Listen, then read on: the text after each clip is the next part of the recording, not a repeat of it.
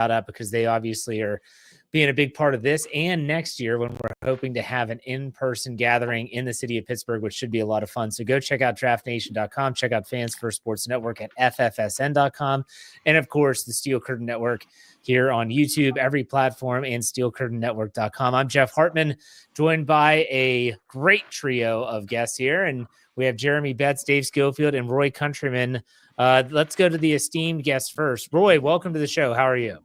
Hey, I got to tip the cap to all you guys. I was watching in night one there, and you guys did a great job. I love the way you guys actually were following when the picks were tipped and not taking 9 hours to get them announced here. So I loved hearing your guys' evaluations, and I love that I seen that the NFL is trying to figure out a way to speed up the draft a little bit here. And I was thinking, just contact FFSN. Like we can make sure we take care of that. We have the evaluators, like, hand in the bag here. But no, you guys did great work. Proud of being a part of the group here, the initiative that we've been pushing forward with, and just really honored to be able to be on here to go along with some of these day 3 picks, as Jeremy was talking here before we got on. Us real sickos. So getting ready for some draft evaluation. And before we even get started, as people are starting to file into their seats, I want to make sure everyone knows Roy Countryman's podcast, The Black and Gold Blueprint, can be heard on the Steel Curtain Network's podcast platform. And he has his own podcast platform as well. You can listen wherever you'd like, but that's on Steel Curtain Network every Friday at 11 a.m. following my Let's Ride podcast. Go check it out.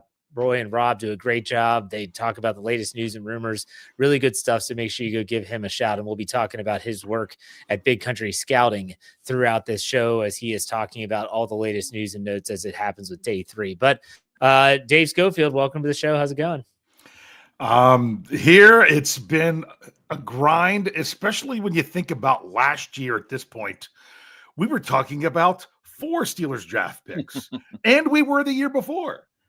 So this year, with the fact that it was only 2, it's like, all right, let's get this process going, because we've only got a third of what we're supposed to get. So today is the day that we really get some more fillings in. I mean, Roy's going to be able to really help us to how it's really going to impact the Steelers in 2025. Because to me, when you're looking at 4th round and later, these are guys that if they can get on board, which the recent draft classes have. As I said last night, my little fun fact on the roundtable was that in the last 3 drafts, the only 2 players that aren't still on the Steelers are Kenny Pickett and Chris Oladokun.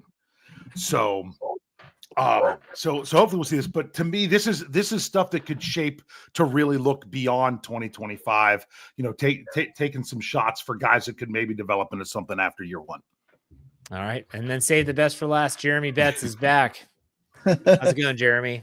It's good. And it's the bets for last, just to clarify there. And Roy, I wanted to just say, there's a group of Steelers now that in these 2 guys that they picked that really feel like if you were lining up players from this draft and you said, who are the Steelers? You just found 2 of them.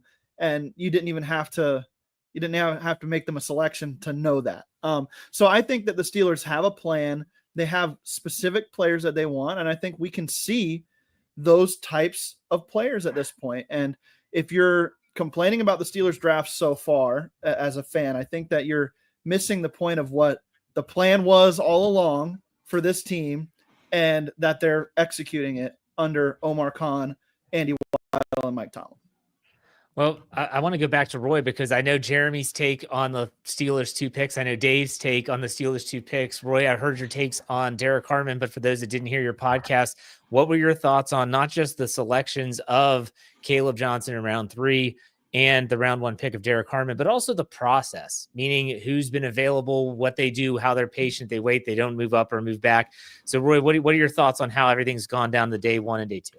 Yeah, to me, it's really, I kind of echo the sentiment Jeremy had there. It's nice to see that Khan and Tomlin, they're kind of in lockstep here with the process that we've seen. And it kind of has followed along with this free agency class, that we're starting to see the building through the trenches. We want to get younger. Now they're talking about they want Benton and Harmon.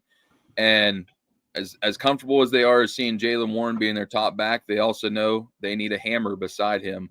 We lost a lot of carries going out of here. Caleb Johnson was a guy, Jeremy, you said about if we were in the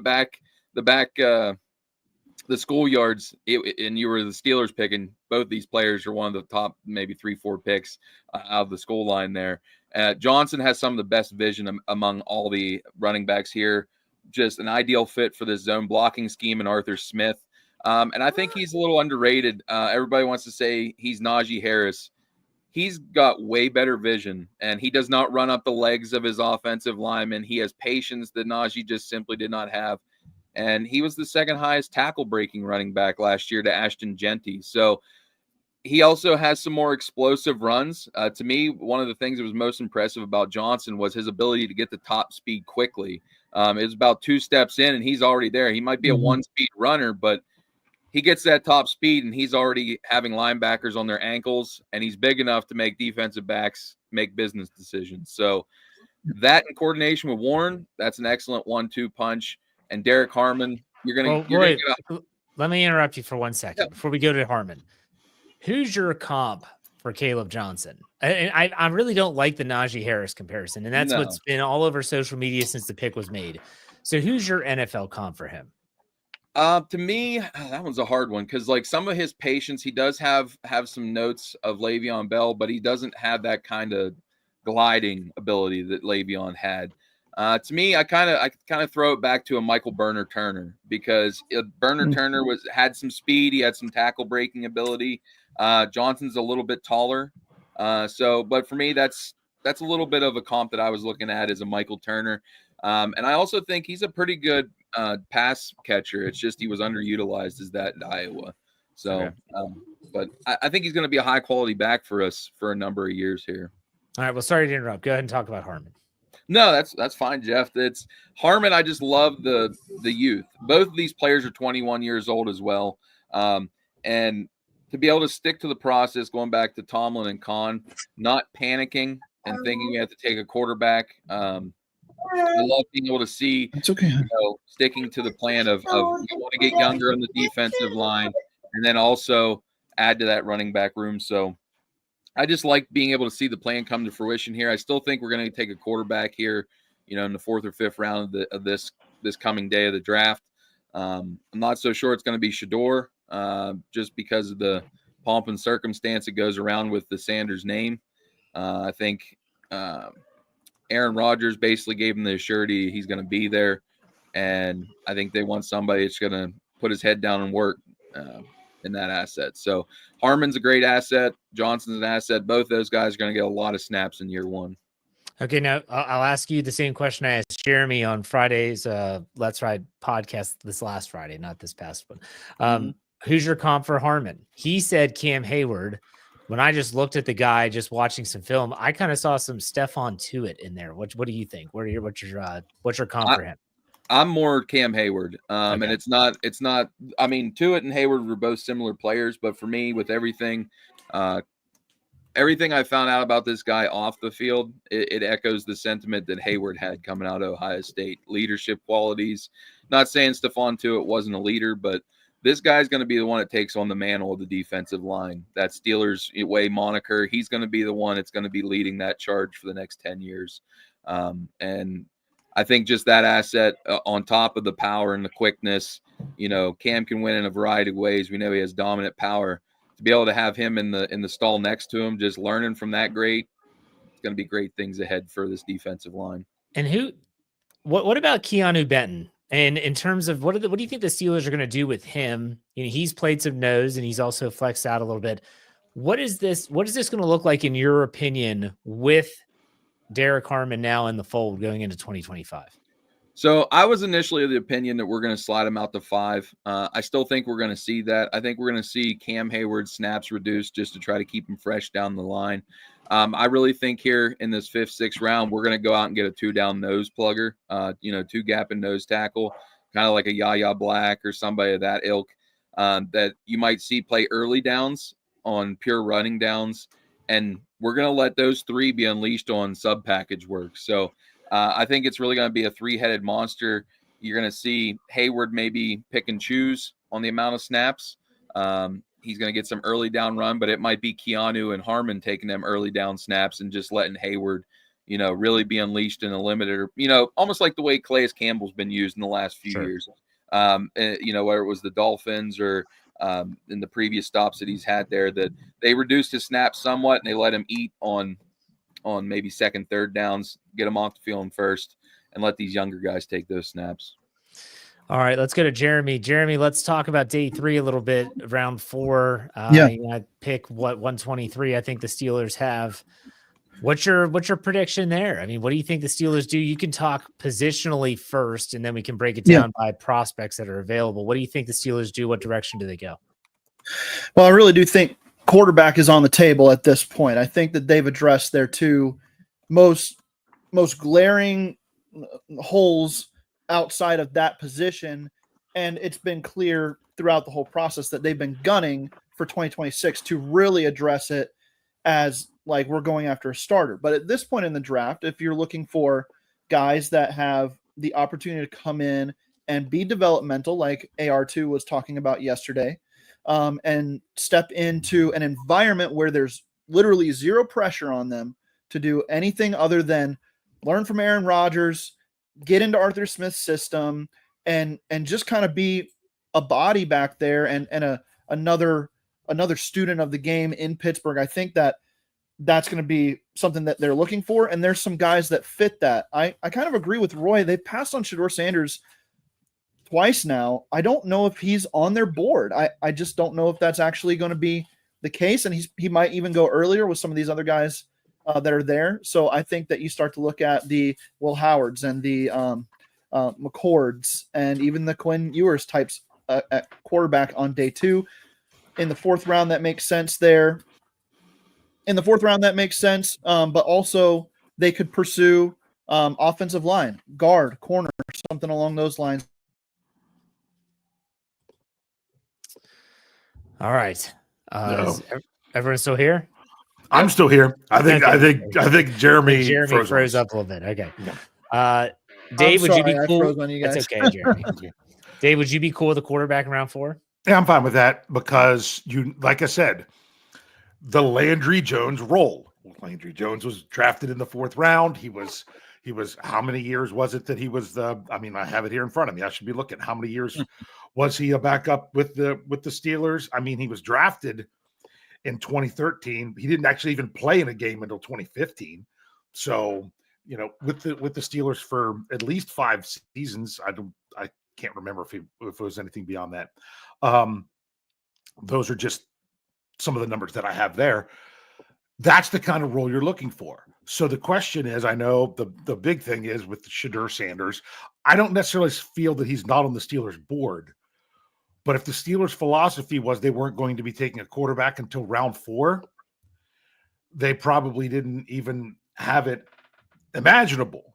So now you have to reconsider. And they had from last night until the draft today to say, hey, is that the kind of, if we're taking a quarterback in that kind of role, is he a guy that could actually fill that role? Would be the thinking there? Or do you say, hey, if we're going to take a quarterback there, we might as well take someone who has a shot to be something that could be great? Or you could say, do you even want to have to deal with what comes along with it? Now, if any team can handle the deal with it stuff, we've seen how the Steelers have handled wide receivers, and even currently and in the past. So maybe they are a good spot. I got to yield to someone who knows a lot more about that than me, but I could see them going quarterback here. It could be as early as their next pick, or they could wait depending on what's going on.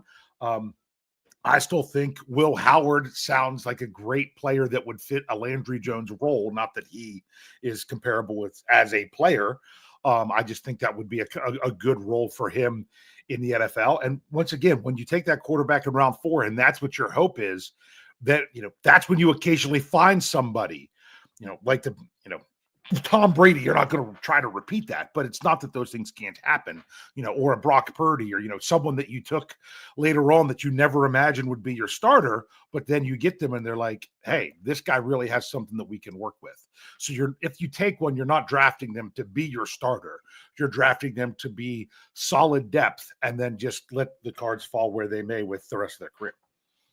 So, Roy, if the Steelers do go quarterback in round 4, is there a quarterback in particular that you would like to see them take?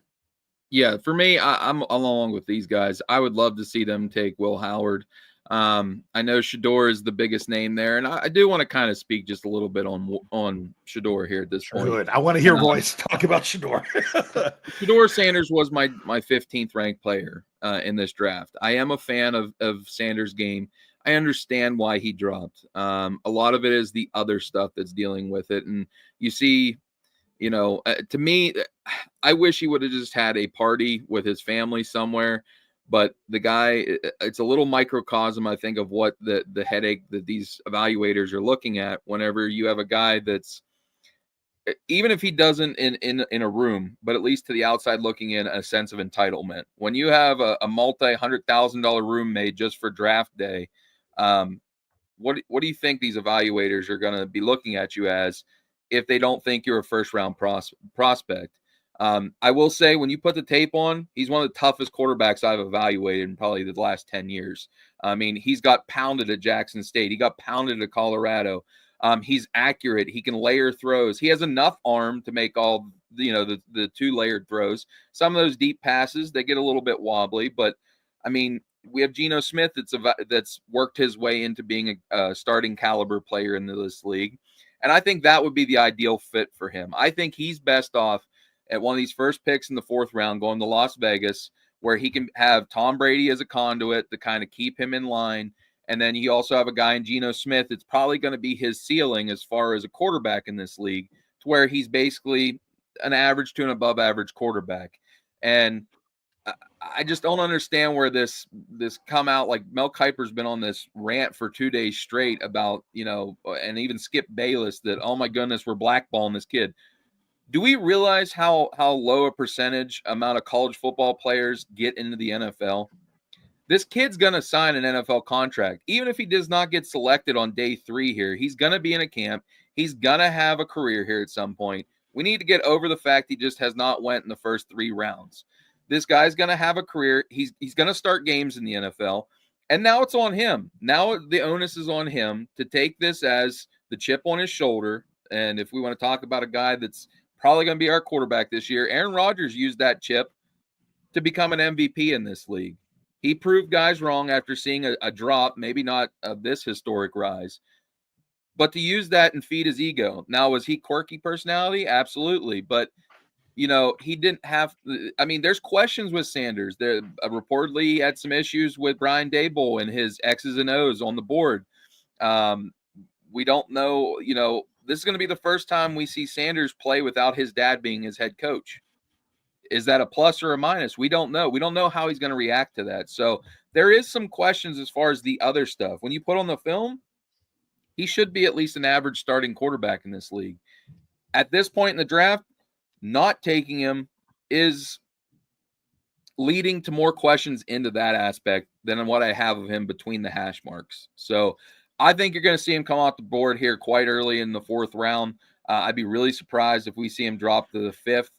5th, I think, is the absolute floor for him, because it's just too good of a value at this point. Even teams that don't need a quarterback, you're going to have to start having that conversation about him. I just don't know if the Steelers want to have that, because at this point, I think we've basically committed to next year's draft. We have the 1-year window here with Aaron Rodgers. We're going to try to push all our chips in for this year. You look at the picks here in our 1st and 3rd, they're both now production type players. We're not looking to evaluate for the future. Will Howard, I love your comp there. Landry Jones, even Mason Rudolph-esque.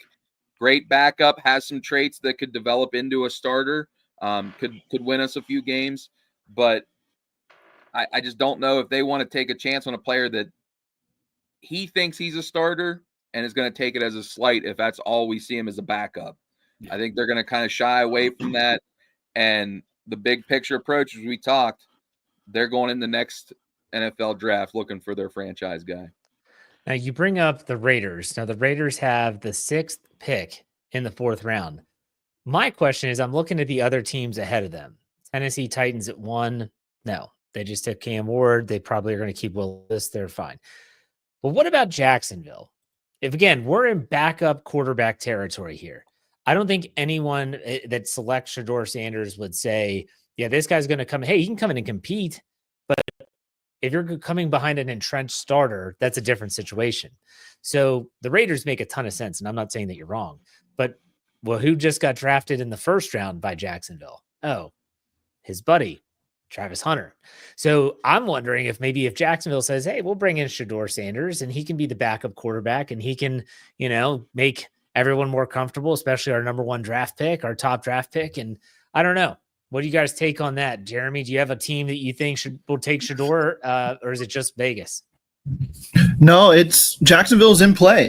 They've got 2 picks there. So why not use one of them on a future backup and a guy? I mean, this is a new regime. Liam Cohen and Gladstone. This is a new coaching staff there. And I know they wanted to come to Jacksonville because of Lawrence, or at least that was the talking point. But it would make sense that Shedeur comes in as some competition, some push for Lawrence, and then a backup plan in case things don't work out. I mean, I also look at the Jets with the 8th pick here. They've got a quarterback in Justin Fields under contract through 2027, but they could move on after this year if they wanted to. So the Jets could be in play. And then there's a couple sneaky ones too. Let me just throw these out here. Roy, I'd love your opinion on this. What about San Francisco? I mean, I've been saying this since the start. The 49ers and their ability to win with quarterbacks that don't necessarily have elite high-end traits that can just operate the offense and work the field. Why don't you take a flyer on Shedeur Sanders and maybe give yourself a backup plan in case the contract negotiations with Brock Purdy don't go well? I look at the Colts with the 15th pick here, the Dolphins right before them, and then a little bit further down the board, the Rams make a lot of sense too if the Steelers were to pass on him. So those are just some teams I'm keeping my eye on in the Shedeur Sanders day 3 sweepstakes. Are we calling them sweepstakes at this point? I don't know. It's weird because he would have almost like a 1st round aura around him. If he were to be selected by any team, I would assume he is going to be selected in round 4, but he's a 4th round draft pick. This isn't a Mason Rudolph. Well, we had a 1st round grade on him when they drafted him and you got him in the 3rd. I don't know, Dave, what's your take? Yeah, to kind of throw it all in here a little bit before I can see if Roy sums this up, because then I have a question for him. When you're taking him now, the question you have to ask yourself, if you're someone who has that entrenched starter in Trevor Lawrence, in, with what do you think, Brock Purdy, with any one of those teams that you bring up, do you want to bring in a player that feels that they are an elite starter and all you're doing is holding them back? You have to think about that, because to me, this was a mistake of it. It goes to show. I'm like, Roy Haddam said he said he had him ranked 15th. Let's call him a top 20 talent. This is what happens when you have a top 20 talent trying to bring off with the attitude and the manipulation of a top 3 pick. Yes, Abdul Carter didn't go visit anyone that was picking outside of the top 5. That's because he was going to go top 5. He didn't seem like he blew off teams, even at the combine or things of that nature. They were trying to spin this and manipulate things for themselves and have the attitude of this is a guy that's going 1, 2, or 3, when really this was a guy that should have been going, and you could say this is even generous to say top 20, because obviously he's not even top 100. But the reason is he's not top 100 instead of top 20 because of his on the field or because of everything else. Do you want to have someone, do you want to draft him now as a backup if he doesn't have the mentality of a backup? I saw someone say something about this after day 1. It was the Cam Newton type effect. Like Cam Newton was a great starter, but you always question if he could transition into a second phase of his career to be a backup, because he was Yeah. always a starter. You didn't know if his, his pen chance for work and ability to, be quiet behind the scenes. Not just saying it's a bad thing to have a gregarious personality, but when you're the guy, it's one thing. But when you're the guy holding the clipboard, can you be working for the starter, basically, not yourself? Yeah, and so if you almost have to find a place here for Sanders that he could potentially be the starter, but it's okay if he's not. You almost have to be in that little neat area to make this the best possible pick, because just think of what you're bringing in. I'm even going to, this is the question I have for Roy. Aaron Rodgers obviously is not signed with the Steelers. The indication are that he is. Is there any possibility that they're like, well, does he want to go to a team that then drafts a quarterback high, that then he's coming in, even if they say, hey, you're the starter this year, we just have someone behind it. Maybe he didn't want to do that. Is there any possibility that he's saying, I am not signing somewhere where I have to have this player or that player in my quarterback room with me? And would Shedeur Sanders possibly be somebody that he would say that, based on everything that's been presented of Shedeur, interviews at the combine, other things in the media? I mean, I'm just throwing it out there. I'm not saying it is, but I mean, obviously, he says he has a lot going on in his personal life. Could this even still be that the Steelers need to make sure that they have the right situation if Rodgers is going to join them this year, if that's what they really want? I mean, you bring up a valid point. I don't know per se, because for as quirky as a personality as Rodgers had, by all accounts, all the quarterbacks that he's been around, he's been a willing teacher to him. Now, the willing teacher, is that Big Ben to Mason Rudolph type teaching, or are we talking about actually mentoring guys? Yeah. Like, I'll give you an encouraging word or maybe help you out with, preparation. But as far as it comes time to practice rep, they're all mine. That's where you look at. So I don't know if he would come in and play that card per se. I just think that at this point, I mean, Jeff, I liked your suggestion even of Jacksonville. I hadn't thought about that one right off the top of my head. With 2 picks here right away, I mean, Trevor Lawrence has had some injury problems even right now in the last few seasons. And you look at Liam Cohn, who came from Tampa Bay, and that system that they were running there, at least some people in that room while he was in Tampa Bay have some friendships with Tom Brady, who's been mentoring Sanders throughout this process. That wouldn't be a bad pick to kind of hedge your bets behind Trevor Lawrence, because, I mean, they have nothing behind him. They have Nick Mullins and John Wolford as their backup. So if you're looking at, frankly, just improving the quarterback room, you could make that pick, and you have another guy in Hunter who's been with him in every step of the way in college football, at least trying to hold him accountable as far as preparation, if that was the issue. And if Lawrence winds up turning upside down, he fits a Cohen offense with that accuracy. So that would be an interesting one. I also wouldn't discount the Eagles. The Eagles have I think that's a pretty good spot. I think that one with Sirianni, to be able to just have him work behind the scenes, even just to have it for a year or two, prove some guys wrong and flip them for a pick. I could see Philadelphia being a forward-thinking type team like that. Like I said, I think the Raiders would be definitely interested here. Just kind of looking through. I don't think the Jets would bring him in because I think they want to actually give Fields a shot here with their new coach. I don't see a play like there. Just going through. And the San Francisco one, as Jeremy brought up here, that's intriguing because I like the skill set to a Shanahan offense. But they brought Mac Jones in this offseason to be their backup, and I think that's kind of their hedging of bets if Brock Purdy goes down, because Shanahan reportedly was extremely high on Jones in that draft class. So I think he was excited to work with him. But I think, Jacksonville might be interesting, Las Vegas here as we get kicked off. And if he gets to our pick and Will Howard is maybe taken before, as we've seen Dylan Gabriel here has already come off the board before Shedeur Sanders. At this point, I'm not going to be upset at a 4th round pick for Shedeur Sanders. To me, it's great value, and even if he doesn't pan out here, maybe he flashes in preseason, you can flip him for a pick, or maybe we see him start some games down the line.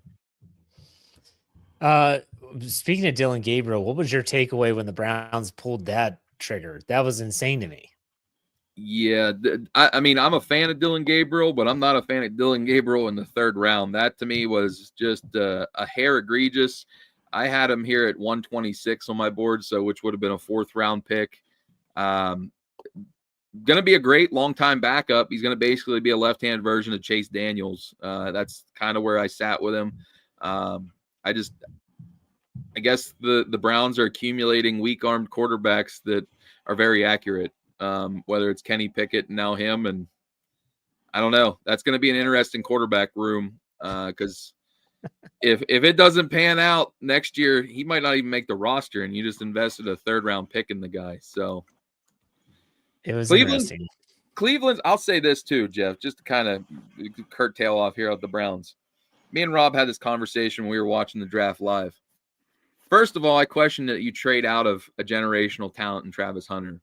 Okay, if you're going to trade down from getting Travis Hunter, why wouldn't you just keep accumulating picks? Like, I wouldn't just took Mason Graham at 5. I would have dropped the whole way down to the mid-20s somewhere, got myself like a Walter Nolan or somebody of that ilk, and recouped another 1st rounder for next year where I could have had 3 1st rounders or even a high 2nd. And then immediately on Friday morning news dump, I have released Deshaun Watson, and I'm telling everybody that we're washing our hands of this. We basically recouped all the picks that we sent, Houston's way. We fully committed the 2026 draft to getting our next franchise guy. And this year it's Pickett and Flacco.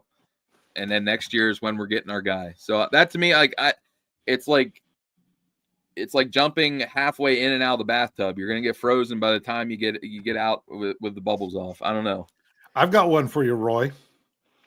What if the Browns, because we mentioned this, Jeff and I, somewhere everywhere we've done shows the last couple of days, they all run together.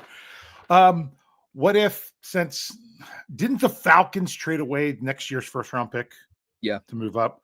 I believe. What if the Browns would be willing to give one of their 2 firsts next year for Kirk Cousins, as long as the Falcons are eating a good bit of that salary? Because to me, the more salary you eat, the higher the draft pick you should get back.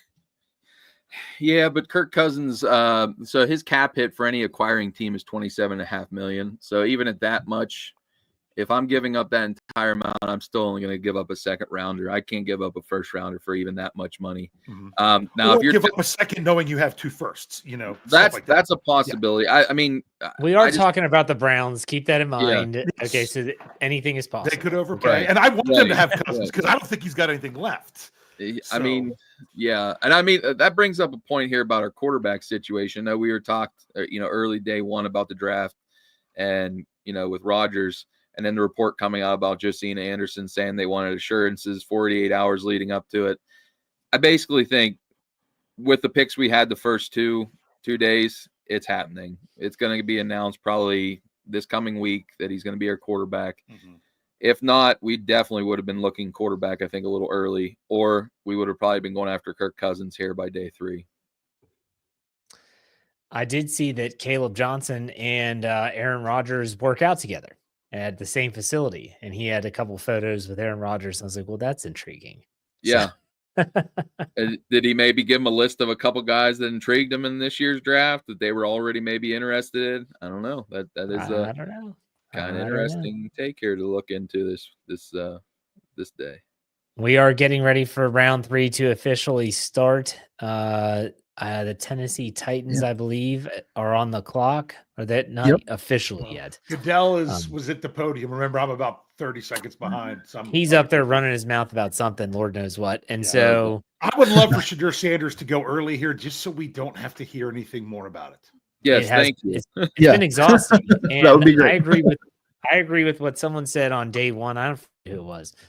Or it might have been Dave yesterday when we were talking with Coach Kevin Smith before we went live on day 2, where it's like all this talk has been centered around this one player, and you're forgetting about the players that did just get drafted for a specific team. Right. So even if it is Dylan Gabriel, no one's talking about Dylan Gabriel. Everyone's talking about why is Shadur Sanders not picked? And it's like, well, Dylan Gabriel shocked everyone by getting drafted in the 3rd round. Can we not say congratulations to this guy and talk about him? It's been exhausting. The media machine definitely continues to churn, but we'll see. But I want to give everyone a little rundown of what this round looks like, at least the top 10. We have the Tennessee Titans 1, the Jaguars 2, the Giants 3, the Patriots 4, the Jaguars again at 5, the Raiders at 6, Bears at 7, Jets at 8, Eagles at 9, and the Saints at 10 to round out the top 10 in round 4. And again, that for those Steeler fans out there, they pick 21st or the 123rd overall pick in the 2025 draft. So, all right, we'll see. Stuff. We'll see. On the clock officially. What is it, 5 minutes now that they have to make a pick? Yep. These will come quick too, usually. They should.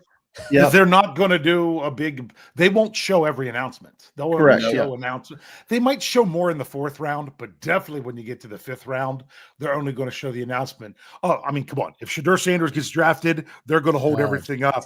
It'll be 4 hours worth of coverage of Shedeur Sanders. And then, oh, by the way, we made 74 other picks in the background we're not going to tell you anything about. So do you have it on there, Roy, that you can see? Yeah, I have it on. I'm on NFL Network. That was my question. Which one you watching? I'm on NFL Network. I'm watching NFL Network on my man screen down here. I got 120 inches on the wall. So there you go. We got a projector in the man cave down here for this is my scouting cave. So this is where I do all my evaluations, and we're ready to rock here. I was just going through my big board and positional rankings so I can see who's the best available players, at least on my board where we're at here. So what do you have on those rankings? Let's see. So big board wise, I have all of it on one page, but you can barely read it from Roy's stuff. I printed it up. So 15, my 15th available player still available. We said Shedeur. The one guy I want to say here that I'm quite intrigued if he gets to our pick is Marcus Mbo from Purdue. A lot of guys are talking about making him a guard, which maybe that's your long-term guy. You give a chance to play left guard after Samalu's done, but this guy really reminds me of Zach Tom from Purdue when he went to the Packers and has been their starter at right tackle since they drafted him. Has some of the most unique pass sets among the offensive tackles here in this entire class. He almost looks like a basketball player. He'll play games with the edge rushers, flashing them one thing and then going to another pass set. So that's what I was really high on him. Like I said, 45. Then we got a couple players here. I got 3 left in here between 51 and 75. DJ Giddens, the running back from Kansas State, which probably not interested in another running back. Another guy that's more of a running back build, but a receiver, Jalen Royals, the receiver from Utah State. I really like him. If we're looking at receiver here in this 4th round, he has some explosive ability, especially after the catch. That would be kind of a nice pick here to supplement. And then we have Alec Ayamaner from Stanford. More of an X receiver, outside, rangy type player. Miles Frazier then is the next ones here from like 76 to 100. Miles Frazier, the big guard from LSU.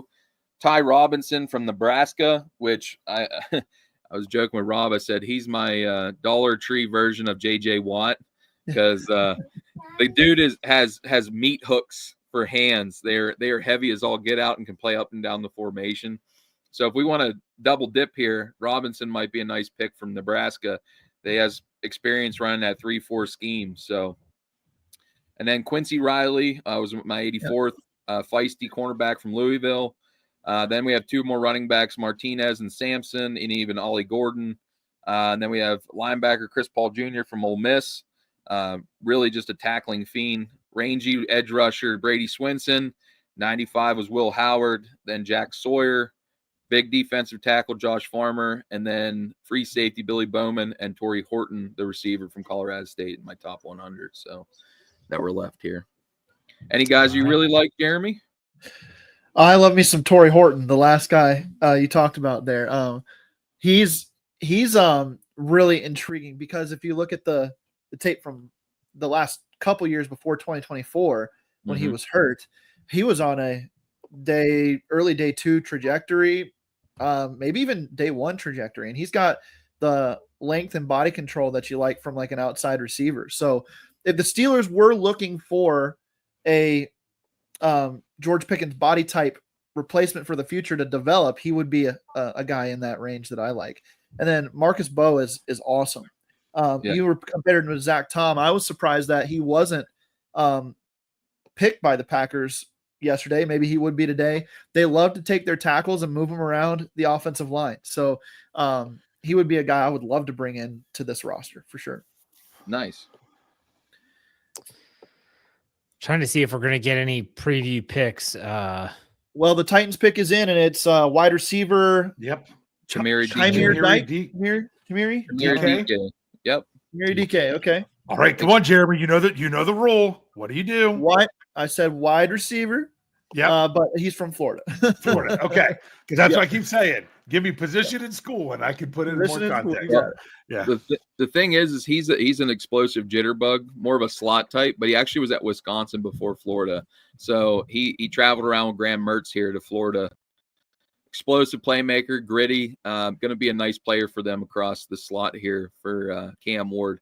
I thought yesterday they might take a swing at Kyle Williams, try to match him back up with Ward, but got to tip the cap to the Patriots. That was a nice ad for Drake May yesterday, that Kyle Williams pick. The Patriots might have my favorite draft of anybody so far. It's really good. I don't know. There's a lot of teams that I think value it, like Arizona, Walter Nolan, and then you're getting Will Johnson in the second round. Yeah. Woo! It's good.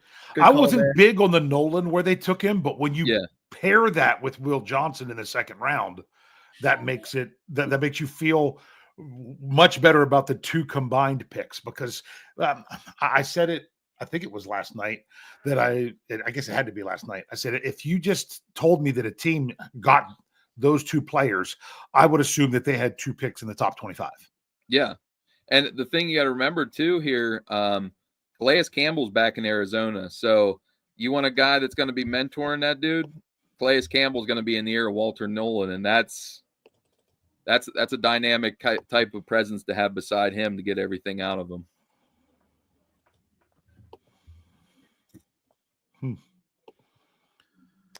Roy, I'm wondering if you have a favorite of the nose tackle types that the Steelers could target today.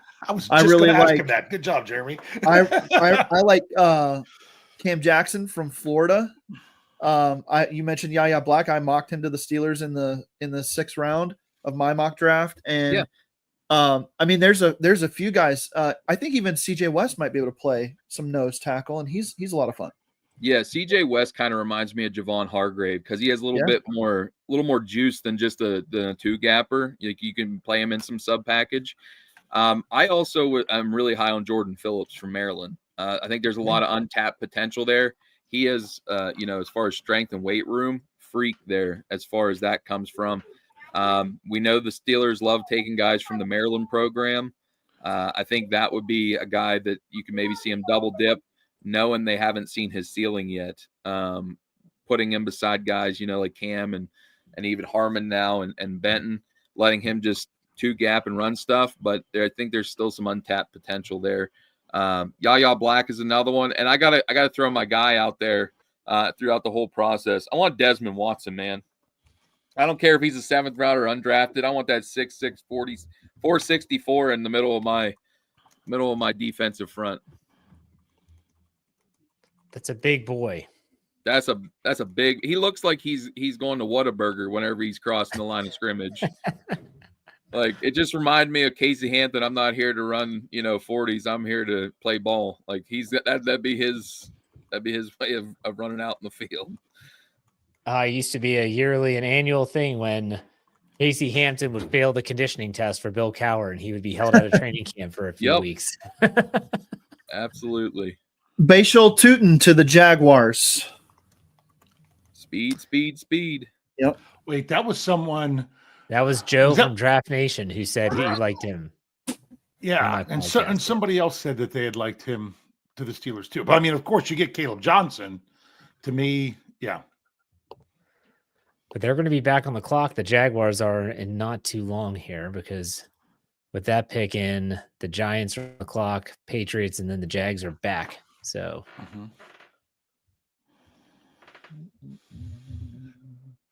Roy, I wanted to get your take. What's your take on Jackson Dart? He's a polarizing character in a different way than Shedeur Sanders, but what's your take on him and the Giants going back into round one and getting him? Dart, to me, you said it best, polarizing. I wasn't a huge fan of Dart. I think he had a lot of tendencies to drop his eyes. He wasn't able to read full sets of the field. I know I had him right there on the line of the 32 on my big board, but I think that's a lot. He does have the arm to make all 3 level throws, but I think he panics a little bit too much under pressure. I don't know how that will translate to the NFL game, and I always worry with guys that don't have the ability to cycle through progressions quickly at the college level. It's a small amount of time that they're able to get better at that when you get to this level. We know Josh Allen got better, but I think they should have waited and instead of jumping back up. But I think this is a thought process of a coach and GM that know they're on the hot seat. Yep. And this is hopefully maybe going to buy him a little extra Pick time. is in. Giants Yeah. are selecting running back Cam Scatterboo. Oh, Cam All Scatterbo. right. So I liked him to the Steelers, but not let's just say it. I had 1 running back in tier 1, 2 in tier 2, and I probably should have had Johnson as he was he was close to that because some people had him as the 3rd running back. Mm-hmm. So he was, if you put everyone else in tier 3, there was definitely a lot of separation there. But this is someone I wouldn't have minded if the Steelers had, but not when they got Caleb Johnson. Yeah. I'll actually Scatterboo's one of my favorite players in this draft. I love that big head and the ability to break tackles.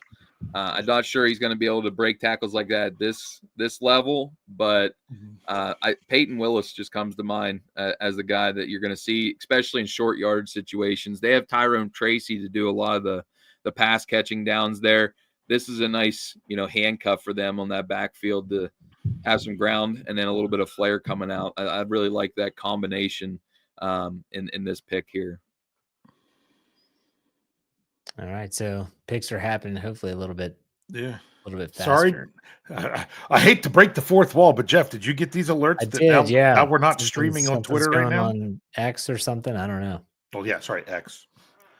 So hopefully sometimes that'll kick back on if you just give it time, but we'll see what happens. We shall see. Yeah. Downhill violence is how they're describing Cam Scatterboo. Rolling ball of knives. Rolling ball of knives. That's the way I wrote down some of my notes. Rolling ball of knives. Like the guy's head looks like it's a hubcap whenever you see it coming down.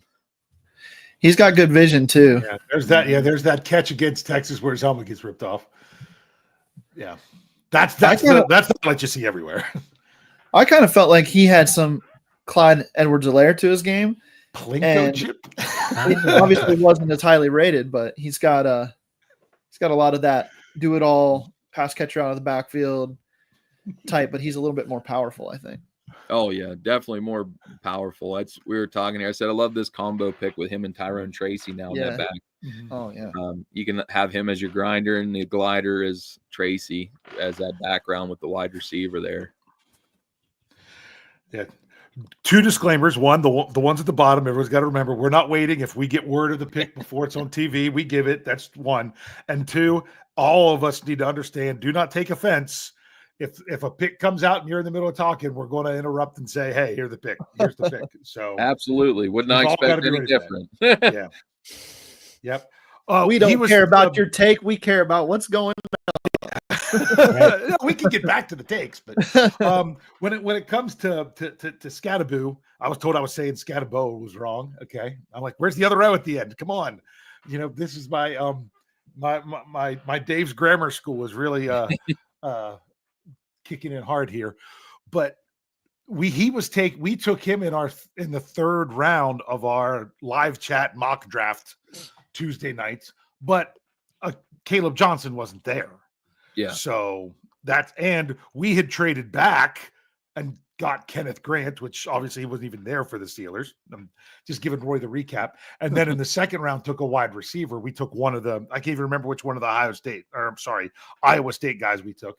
And then the 3rd round, that so many, Scatterboo was the best running back that we had there, and we took him. So to me, I like that in some places the Steelers are overperforming. Like we couldn't draft Derek Carman in ours. He was already gone by the time we picked. So I kind of like seeing some of these. Hey, the Steelers are getting guys that when you try to run mock drafts, Steelers fans might not have picked them because they weren't there. Yep. But then again, anyone who takes Shadur Sanders in the 4th round can be able to say that pretty easy. Yeah. Yeah. The Patriots pick I is messed in. up when I said Scatterbo. I didn't say running back Arizona State. My fault. I got called out in the live chat. Hey, we all know guys are that guy. right. Right? You're right. You're exact. Just because I actually knew it, as I'm the guy that doesn't always know these things, doesn't mean that Arizona State running back. Yeah. That's too funny. Jeremy just put this in our Slack channel. Derek Harmon, his jersey number has been released. He is wearing number 99. Yeah. He's the new Brett Kiesel. I was surprised it wasn't in the Slack channel yet, so I was like, "Oh, I better put it in there." Just I thought somebody had. No, I got it as an alert from the Steelers, and I was thinking I saw it in the Slack channel. All right, the Patriots pick is Craig Woodson, the safety out of Cal. Yeah, combo safety. He was actually recruited by the Steelers' new safety or defensive back coach, Alexander. Big time instincts, great tackler. Had some interceptions. That 4.45 looks pretty impressive. I'm not so sure he runs up to that on the field, but really cerebral type player and uses good pursuit angles. Yeah, and I will say that was our 7th round pick to the Steelers in our mock draft on Tuesday night. So that always happens. The guys that we pick up late in that draft end up going in the first 4 rounds. So that's a name I actually knew for that reason. At this point, the big boards, they go out the window for the most part because every team's is going to be so much different. Yeah. And it's a lot more positional now. Schematic fits and stuff like that you're looking for. Once the athletic traits start to go down, and the pedigree from that angle starts to go down, teams are looking for guys that fit their systems better. And a lot of times that means you get projected consensus 7th rounders going early. Yeah. Well, and Jeremy, you're summing up what Coach Tomlin said on Tuesday. Yeah. That's like, hey, when you're talking about these he's like, those animals at the top is what he said. They're going to fit into any scheme. But as you get further down, it is a lot more you're looking for people that fit specifically with your scheme because they're not offering those athletic attributes. So Jaguars pick is in. Yep. Just waiting to see who it is. Yeah, Woodson just screams Patriots pick to me, especially with Vrabel, like that hard-nosed type player. That's going to be, as you said, scheme fit. I think it's great. They're having a great draft. Will Campbell, Travion Henderson, Kyle Williams, Jared Wilson, and now Woodson. That's solid right down the board for the first Vrabel draft in New Jack England. Kaiser, Notre Dame linebacker. Okay. That to me is a reach.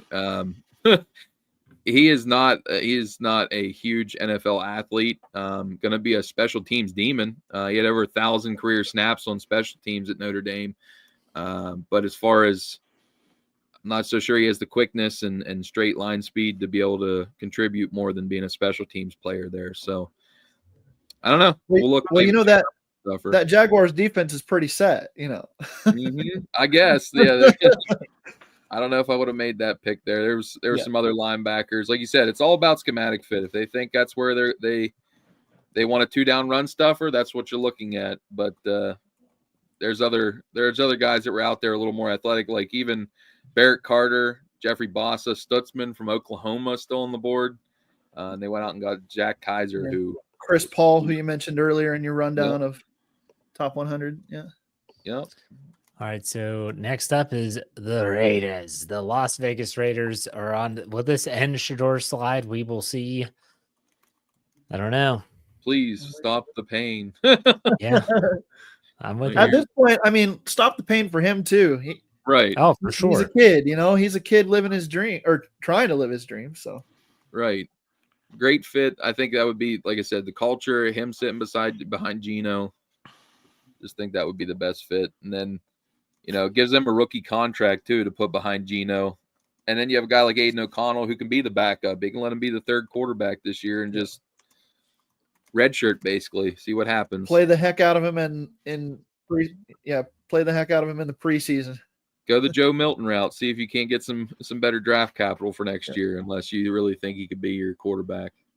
And the Raiders pick is already in. They didn't waste any time. Nope.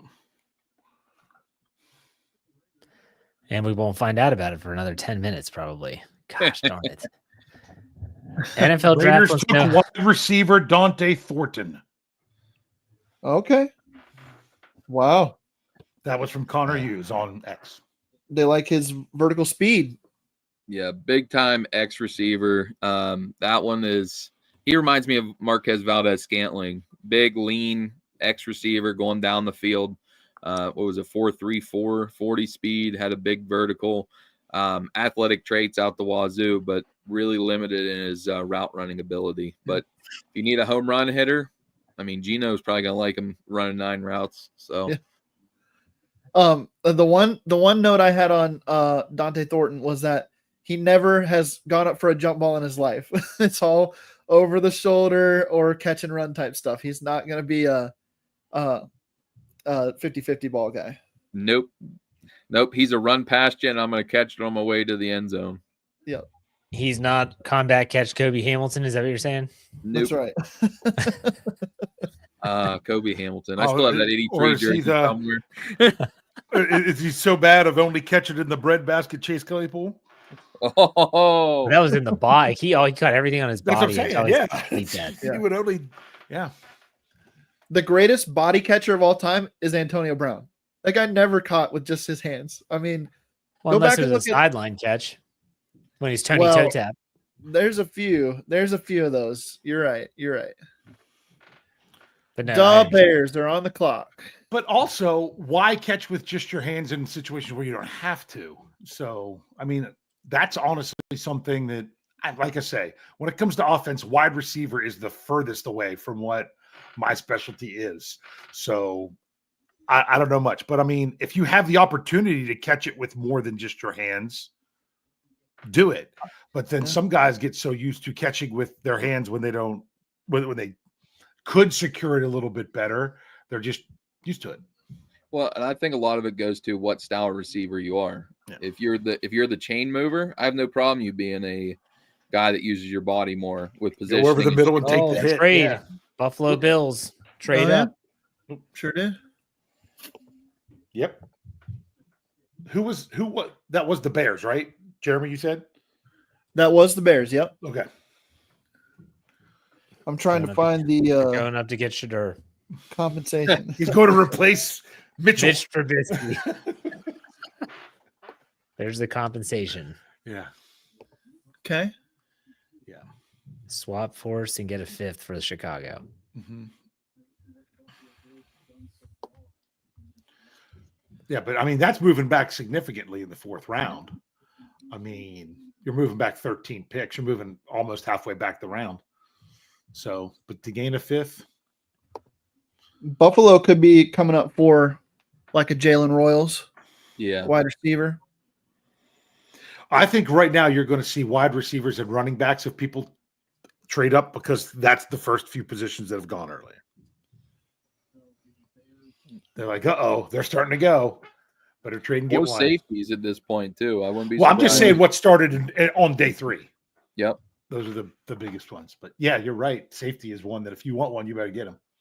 Yeah, because that one's really the eye and the beauty of the beholder. There. What do you like the most?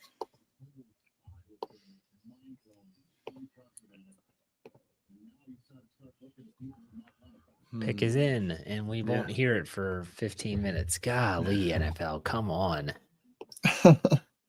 Well, today's the day they send it off to Timbuktu Everything. for the report of the pick. So for some of these, they have to wait because they have agreements to announce it. Yeah. I mean, so I'm just saying, if the NFL wants to improve their product, Yeah. they ditch this stuff. Yeah. Yep. See, because the problem is the Bills traded up, made the pick quickly. The people that were going to announce it, they weren't ready. But if you promise people an opportunity to announce a pick,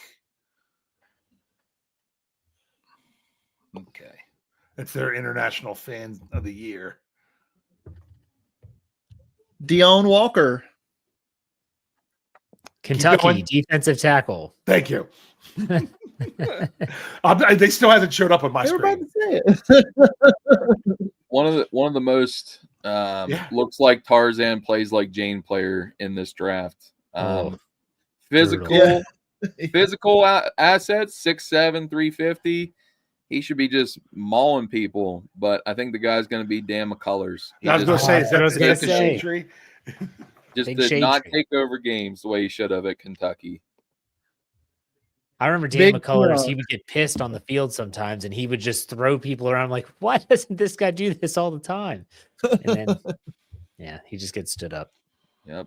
I mean, you look at it, 6'7", 330 pounds, just over about 5'3", 40 time. Big rangy guy, got length for days, should be able to two gap, but like you said, it's just flashes, man. It's just flashes, and it's Dan McCullers all over again. I wanted to like him so bad because of the traits, but just couldn't do it. Just could not do it. Especially in the fourth round. I mean, that goes back to the Parcells planet theory. You only have so many guys that are that big and have that athleticism. All right, so the Jets are on the clock, and this is pick 110. Steelers pick at 123. 13 to go. The thing to me with Deion Walker was when he won quick, he was good. When he could get the angle on the offensive lineman and shoot the gap, he was much better. 7.5 sacks last year. But when somebody was anchoring against him, he was not able to shed that very much. And you'd think at his size he would be a better run stopper than he is as well. That's what I mean. He almost looked disinterested whenever they told him he had a two gap. Like, to me, it was almost like a Najee Harris type thing. Najee was 6'2", 230, 240 pounds. You're a downhill sledgehammer, and he wanted to act like a jitterbug in the background. Deion Walker, you're 6'7", 331. Just go take that guy 10 yards down the field and just do whatever you want to him. Like, it just didn't know their body type and how to lean into what the assets they have. Georgia wide receiver Arian Smith is the Jets selection. So that's a big time explosive down the field target. Not the tallest guy. He struggled with some drops this year, but when he's focused, that's a seam stretching presence down the field there. I liked him a lot for like round 6 and 7, not necessarily for round 4. But he does have some speed. Watched him a lot at Georgia, and it was so many times that he was wide open down the sideline and the ball just bounced off his face mask or something like that. And you just get so frustrated because if he could have put it together, he would have been very interesting. Yeah, he was a track star in high school. So that stuff translates. And I know another guy here kind of had that same background that you're going to see dropping right is Isaiah Bond from Texas. So similar player, but we all know he had some off the field issues, and we'll see if he winds up getting picked here in the last maybe 6th, 7th round. But Arian Smith's going to have a role here on that Jets team with Justin Fields, so throwing the ball down the field. Yep.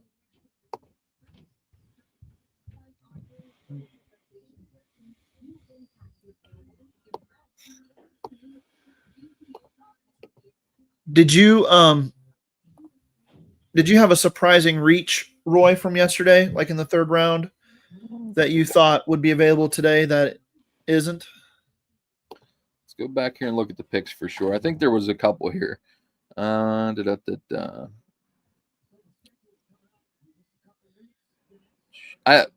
the guys that I thought would maybe be around maybe the 5th round was Justin Wally from Minnesota. Steelers brought him in on a visit.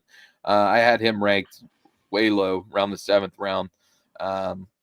I just think he's one of them feisty guys, but we see the ascendance of a nickel corner now into the league, even more valued as a 2-down run stopping nose tackle. So you're starting to see that value start creeping up from guys like Mike Hilton, who had to be undrafted guys, to now being mid-round picks. And that was one to me that I was kind of surprised by, either him or Caleb Ransall from Tulane.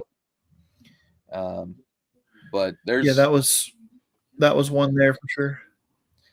Also Isaac Tesla, not so much in the 3rd round. I thought he would probably go 4th, 5th. I really like the player. He's one of the more gritty types. I think he was cut to be a Sean McVay type. He just loves blocking and above the rim playing. So that might be interesting with that Lions match that he got up with there. That was going to be my pick here. I had comped him, and I know Andrew Woodbard had too. Colts receiver. Oh, why is his name Alec Pierce escaping me?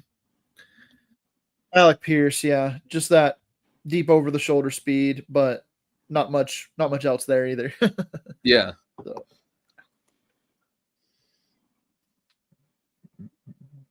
So now the Eagles are on the clock with the Jets off the board.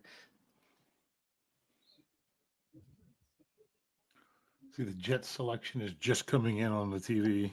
Yeah.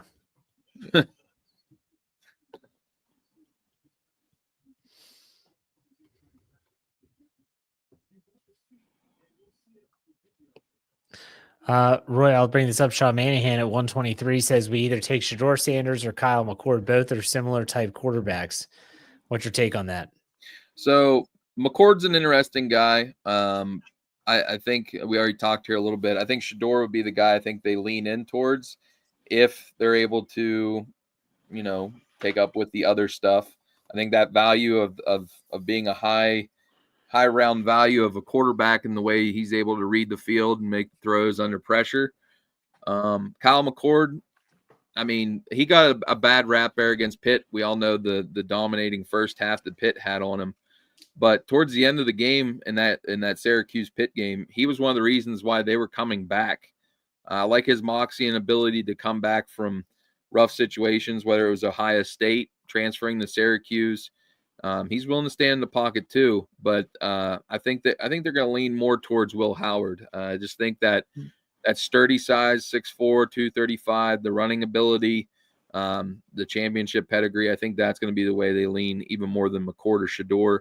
I think Howard would be the pick here, although I think Shedeur is going to definitely be in the conversation. I think those two, even more than McCord here. I think McCord might slip to the 5th round.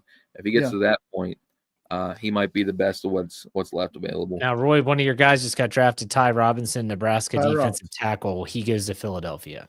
Yeah, like I said, guys, he's my Dollar Tree version of J.J. Watt. He doesn't have the greatest length, but, man, those meat hooks. He got some heavy hands, shedding blocks.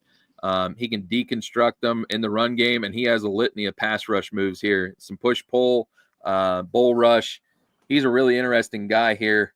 He's going to be a better version of Bo Allen, who played a few years up there for the Eagles. So probably going to be mostly a run stuffer for him, but don't be surprised he outplays that play spot here. He was in my top 100 big board. That's how much I like this guy. They're so deep there, and then they add a guy like that. It just they can do whatever they want to depending on what team they're playing. They can put out the personnel for it. That's one of the impressive ways that they are building their roster there. Absolutely, and that's one of the reasons why they were able to win the Super Bowl. They can play 3-4, they can play 4-3, they can go 2 down linemen, 2 linebackers, and then play 6 defensive backs if they want. And that's just, I think other teams need to take notice of that, and I think that's one of the reasons why Tomlin in his presser here before the draft was talking about how the nose tackle's dying. That I thought that was a little bit of a tipping of the hand that we might not have been on Kenneth Grant as much as we all thought. They wanted guys to be able to rush the passer, and if anything, it was a later pick that they were going to look at a nose tackle. So, well, I'm still thinking that if, let's say, Harmon was the one who was drafted by the Dolphins and not Grant, would the Steelers have taken Grant at 21? I mean, I think you definitely would have been in the conversation because of that untapped. It goes back to the planet theory. Yeah. Guys like that don't move like that. So you're putting him beside Cam Hayward. I just think that they were happy that the Dolphins went that way and they got the better pure pass. Because the true test would have been if both of them were there. Right. And I still think they would have gone with Harmon. Yep. I was big on Grant early in the process, and honestly, it was you, Roy, and Jeremy that kind of, as you guys were covering stuff, that had me more than leaning more towards Harmon by the end of everything. Yep. Danny Stutzman, linebacker, is the pick for the Saints out of Oklahoma.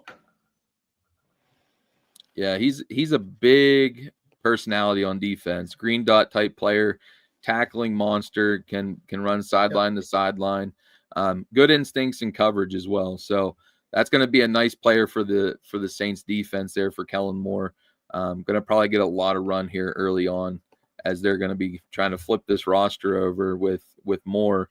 Getting a chance to maybe get the opportunity to build the defense and offense with a new salary cap here. Yeah. Good guy to be learning under Demario Davis too. That's a guy hasn't got enough pub over his years. Highly productive player and is always, running sideline to sideline. I think he's 15, 16 years in now. Great guy to learn under. Yep. So that means that the 49ers are on the clock. And they are pick 113, so We're 10 to away. go.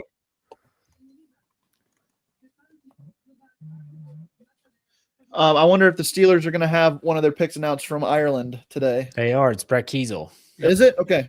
I knew he was over there. From Croke Park, where they'll be playing. Sweet. Everyone thinks they're going to be playing Green Bay over in Ireland. Week 4 is what I'm hearing. Dave's favorite week. Isn't that your favorite week, Dave? Don't get me started on week 4. Steelers absolutely suck in week 4, especially if they win in week 3. They have never won in week 3 and then won in week 4 under Mike Tomlin. Wow. Because sometimes there's buys in there, which like in 2020 when they won 11 straight, they didn't play in both in week 3 and week 4. So, yeah. Huh. I think you have to go back even well before Tomlin until they've actually won in both of those weeks. Wait, what happened in 2020? They went 11-0 to start in 2020. The Titans effed them over, remember? And they had to move their bye week. So their bye week ended up being week, was it 3 or 4? I think it was 4. Because I think you're right, it was 4. Yeah. Okay. Yeah, it got thrown upon them earlier. I forgot about the bye week situation. Yeah. That's right. Yeah.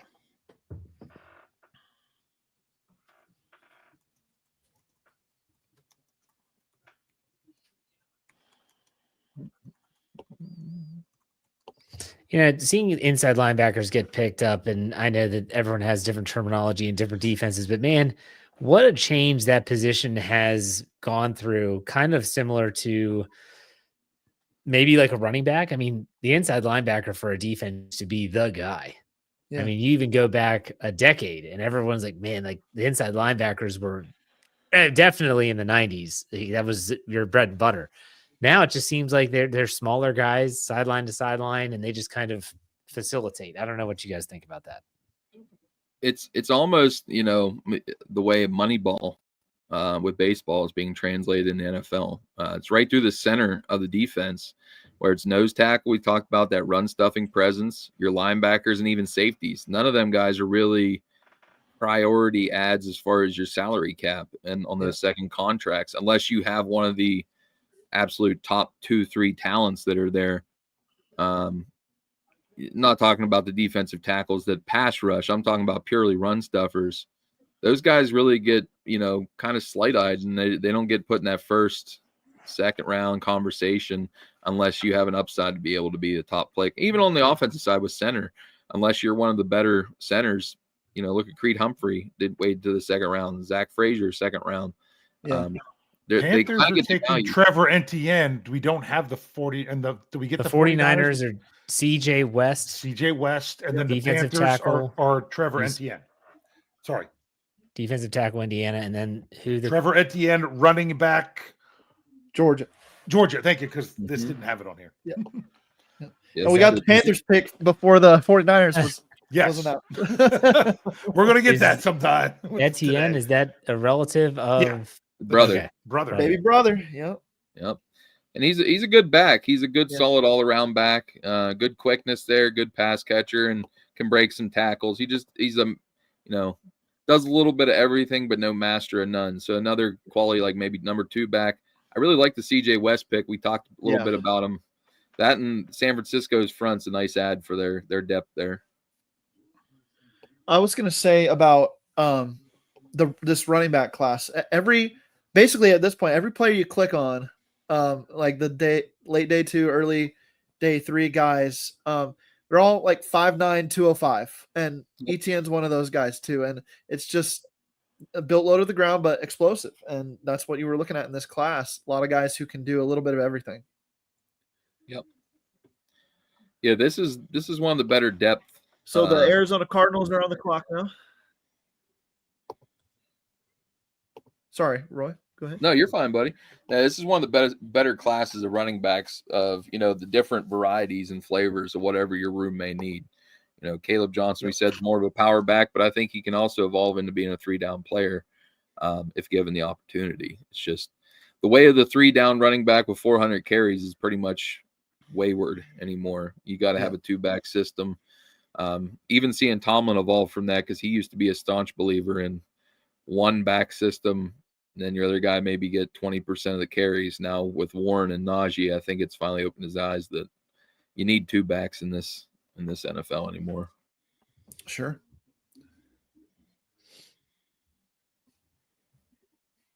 All right, so we are pick 115. We are getting closer. We're gaining on her. That's right. Nearly 500 in the chat room. Yeah. Appreciate it. Appreciate everyone. We are. So, did you see when we connected back on X, Jeff? I don't know, but we're there now. I did not see, but we're back. Yeah. Yes. For those of you that were there, sorry, we don't know what happened. It's that's not anything we did. Yeah. Thank y'all for joining. If you're watching on YouTube, give this video a thumbs up, subscribe if you haven't. Make sure you go check out steelcurtainnetwork.com. We'll have a lot of breakdowns of all the players coming up in the next few days. I know Coach Kevin Smith on tomorrow's Sunday, we're going to have a film room of Caleb Johnson for him. So make sure you check that out. steelcurtainnetwork.com, totally free. So go check that out. While we're waiting, you should tell our their viewers from X that no, it wasn't where Roy killed the feed. We are still here. I am here. I did not do it. I swear. It was not me. It was not me. I apologize. Now, for those people that have been watching, Roy gives a lot of great insight. Roy, but while we have a little downtime, why don't you plug everything from Big Country Scouting, what you do for Jim Wexel over there at Steel City Insider, all that stuff? Yeah, so I've been writing for, I think it's about 6-7 years now for Jim Wexel at 24/7 Sports. Really been found a niche there for him being his I guess you would call it resident draft expert. He really leans on me for the different content along the way. I really encourage anyone to go over there and give that a follow. He has a lot of great articles, a lot of great insight. I mean, the man, he has stories from generations of the Steelers here. He wrote the Palomalu book.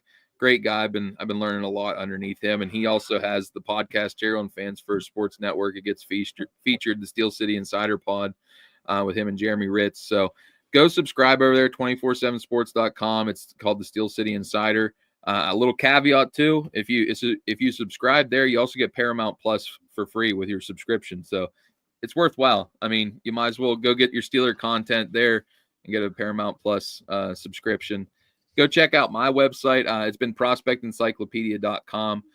That's a little bit out there why it's Big Country Scouting, but Prospect Encyclopedia. I used to write a book called Prospect Encyclopedia. It may have some stuff in the works here to come, maybe in the coming next 6 months to a year. Maybe get back to it. But I have off-season database, try to keep up with the UFL here. We have all the draft rankings, my mock drafts. You can reach out to me there. And as I said, Rob Robinson is my co-host here on the Fans First Sports Network. We have the Black and Gold Blueprint. It comes out every Friday on our portion, but then is featured on the Steel Curtain Network here. Jeff was kind to put it on there this off season. So we talk about a little bit about everything. Also a little bit of faith undertones there because I'm also an associate pastor. So if it's something that you want to have a youngster listen to, you don't got to worry about any cursing on our channel. So we try to tie a little bit of faith into football as well. We had the Steelers chaplain on early on, and we're trying to have some other guests here as we're going to be going to the Man Up conference as well. Cool. As well. So I was going to say, Roy, there's a chance I might see you on June 7th. All right. That's what I like to hear. I'm hoping. That's what I like to hear. I'm trying to make sure my schedule's clear for that, but that would be really nice to see you in person. Yeah, it'd be really nice. I encourage everybody to go. It's like I said, we have some faith undertones in our pod, and that was a really cool experience. If none of you guys know, it's the Man Up Conference, June 7th. And you get to go hear Tomlin if you want to have a breakout session. You get to go hear his story a little bit and talk. They also have Mason Rudolph coming this year. Larry Foote's a part of it. John Kolb. There's some Steeler legends that are going to be there, have different speaking parts. But it's a great thing not only for football fans, but faith-filled fans and trying to find your place as a man in this world. So definitely can't recommend that enough. Awesome. And I don't want to change the subject, but back to the draft. The Arizona Cardinals took Cody Simon, linebacker, Ohio State. I love me some Cody Simon, but I am a Buckeyes fan. He was a lot of fun. Big time leader on that defense. And I will give you that too, Jeremy. Like he waited his turn to get his chance there at Ohio State, which anymore I almost put an extra check mark beside your grade. If you're a guy that's willing to play special teams, wait your turn. I think he plays faster in his 4.6 size or his speed testing. It's because of his instincts. You're looking at a guy that uses that GPS to get into the plays in the backfield. Underrated athleticism in zone coverage. I wouldn't want to put him in man coverage against some of these bigger tight ends. But I think he could be a solid, 6-8 year player in a 2-down facet, and going to get a lot of tackles there in Arizona. So I think that's a really nice pick for them. They really hit a lot on defense, where it was Nolan and Will Johnson, and now with him, that's a quality ad after ad after ad out there. Did we say about the Texans trading up? Yeah, there the is a Texans trade. traded up. Yeah. They actually sent a 3rd-round pick in 2026 to Miami and pick swapped in the round. If that's the going rate, I'd be interested in trading back if I'm the Pittsburgh Steelers at 123. I'm actually with you on that one. Let's have like an NFL record for most 3rd-round picks in the draft. Yeah, but sorry, I saw that, and then you bring up everyone who the Cardinals have drafted, and you're like, that's quite interesting to see what they've done so far in this draft. See, that I don't mind saying that about somebody like the Arizona Cardinals. If I have to say that about an AFC team that is in the Eastern time zone, then I kind of throw up in my mouth a little bit. So, hey, Aaron Wilson who covers the Texans, just put out a post about Phillip Webb, Jackson State edge rusher. It doesn't say he was the pick, but he's talking about him like he was the pick. I don't know. It's coming in right now with Houston. Yeah.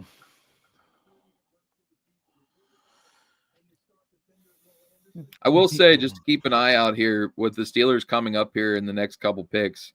Both Jalen Royals and Elik Ayamaner both had Tom Arth at their pro day. So that was the wide receiver coach. So just kind of be aware, if we're looking receiver here, that might be a little tipping of the hand that we look. Who'd you say? Elik Ayamaner and Jalen Royals. Okay, that's funny because Alan Saunders put out his top guys by position for the Steelers. Those are the top 2 receivers that he had on of what he had listed. I'm pretty sure it was Arth was at both of those pro days. Yes, and Ayamaner is like he's nasty from the slot as like a blocker. Oh, don't draft him, man. I'll never get the name right. Ayamaner. How am I supposed to do a breaking news podcast about that? Call him Elik. You need the earpiece, Dave, where it's just saying Ayamaner. See, you got to do what I always do, Dave, whenever I'm an assistant coach here in baseball. When I don't remember the kid's name, you give him a nickname, and then you just roll with it. Yep. That way, I can't remember your name. We'll just call him, whatever. Hey. Oh, it's Mississippi State running back Woody Marks is the pick for the Texans. So that's actually USC. He transferred for his last year. Okay. I was just reading the Aaron Wilson tweet there. So. Yep. Woody Marks is one of those great, solid, all-around guys. Probably one of the best pass protectors in this draft. So it's kind of similar to Joe Mixon. He's an older player. That's kind of, I think, why he's available here. He's 25. So powerful player, good outlet target, and a great pass protector. So this guy, he's had a long run in the SEC, and then finally at USC, they thought he was going to have a little more production this year, but does a lot of things well, but maybe nothing outstanding. But he's going to be a quality pick for them, especially with Mixon on the longer side. You might see him get some run here. One thing that I'm tracking from the Steelers' first 2 selections, both players are redshirt juniors, 21 years old. So going for some youth so far in this draft. I just looked up Jalen Royals. He's 22 years old. And then I was going to look up AU Manor, but do you know how old he is? Early declaree. He was an early declare. Yeah, I believe he was a junior. He declared. Okay. Mm-hmm. So that values into the conversation here. And I think we've seen that in day 3 the last few years under Omar Khan, that value is the play. And they brought in all these guys across the range of position groups. Makes me feel like they wouldn't reach for somebody they feel is going to be there later in this class, even if it's a quarterback. So they could go for the best player on their board, which if that's a guy who fits in Arthur Smith's system like Elick Ayumanor, then that would make a lot of sense. Yeah, and historically, the Steelers have always, at least in the first 2 days, like you're tracking that, Jeremy, which is great stuff. Steelers have historically has always targeted the underclassmen, mostly because hold on, I got a quick question. Because Ian Rappaport said about USC running back Woody Marks, and he says, and the Colts trade right out afterwards. The Rams moved up. Yep, the Rams moved up. Had we said that? No. Okay, just sorry. The Rams pick is in already. Okay. Now this could be a Shedeur Sanders spot. It very well. I was just going to say, knowing that the couple of these teams could be maybe in that conversation. It also could be a running back because we might be seeing a mini run on running backs here in the 4th round. That's what Rappaport made it seem like it was. That a couple of these guys that maybe they and one guy I will say with the Rams that maybe interest them is Lan Larison from UC Davis. Mm-hmm. So we'll see if that's a guy. Jarquez Hunter, running back Auburn. So it was a running back. He's very similar to Woody Marks. Yep. Powerful runner, third down pass protector, outlet target, does a lot of things good, nothing great. So 5'9", 204. Yep. Another one of those guys. You got to remember, Kyren Williams is up for free agency after this year. Yes. So they took I can never remember his name from Michigan last year. The big Corum. They took Corum last year. This might be their guy that they're eventually phasing out Kyren Williams for next year. Yep. I always laugh when an NFL player is 5'9" because I'm 5'9". I'm like, I couldn't imagine. I don't weigh 200 pounds though. That's for sure. Neither do I. Oh wait, we're on opposite ends of the spectrum of that.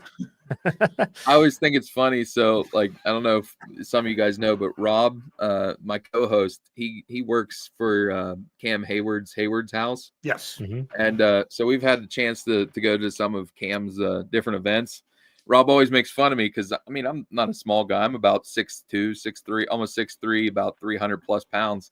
He's like, that's the only guy I've ever seen make you look like a regular human. Like, I would love to be able to have that same experience because I'm a little bit taller and a little bit heavier than you, Roy. So that's one thing I was going to say. If we were able to meet up on June 7th, as long as there's not a weight limit at this place. There's a lot of guys that look like we're like D3 offensive linemen there. You don't got to worry. Okay, good. All right, the Falcons pick is in round 4, 118. Pick up the pace. Let's go. So we Billy had a question Bowman here Jr., Oklahoma safety. Who was it? Billy Bowman Jr., Oklahoma safety. Free safety type there. I mean, that guy, great pursuit angles, can turn the ball over. Needs to ratchet up the consistency though in his tackling.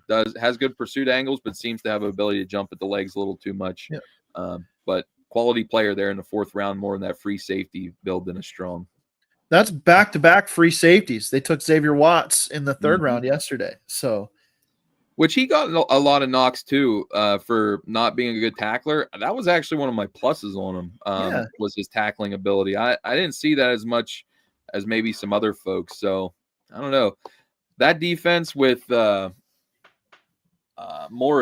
Morris loves the ability to drop their guys both in the coverage, in cover 2 and even over the top, that they don't have to be tied down with just a Jesse Bates type as the post guy there. Yeah.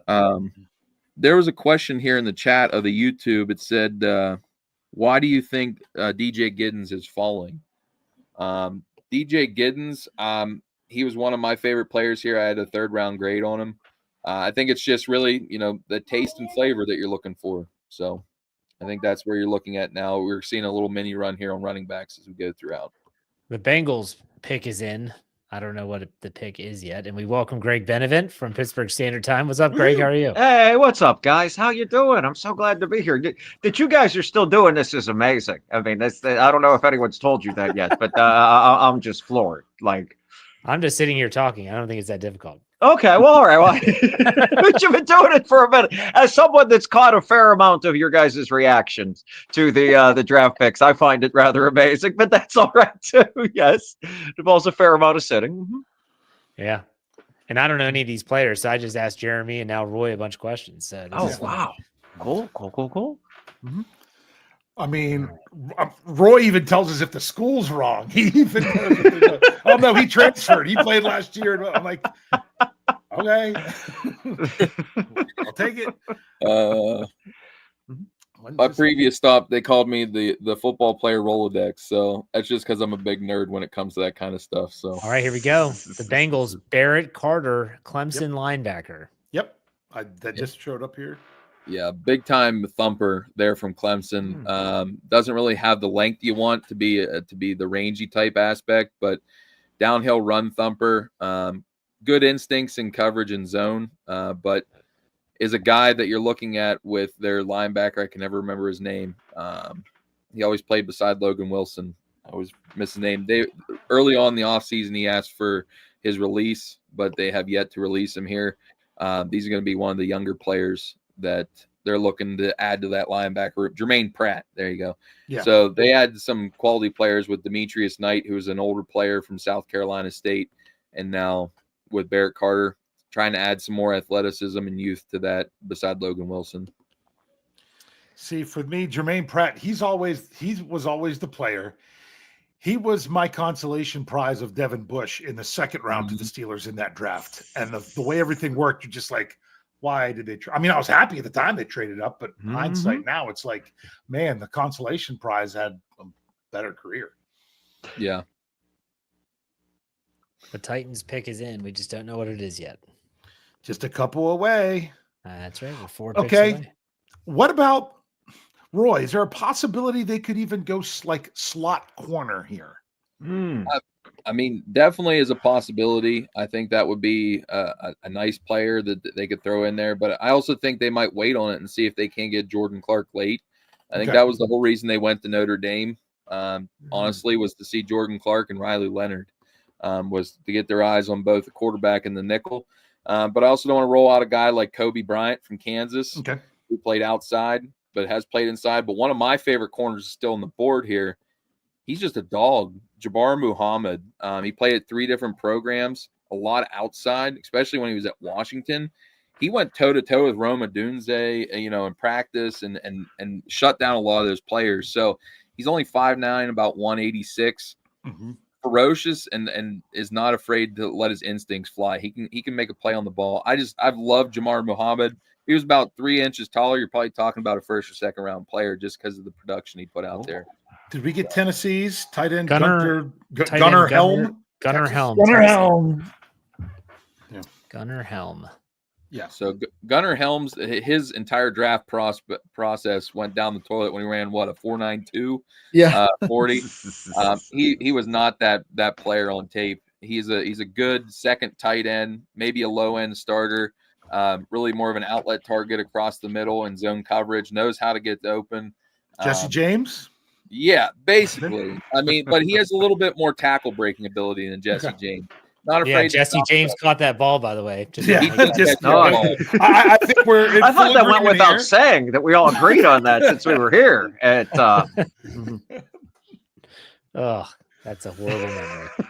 Yeah. Well, it's funny. It's so. I said this on the Breaking News podcast last night. I'm like, I don't pretend like I know a lot of what 40 times mean. Like it's Roy says, when he ran only a 4. What did you say? He ran a 4 what? I think it was a 4.9, but I think it was between 4.8 and like 4.9. It was somewhere between there. Derek Harmon runs a 4.9 something, and we're like, woo! It really is position dependent, and I don't know what's good for different positions most of the time. All right, the Buccaneers selection is in. I'm still not ruling out guard in this pick. Yeah. Like Jeremy did in round 4 last year. Remember that, Jeremy? What's one thing the Steelers won't take? I don't think they'll take a guard. Boom. there's Offensive Mason guard.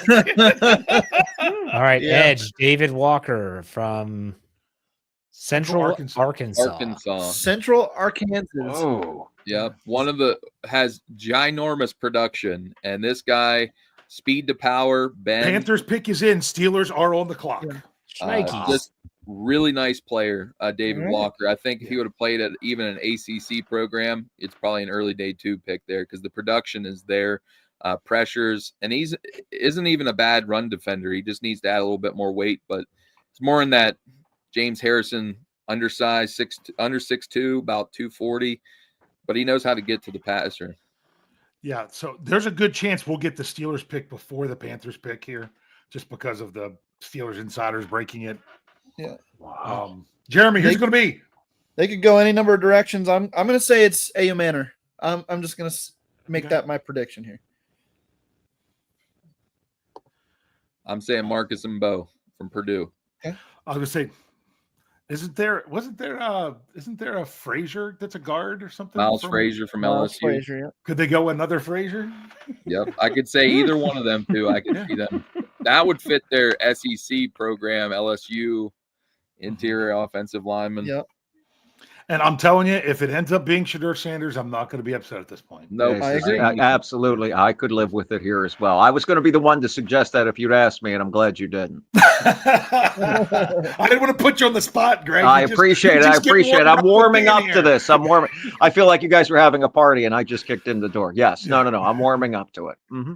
You are fully accepted, Greg. We're thankful for having you on the you're a part of our motley crew, and as well, I see that. You guys are tremendous. It's Just so remember, this is 10 a.m. on a Saturday for Greg out there on the West Coast. Anyone see Panthers anything? pick is Lantham Ransom, safety from Ohio State. I'm getting this fastest on NFL.com, actually, believe it or not. Okay. Before it comes up on TV. Strong safety of sorts, struggle with a lot of injuries at Ohio State, but more of a box safety. Steelers pick is in. They do not trade back. Okay. Wow. So, according to NFL.com, Chris Carter's had it first the last 2 days, so I'm trying to find what he's got. Trying to find what good old CC has to say. Which, good dude. One of the best guys out there as far as the beat reporting. I've talked. He started with Jeff. Yeah, he's one of the coolest guys that you meet, and he's not afraid. Like, and this is coming from somebody, and I'm an outside looking in. I get to go to the training camp and cover on the field with 24/7 a couple days. Jack Sawyer, Ohio State, is the pick for the Steelers. Wow. Can you put that in the breaking news channel, please? Okay, so Yeah, do you want ponies or do you want Position? No. edge rusher, Hold on. edge rusher, Ohio State. Really? Yep, Interesting. edge rusher, Ohio State. Heart, soul, mind of that defense was one of the guys came up with the big turnovers against Texas there. Big time production, rushing the pass rusher. Little T-Rex arms though. He doesn't have the greatest length, but that motor runs hot, and he's got a lot of moves in his variety there. So just improving that depth. I mean, I guess we don't want to go with a veteran on that second team. It just speaks to maybe wanting the same way with Cam Hayward. Roll with some younger guys. Let these guys stay fresh down the stretch with Herbig and now him and Alex Highsmith and Watt being your number one. So fourth round, I can live with it. Yeah, I'm fine with edge depth in fourth round. There were some people, if you take an edge in the first round, their depth behind them. Like, you don't want first round depth. But especially him, that production, it's not just pressures. That's the one thing that always bothers me. Like the Bengals took pressures with Shamar Stewart in the first round. I can get pressures. That's how Myles Garrett won the Defensive Player of the Year. Well, TJ Watt gets sacks. So that's what I want to see when I get him on the ground. And that's what Jack Sawyer does, is rush the passer. As an Ohio State fan, he really was a big reason that they win a national championship this last year. And it's not so much because he's a flashy playmaker, but he is nonstop. He does not quit on the play. And he's a really good run defender off the edge, like you're saying there, Roy. So if he can improve some of the pass rush ability, then I think he's going to he's going to really be a good pick at this point. I think it is interesting they go this direction with the wide receivers and quarterbacks on the board, but again, they're There's wide sticking true to receivers their and board. quarterbacks on the board, you know? Yeah. I think that to me just speaks to like their comfort with their quarterback room, as it's going to be more that late day reading. 3, maybe that Riley Leonard type rather than the guy like Will Howard or maybe Shador at this point. Where was he on your overall board? Who's that? Roy? Jack Sawyer? Sawyer. Mhm. Number 96 overall. So he was a 3rd round pick value here on my Okay. big board. Okay. Okay. Yep. Okay. Hey, Rugged Jeff, point I of put in attack, power the Russell. Garofalo They tweet. compare him to Yeah, Mike got Vrabel. it. Thank you. That's a good Okay. comparison. I can live with that. Yeah. This is I mean, it's a good pick. It came out of left field a little bit for me here, but it's a Yeah. good pick. So Not what I expected here, but it's not Yes. that I don't like it. No, So- I'm still wrapping my mind around it, but I'm what you guys have said so far is helping me through that part of the process. Okay, I could that all sounds very good right now. I can go with that. Yeah, and one of special the other teams? things, Yeah, he's absolutely I going to play hope. special Yeah. teams. Okay. And he's also going to be a guy that you have no qualms about. Each one of these picks have been leaders. The effort's always going to be there. Yep. You're not going to have guys that worry about that. So 4th round here, you're just insulating yourself. And if we're going on a deep run this year, you're going to need to keep those big dogs fresh down the line. So it's a Jeremiah Moon upgrade. absolutely. there's going to be a faction of Steelers Nation and the media that's going to say, Yep. "Oh, TJ TJ Watt's Watt's contract. on What's going to happen Yeah. here?" Oh, But it's time to trade him, right? I'm He'll be sure gone it's by already round out there. 6. I'm sure if you look in the right spots, it's already there. Hasn't showed up in our live chat yet. I haven't been looking.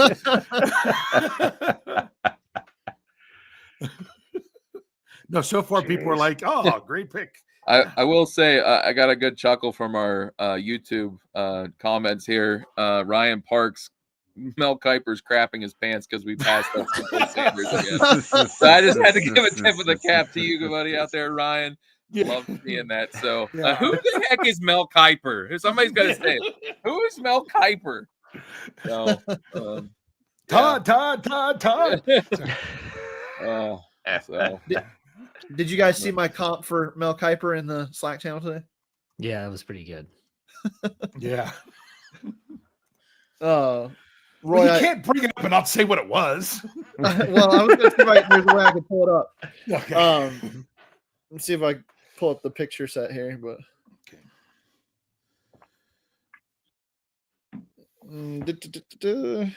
yeah, and going back to Sawyer here, I know Ryan Day has talked him up big time as far as being a program builder.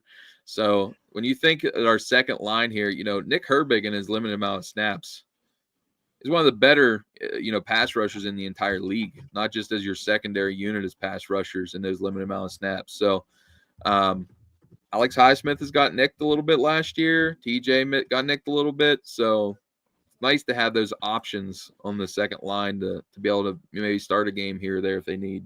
Yep. Okay, so here's the comp right here. Oh, whoa, notifications. Get them out of here. So I have another comparison of before I bolt out of here. It says Sam Hubbard. Does that sound right? What's that, Dave? The Bleacher Sam Report Hubbard's had a a good comparison of comp. Sam Hubbard.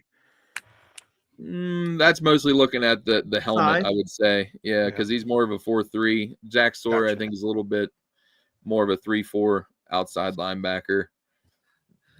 I'm trying to think of a good comp for him here. Yeah, their big thing here was talking about him being better for even fronts. So I don't know. I mean, I don't necessarily think that has to be the case.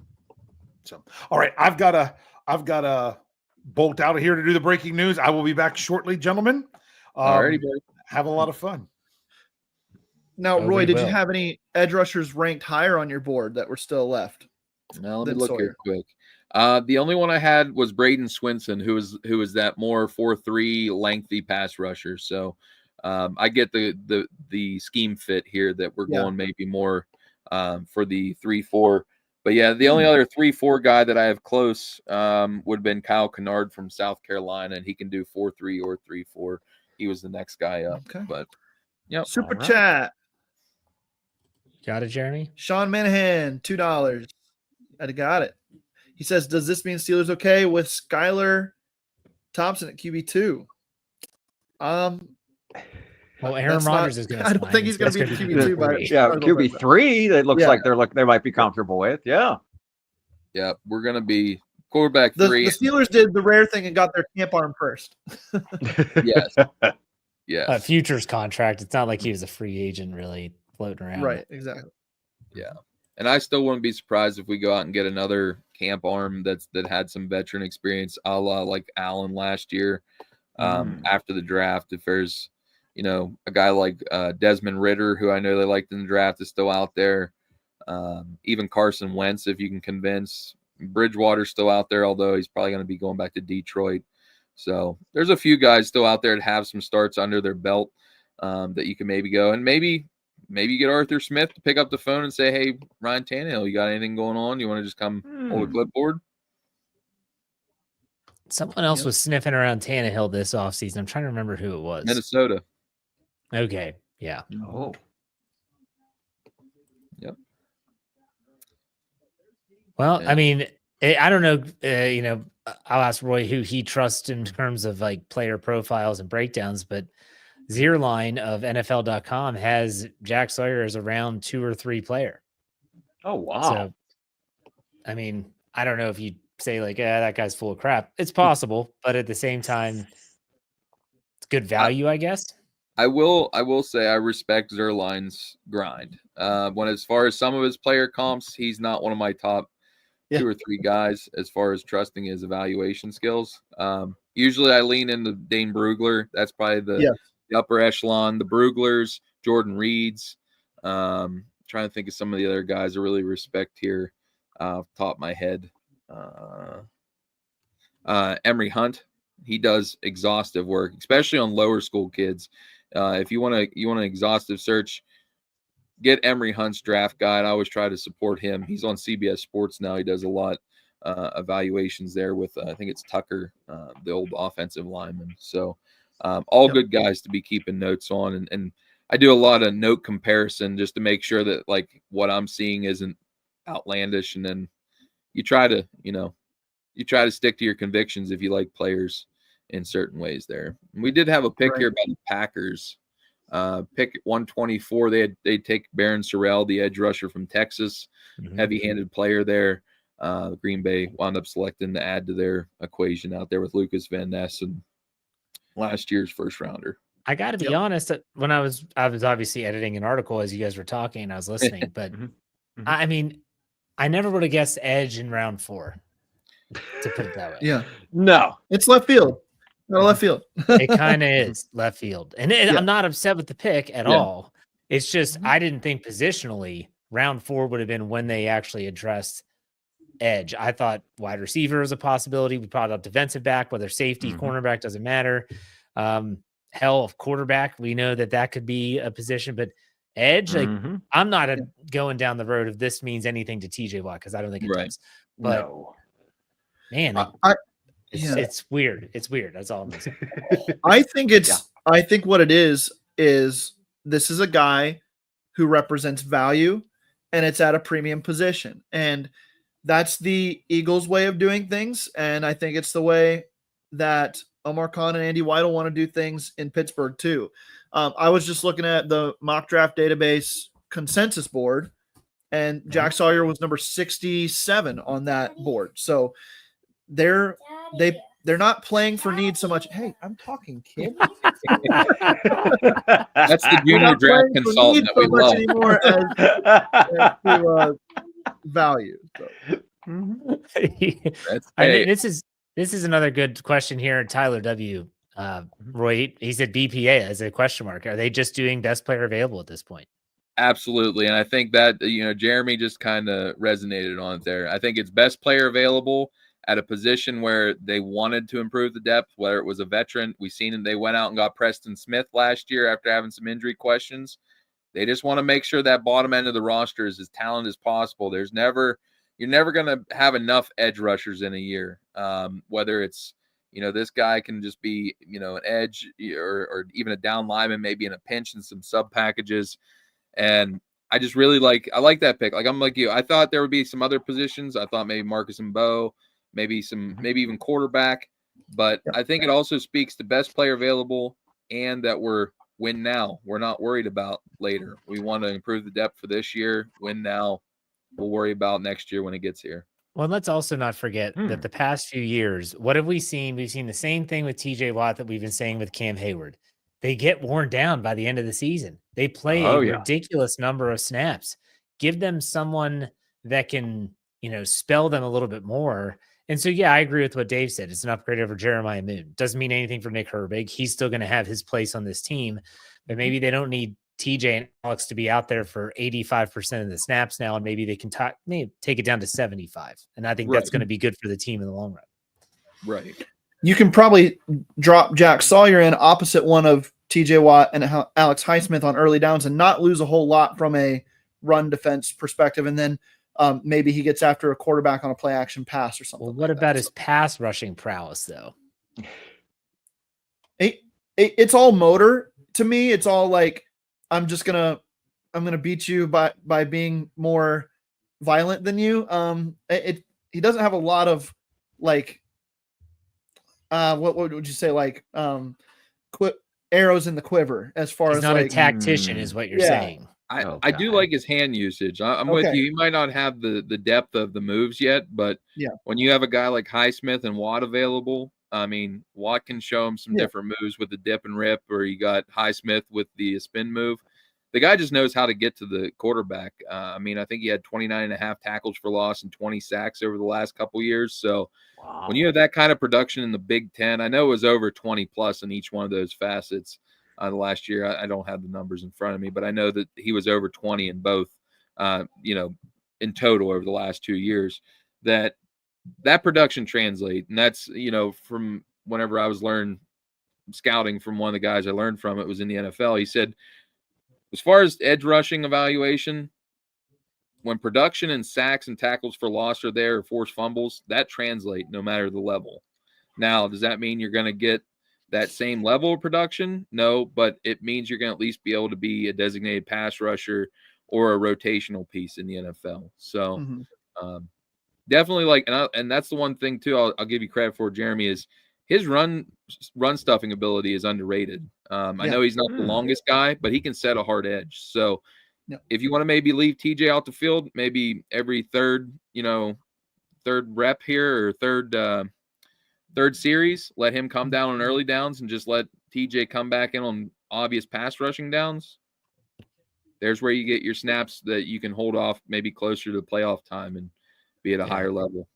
Now, Jeremy, as a Buckeye fan, I want to ask you a question. Was Jack Sawyer the player after Michigan beat them at the shoe this year that caused the fight in midfield? Was he that guy that started that whole thing? Yeah, he was. Okay, just want to make sure I was on the same page.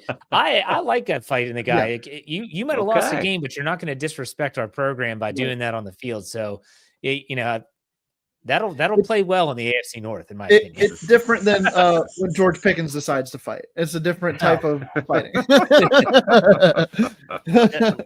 Send out Jack Sawyer and Darnell Washington. They'll take care of the trash. Yes, absolutely. So we had 2 picks just came off the board here. 125 was the Carolina Panthers selected edge rusher Kyle Kennard from South Carolina.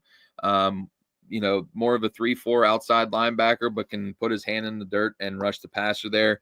Was a big time productive. I think he had 10 sacks this year. Knows how to get to the quarterback. A little light for run defense, but more of a pass rusher there for Carolina. Need another rusher. And then the next pick was the Cleveland Browns just selected Dylan Sampson, the running back from Tennessee. So Cleveland's getting real about replacing their running backs this year with Nick Chubb probably not coming back now. They have Jerome Ford, Quinshawn Judkins, and then Dylan Sampson, who's an explosive back as well. Yeah. And the Dylan Colts Sampson is lightning. Jalen Travis, Iowa State offensive tackle. Which I love Jalen Travis. He was, I think, right outside my top 100 board here. Let me go back. Yeah, he was 101. Iowa State, former Princeton lineman. Played left and right tackle, has basketball background with that feet and the athleticism. Thought he would have been a quality ad here in maybe the 4th, 5th for the Steelers. as far as a swing tackle with some ability still to be, mined out of there, as he just had one real year of production at Iowa State. And I know Matt Campbell really talked highly of him in that program, what he was able to do off the field as well. Okay. We also have a pick from Jalen Lane to the Washington Commanders, wide receiver out of Virginia Tech. Sorry, Jeff, didn't mean to cut you off there. That's what I was going to say. No, that's what I was going to say. All right. So, hey, I want to ask Greg. Greg, you came in and things got crazy and chaotic. I want to give you a chance. No, that's fine. I have learned so much in the 15 minutes I've been sitting here. I was just literally soaking this in. This was fascinating. You guys are great. No, you were actually asking me a question. What's your take on the Steelers pick so far? I'm pleased. I am content. I am less anxious than I thought I'd be. I was, when Dave talked to me about this on Wednesday, I was nervous about the idea of what am I going to say if they pick Shedeur or a running back in the first round that's not Ashton. And I didn't have to worry about any of that. This has been, it feels like, I think Roy said it best just a few minutes ago, summed up my exact feeling so far. It was for this season. These are picks that are going to be able to help them this season as well as in the long run. And that continues through the Sawyer pick, even as, frankly, because you guys talked me through it. I mean, as you were sitting here, I just was trying to look up stuff. As I was sitting here, just trying to look up stuff on him, and I saw the line about Sawyer. Still, he's a well-rounded player who would fit nicely in a rotation with some established pass rushers. I got that from Yahoo Sports, which I didn't even know existed. So that made me feel better already about this. No, I feel more content about the draft at this point than I thought I might.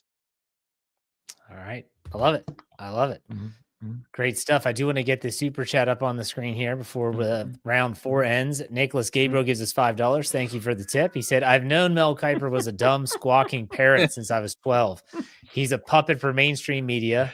Clown emoji. Love our draft so far. Can't wait for the season. Thank you, Nick, for the tip. We appreciate it. And I think you're not alone in your sentiments about the Baltimorean that is Mel Kiper Jr. So that's what I always tell people, because I live in Maryland. And so I tell people, like, you have to know where Mel Kiper's from to truly understand why he is the way he is. And then they find out he used to write for the Baltimore Sun. He's from Baltimore. I'm like, there you go. And he loves pumpkin pie in April. So that always makes me question things as well. Like, whoa. Well, pumpkin pie is good any time of year. I mean, it is, but like, you always really want it like when you have your pumpkin spice coffee and stuff, not in the middle of April. I don't know. I get it. It's just different. Maybe the novelty of only having it around the holidays is what makes it so good. Although I will say, I got to give that man a ton of respect, because we wouldn't be sitting here where we are right now without his efforts. For some of his takes that I don't agree with, whether it's Jimmy Clausen, and I'm still waiting for him to retire, 25 years later, that he go back and watch that clip. Whether it's who is Mel Kiper? No, ask him, go back and watch a clip about him and Jimmy Clausen, who he thought was the best quarterback. He's had some takes. I'll give him. He said if he's not like an all-pro player and made multiple Pro Bowls and maybe had an MVP, he would quit evaluating players. Well, I think he's on his soapbox with Shedeur where he was with Jimmy Clausen. So, but without Mel Kiper, we don't have the coverage we do in the NFL draft. None of us are sitting here. The interest isn't here. It's going back to what it was in, the 60s and 70s, where they met at a hotel somewhere and nobody had any clue. So it came out in the paper the next day. Yep. Yeah. Here's your picks. Yeah, right. Who the hell is Joe Green? Yep. And I got to give one more shout out here. I always try to pay respect to those that came before me, especially in the draft evaluation. We're talking about the Steelers here. Bill Nunn. If you don't know who Bill Nunn is, I encourage you to go buy the book, The Color of Sundays. He was a reporter that would come out with an all African-American list of players each year in college football, especially at the HBCUs. Really translated and he wound up becoming a scout for the Steelers. Great book to go read and seeing his impact. That's why the Steelers draft room is named the Bill Nunn draft room. Great impact. So without these guys, we stand on the shoulders of those that came before us. Without them, we're not sitting here talking about evaluation the way we do now. And there's a lot of information about Bill Nunn in Jim Wexel's book On the Clock. which is another great read. If you've never read that book, that's a phenomenal read. All about the Steelers drafting all the way back from the dynasties in the 70s to up till I think TJ Watt in 2017. So let's update the board here. We've had a couple picks. Actually, one, the Baltimore Ravens, Teddy Buchanan. I don't know. There's an E at the end of his name. T-E-D-D-Y-E. Yeah, it's Teddy. It's That's Teddy.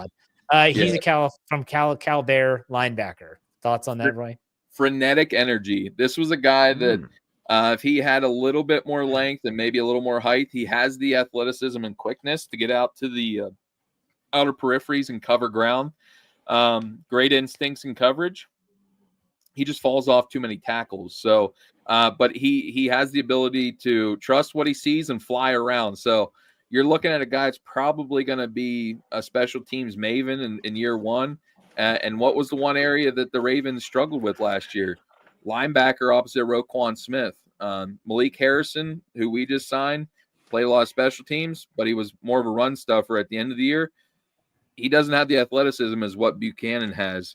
But he has the instincts of what Harrison had. So you're looking at a guy trying to push Trenton Simpson there for the Ravens as far as year 3 going into it. And this guy at least will be a special teams demon. Interesting. Dave Schofield's back. Dave, guess who's back? How'd the podcast go? Good.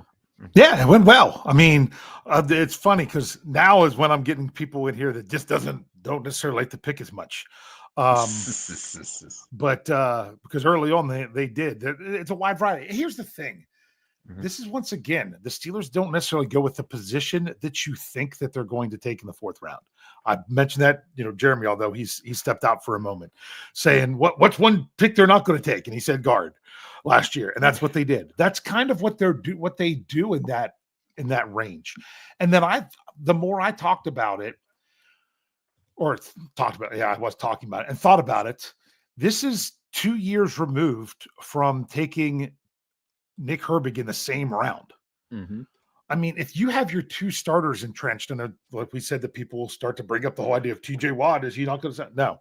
If you have your 2 starters entrenched, and you have a guy that you draft in basically the middle round of the draft, 2 years doing the same thing 2 years later because you might lose that guy in 2 years isn't a bad philosophy at all. No. And you're going to use 4 edge rushers. So the people that say, "Oh, it's a wasted pick," no, if you want a quality edge rusher that's not a starter, this is where you have to take him. And I want to kind of follow up because I think this is where our chat's going right now on YouTube, was talking about, do they know something about the 30-year-old Watt that maybe we don't? No. Can we please, as Steeler fans, try to stop replacing generational talents? If you think the Steelers have any interest of competing this year, TJ Watt is going nowhere. TJ Watt will be a Steeler till the day he retires. Right. Speaking to him personally at training camp, he's never had no facet of going anywhere else in his life. He's a hard worker. He lives and breathes black and gold. This pick, especially, like you talk about Herbig. I love Nick Herbig, and I think he's going to be one of the facets of unlocking the pass rush on 3rd down this year. What was the problem late in the season with TJ Watt? He stayed on one side of the field. Yep. TJ himself even said at the end of the year presser when they had media availability that he's got to do a better job on his own of not getting just, basically finding the status quo on that side. He wants to be used more creatively. What better way than to have Nick Herbig take his shot and let him pass rush over the A-gaps? We're going to see that more abundantly this year. And I think when you have 3 guys with Highsmith, Herbig, and Watt, now in addition with some of this other interior pass rush, we got to get to it. And now you have a guy like Sort can also be added into the mix where you can move Watt around and play a chess piece a little more. That's what Cleveland does with Myles Garrett. I think we need to evolve our way up. All right. So, cornerback a sneaky luxury pick if they were to go that direction in round 5, meaning they have decent depth there. If Corey Trice can stay healthy, you've got Darius Slay, you bring in Brandon Eccles. You still have Beanie Bishop going into year 2. You should expect a moderate jump from him in terms of having a year under his belt. I don't know. Like, a lot of people in the live chat right now are saying that was a larger, greater need, I guess I should say. What do you guys think about that? Do you think cornerback should be next on the list? I could be talked into it, but I don't know. Need feels a bit strong. Send your 5th round pick to the Dolphins for For a Jalen fourth next year? Jalen Ramsey. Oh, Right. I think I Go don't ahead, think Jared. did we get the luxury Saints pick. Quincy Riley for cornerback Louisville? Did we get that one? We didn't get the Jets, No, we didn't. Malachi Quincy Moore, Riley. safety Alabama, or Quincy Riley, I don't think. Okay. Malachi Moore was I had mocked to the Steelers because I felt like they would be looking at safeties at some point on day 3 here, but he's a spark plug on the defensive backfield. He's a lot of fun. And then Riley was one of the better nickel prospects for the middle portion of the draft. I Yeah, thought Riley's is a really good zone defender. He has good instincts. Not the greatest length, not the greatest height, but he's played a lot of games there at Louisville. I actually have him on my top 100 big board. I think he played a lot of quality snaps. He kind of reminded me of Steven Nelson, guy that could play outside but might be better off inside. Malachi Moore, I think, is more the guy that can wear many hats but is master of none on that defense. He played some nickel, played some free and strong. So you're just getting a guy that's filling the depth chart and can also come in and maybe dime packages and contribute there. he flashed on the screen a lot at Alabama just because when he diagnoses something, he's like a bullet to the spot. So you saw a lot of flashy plays from him, but there were some misses there too because if he was unable to diagnose the play or if they got something past him, then the ability to make up for that was a little bit more difficult to track. And as far as cornerback being a need for the Steelers, I think they still have high hopes for Trice. I think that we've seen some of that upside last year in the final game against Cincinnati when they threw him in there. I think that showed a little bit of a little tip of the cap for the hard work he's done coming back, and having Darius Slay be able to work with him as a bigger bodied corner as well. I think they still have high hopes, and I think that's maybe why they tended to look away. I'm not surprised that we haven't seen nickel because I know they were really high on Brandon Echols, who played a lot of outside for the Jets. But when he was early on in his career as a nickel only for the Jets, he had some really good instincts and pass rushing ability as well there. Yeah. So they just didn't seem to really trust Beanie Bishop down the stretch. That's why, with Cam Sutton, he wound up taking his place there, even though it always seemed that he was around the ball and came up with big plays. I kind of hope they give him a look here, but I think he needs to hit the weight room and make sure to add the needed weight that he can do with the rigors that they ask for out of their nickel corners, which is rushing the passer and the run support.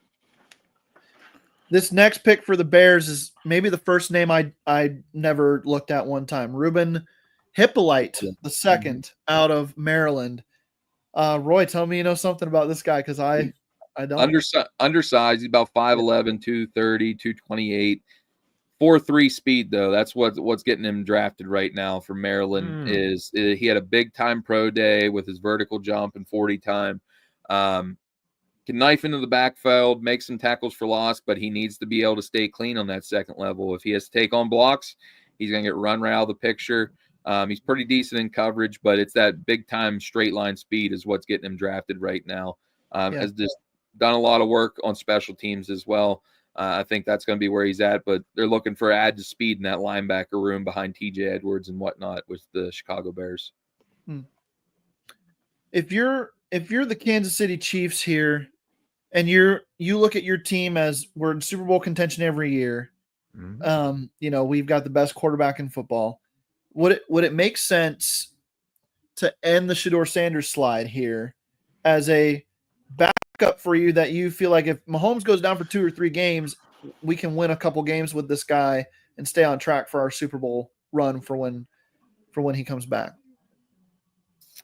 I mean, at this point, that would maybe be a good place because there is no quarterback controversy, as you said. It is what it is. You're going to sit there, and what better way to adjust to the NFL level than to have Andy Reid and those guys working with you? So that would be kind of an intriguing fit for him going in and be able to maybe work and put all the different things that have made people pause kind of put to bed, that you're just going to put your head down and work comparatively to the people around you.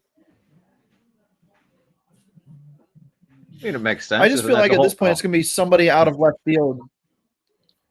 Sorry, Yeah. Greg. Go ahead. No. I was just going to say almost the exact same thing. I mean, isn't that the whole thing about Shador is that he's very precise and an accurate thrower, but not a lot of upside. So that's a guy maybe that could get you in and out of a game if Mahomes can't go for a game or two. But yeah, I think you're right. It's going to be somebody that you just don't even think of as needing a quarterback. Is like, all right, we're not going to ignore this value and we'll take him here. But I'm guessing, and it's that I was trying not to bring Shador up during the time I was here, and I almost made it. So Well, and then this will just also go that Andy Reid, the quarterback genius, he knows what to do, and this is great. there you go. I mean, that would create the narrative that would actually be that would be positive, but we'll see if it actually would happen.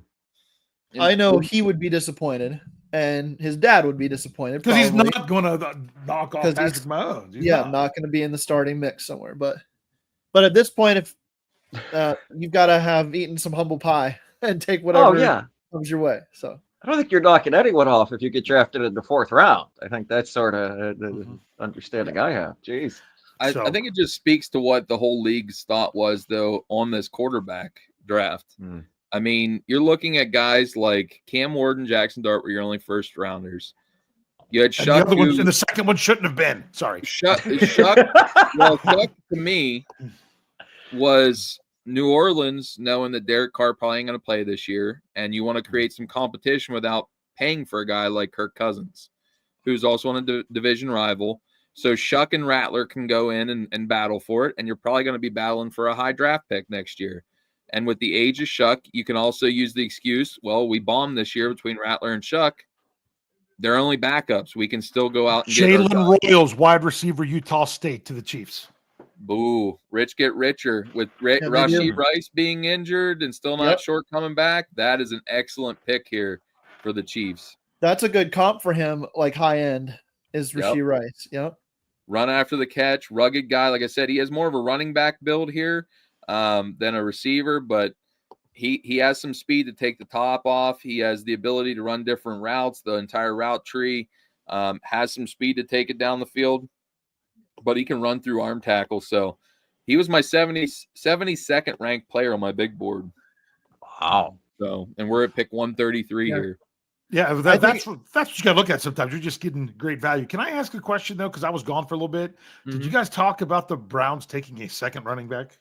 We did. We talked a little bit about it, about how Nick Chubb's probably gone now. So you're looking at that. That's a completely different running back room with Jerome Ford now basically the veteran, and Quinshawn Judkins and now Sampson. That's explosive, and powerful running backs.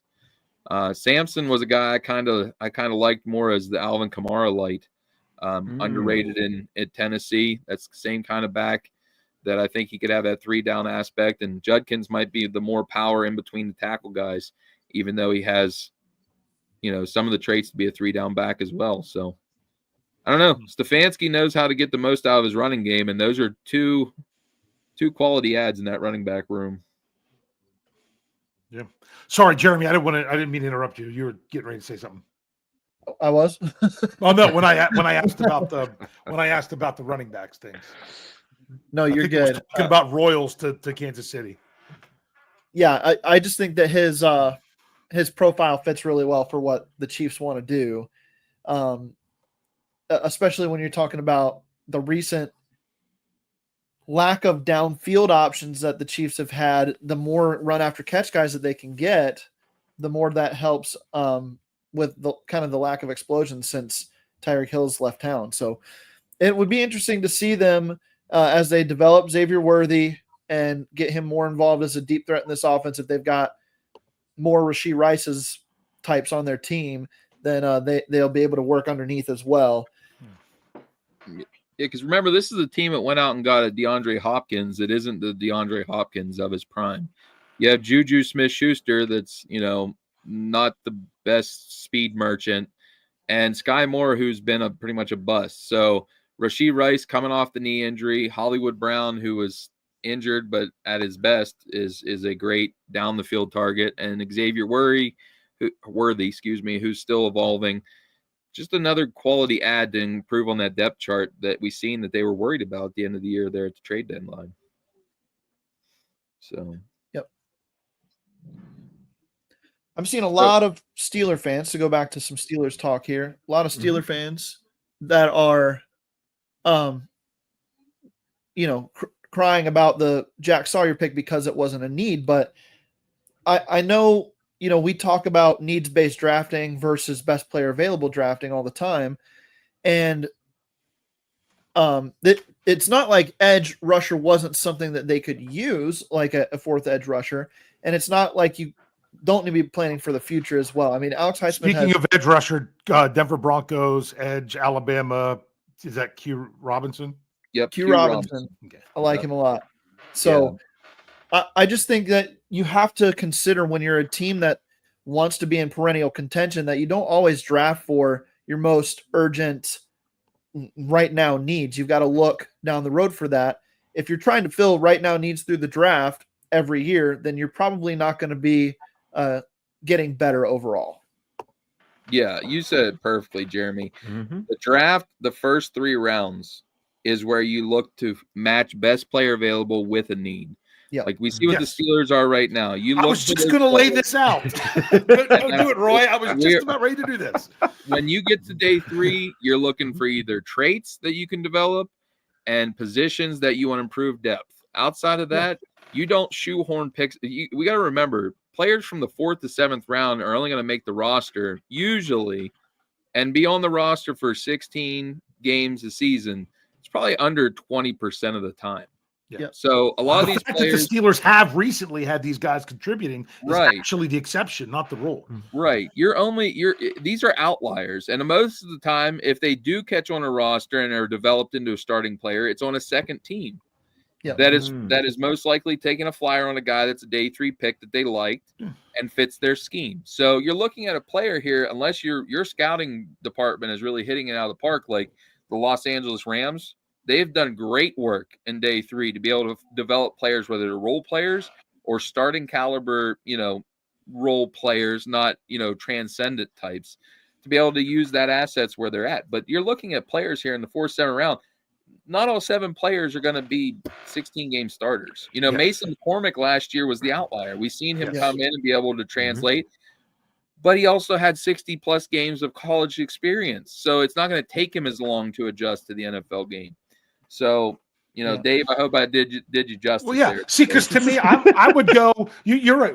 Rounds 1 through 3 is that's where you were addressing your needs the most. Don't reach for. I mean, 1 might just be transcendent player. 2 and 3 address your big needs. 4, that's find great value, even if it's not at a position that you need. Oh God. 5 and 6.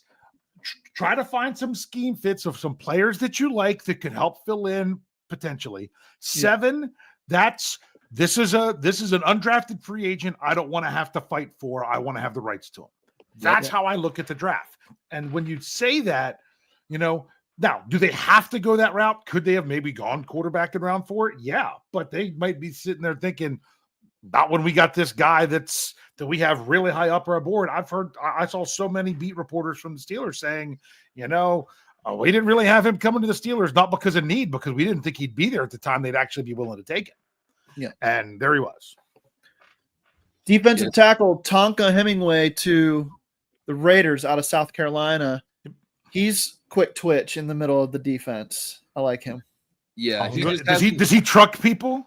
With a name like Tonka? Nice. He hasn't been able to translate that quickness into production. Like, he's able to knife into the backfield, but it's more tackles for loss than sacks at this point. So, but that South Carolina front was talented and deep. So maybe you get him in a rotation and get a chance to pop off a little more here at the next level. That's a nice pick for the Raiders, who need to keep adding quality defensive linemen.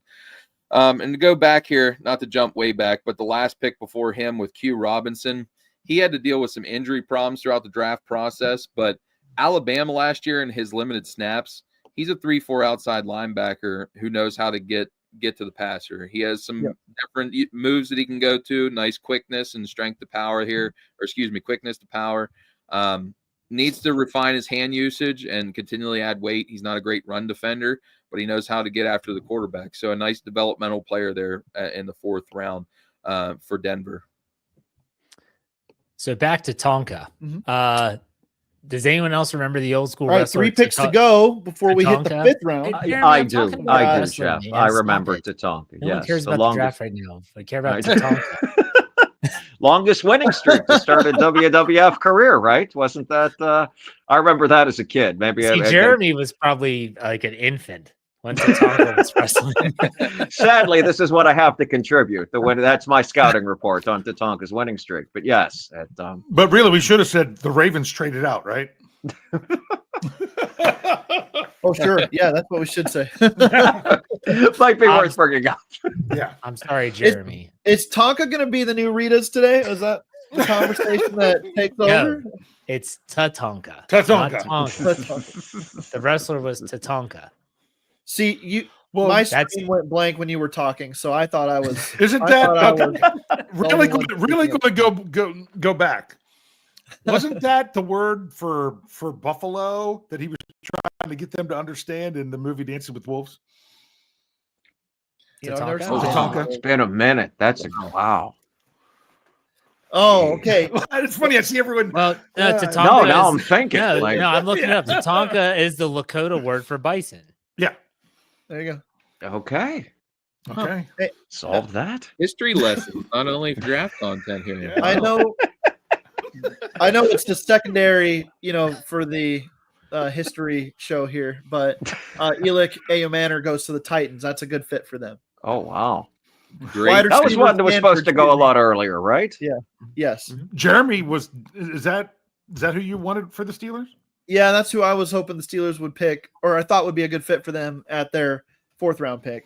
But he would have blended more like future need with value there than Sawyer did in my mind. But I'm not unhappy with the way it turned out.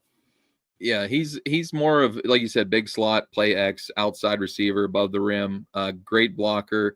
But I think that speaks to their idea that they want to see what they got in Roman Wilson too, which we didn't see hardly anything at all last year. Calvin Austin came in, really produced last year for a wide receiving core that was pretty destitute outside of Pickens. So now you have Pickens and DK, and them both, Wilson and Calvin, getting a shot to be that 3rd, maybe 4th target with Freiermuth. That's improving the depth throughout there. So, but Ayomanor, that's a quality add for Cam Ward in that room outside of Calvin Ridley that they have there. Maybe a little bit more size and above the rim ability to play. So this is an honest question, Roy. I know you could be honest. I know the other guys will. Am I being a little fanboy here when I say that I'm excited for this wide receiving group this year? No, there's Not at all. definitely reason to be. Roman Wilson, no one knows. Like we have no clue Mhm. because we saw nothing last year. But you think about DK and Pickens, and you're like, wow, you got Calvin Austin, who took a step last year, like you mentioned. And then if Roman Wilson can do anything, those are 4 pretty solid receivers. And don't forget my guy Ben Skoranek. There's That's a dirtbag good out point. there. So like you're looking at a guy, I want him on early downs, just run blocking people and mauling them. I love his tenacity he brings into that room. And I'm actually really excited by Roman Wilson. I know everybody's down on Roman Wilson, but remember Calvin Austin missed basically his entire first year. Yeah. He's turning into a good player. Roman Wilson had some Hines Ward's vibe to him in Michigan with better speed. He's a 4.3 guy, and the agility's there. He's a sub-7 3-cone guy. Never had a problem with drop passes at Michigan. Was able to be a chain mover as well, and he also hit some explosive plays. So I'm still excited by Roman Wilson. I know we all want that instant, gratification in the draft, but sometimes it takes a while for him to fit in. And, Arthur Smith obviously is a big fan of him in the 3rd round last year. So let's see what happens this year. And maybe that's why they leaned away with some of these Royals and Ayomanor here in the 4th round. Yeah. We have a trade. Yeah. The New England Patriots traded up. I'm trying to see who was here before. It was Seattle. Oh, yeah, Seattle, that's Yep. right. It was Seattle. So they're hopping back into the 3rd round here to select. We'll see. got 2 wide receivers coming off the board in the last 4 picks. Patriots already drafted one, but they could use as many as they can get their hands on, honestly. So it could be something that they're trying to get ahead of here. I want to talk about something with the Steelers when you were talking about wide receivers and everything, just to get from some different perspectives here, because this was something that I was talked about last night. You're at a point now where you have to say, hey, am I drafting a player at a position that can actually make our roster? I mean, think about it.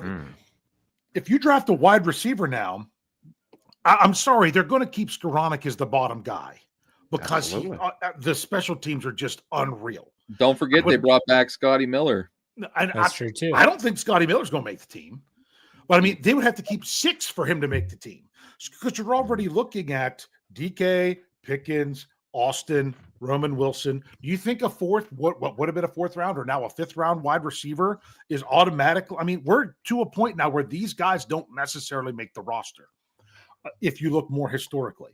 So I'm still trying to look across the board and say, where is there room for somebody?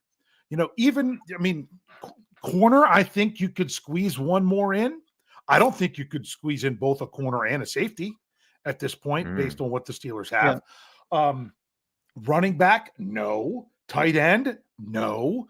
Offensive line, yeah, but one, maybe one. If you go there and it might be someone destined for the practice squad anyway. Yeah. I mean, obviously, quarterback is one you would have room. Pick here. We got Josh Farmer, defensive tackle from Florida State for the New England Patriots. Yeah.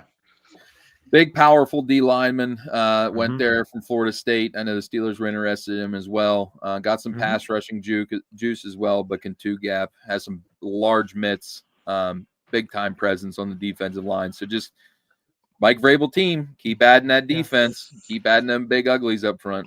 He was our 4th round pick in our mock on Tuesday. That's since I keep mentioning that a bunch.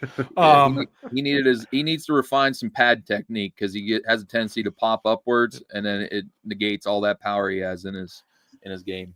And the pick is in for San Francisco, which would finish the 4th round once we get who that actually is.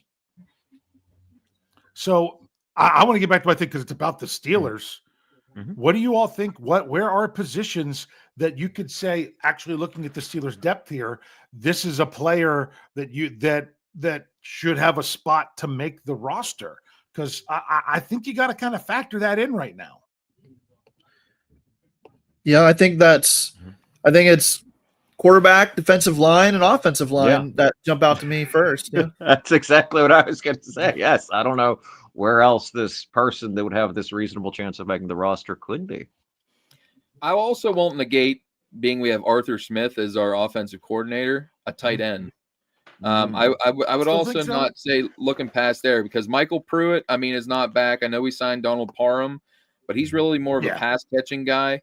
Pruitt was used a lot. I think that if Connor Hayward's going to make the team, which I love Connor Hayward, I think maybe they want to bring him back more to that H-back role that Pruitt was playing last year. Maybe we get a guy that's maybe more of a fullback centric, or what about a fullback / defensive lineman? Well, JJ is. That's what I'm going to say. That'd be a guy you can have depth at D lineman, and also there that would be a guy that would be definitely in their wheelhouse here. He can play the nose, right? Yeah. Yep. He can do a little bit of everything, and he's got some quickness to him as well. There, he's more of a one technique nose tackle. He can hold up on single blocks. I worry about double blocks, but has some juice as a pass rusher too. So why not? Why not bring in more depth at a guy that you can have on a defensive line and play tight end when you need him? So wearing 2 hats and that versatility would be a nice add here, maybe in the 5th round. Okay, round 4 is officially in the books. Jordan Watkins, wide receiver out of Ole Miss, is the final pick of round 4. We now move on to round 5 with the Minnesota Vikings having the first pick in the 5th round. Yep. We have a little downtime. I want to ask you guys a little trivia since the Steelers selected. Dave can't answer this because I've asked him this before. Oh, okay. Since Jack Sawyer was selected by the Pittsburgh Steelers and he played for the Ohio State Buckeyes, who was the last player the Steelers drafted from Ohio State? Jeremy's going to know that. I don't know. Well, I don't know. It's been. I'll tell you. Well, I'll tell you when if you guys can't figure it out, but it's been a while. Was it Duran Grant? Very good. Oh, wow. Okay. I was nervous. Yeah. Okay. What year was Greg? Do you remember? The year, I do not remember the year. I'll just randomly say 2016. Close, 2015. Okay, that was all Fourth right. round pick, Doran Grant, a cornerback out of Ohio State. That was the last player drafted. And they always say, "Oh, Mike Tomlin loves his Buckeyes." Not really, unless you start talking. Only been 9 years, right? Anyway, I'm going to leave on that. I'm not going to beat that the rest of my time. I'm so glad I did this, you guys. This was tremendous. You guys are amazing. I'm going to head out. I have to go to the rest of the day. Good seeing you. This was wonderful. Greg. Take it easy. Greg. Have a good Thanks, day. Greg. Thanks for coming. So there you go. A little bit of trivia there. It's been since Doran Grant that the Steelers have drafted a player from Ohio State. Also, remember the Steelers do like to sometimes double dip from the same school. They do. In each draft, I think last year they didn't, but they had done it for several years before that. Which is what made it hurt so bad that Jamari Caldwell went to the Chargers in the 3rd round, because that was my guy I wanted to add to the defensive line. I thought him and Harmon from Oregon, then in the 4th round, I really wanted Caldwell, and daggone a Harbaugh brother, upset that apple cart. I'll say, okay, I'm trying. That's what Dave said. So they did not have a duplicate last year. In terms of the year before. 2 players, 2 Georgia players in 2023. Benton and Herbig. Well, and to Wisconsin is who I was thinking. That's true. Yeah. So they double dipped in twice. Mm-hmm. None in 2022. But I know 2021 that was more Texas Johnson. A&M. Yeah. Buddy Johnson. We have a person in the YouTube chat has asked us, when was the last time the Pittsburgh Steelers drafted a player from North Texas State? That's my green. They're really testing ability here. All right, so let's see if they have. Yeah, the pick is in for the Vikings, so we'll be getting rolling here in the 5th round shortly. Yep. Hey, Roy, is Marcus Mbow your top player left?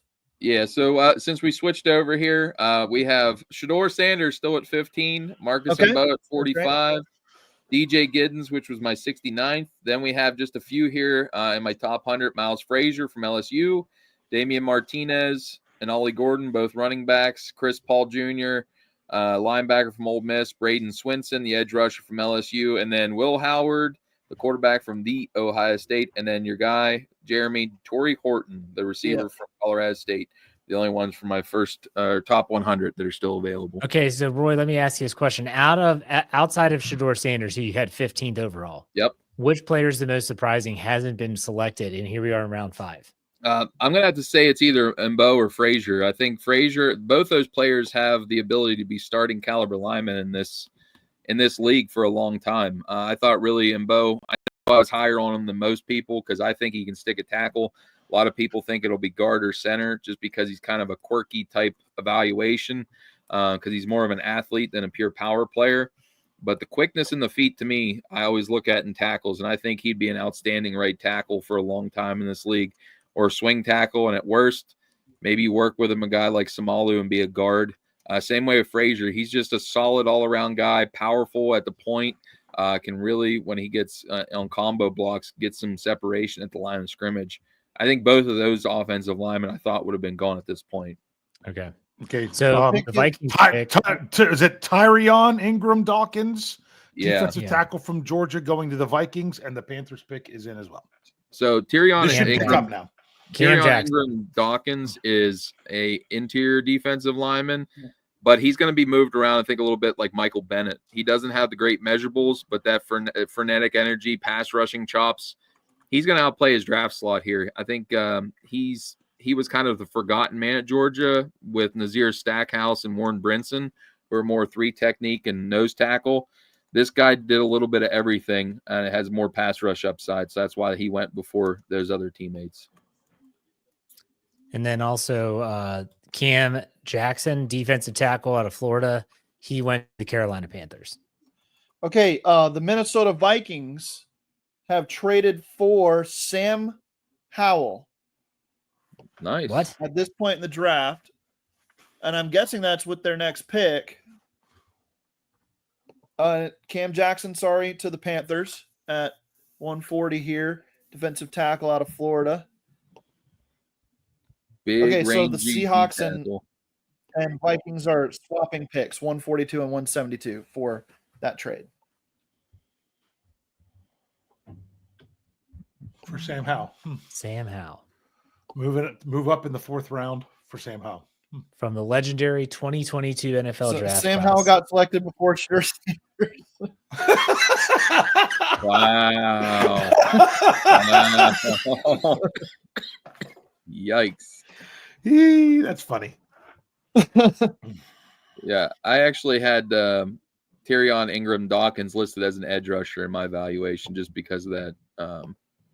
He was my 112th player on my board, but I had him more as that versatile chess piece than just a D tackle. And the Ravens pick is in. Those dirty Ratbirds. Dirty Ratbirds. I wasn't on when they made their 4th round pick, but how did we feel about that one for them, Teddy Buchanan?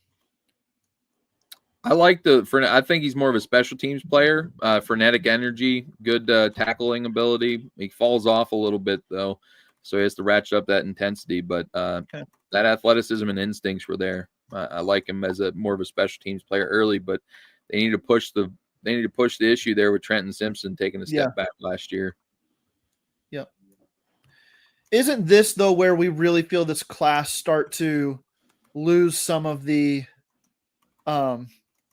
charm, because that we've been talking about it, there's some day 2 guys that we really like, but then it does kind of fall off. It felt like at this point in the draft, and I think we're starting to see that with some of these players being picked. Yeah, and I think you're going to see players getting propped up that have versatility and special teams ability even more, because none of these, I won't say none because that's a harsh umbrella word, but a lot of them with the extended years in college with the COVID eligibility, you're knocking down the youth that you have in a lot of these third day picks. A lot of these guys are 25, 26-year-old players that were still in the college program when a lot of times they were on practice squads for a year in a system already. Oh, here's this guy. Oh boy. The Ravens don't have international fans. That's a fact. Why would they? They don't even have fans outside of Maryland. That's a really good point. I don't ever remember finding a Ravens fan outside of Maryland.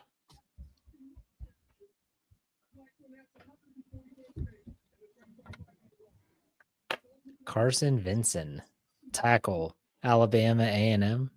Yeah, big time guy at the Senior Bowl. Has great measurables, got the length you want. He's more of a power tackle. He doesn't have the foot quickness that you might look for, but as a right tackle only from an HBCU, which I believe this is the first HBCU player of this year's draft at Alabama A&M, I think it is. He really put on a show down there at the Senior Bowl at being able to play up to the level of the program of the players around him. So that's getting him a chance here at Baltimore to develop in the background behind Rosengarten and Stanley. I think he's going to be more of a right tackle only, although he had 44 starts at left tackle.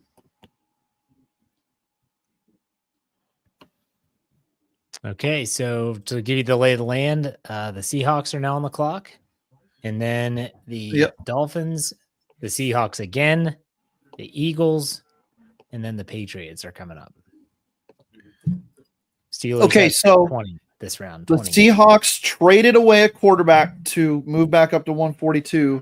Are they taking one here? It's possible. Yeah. Sam Howell's not good.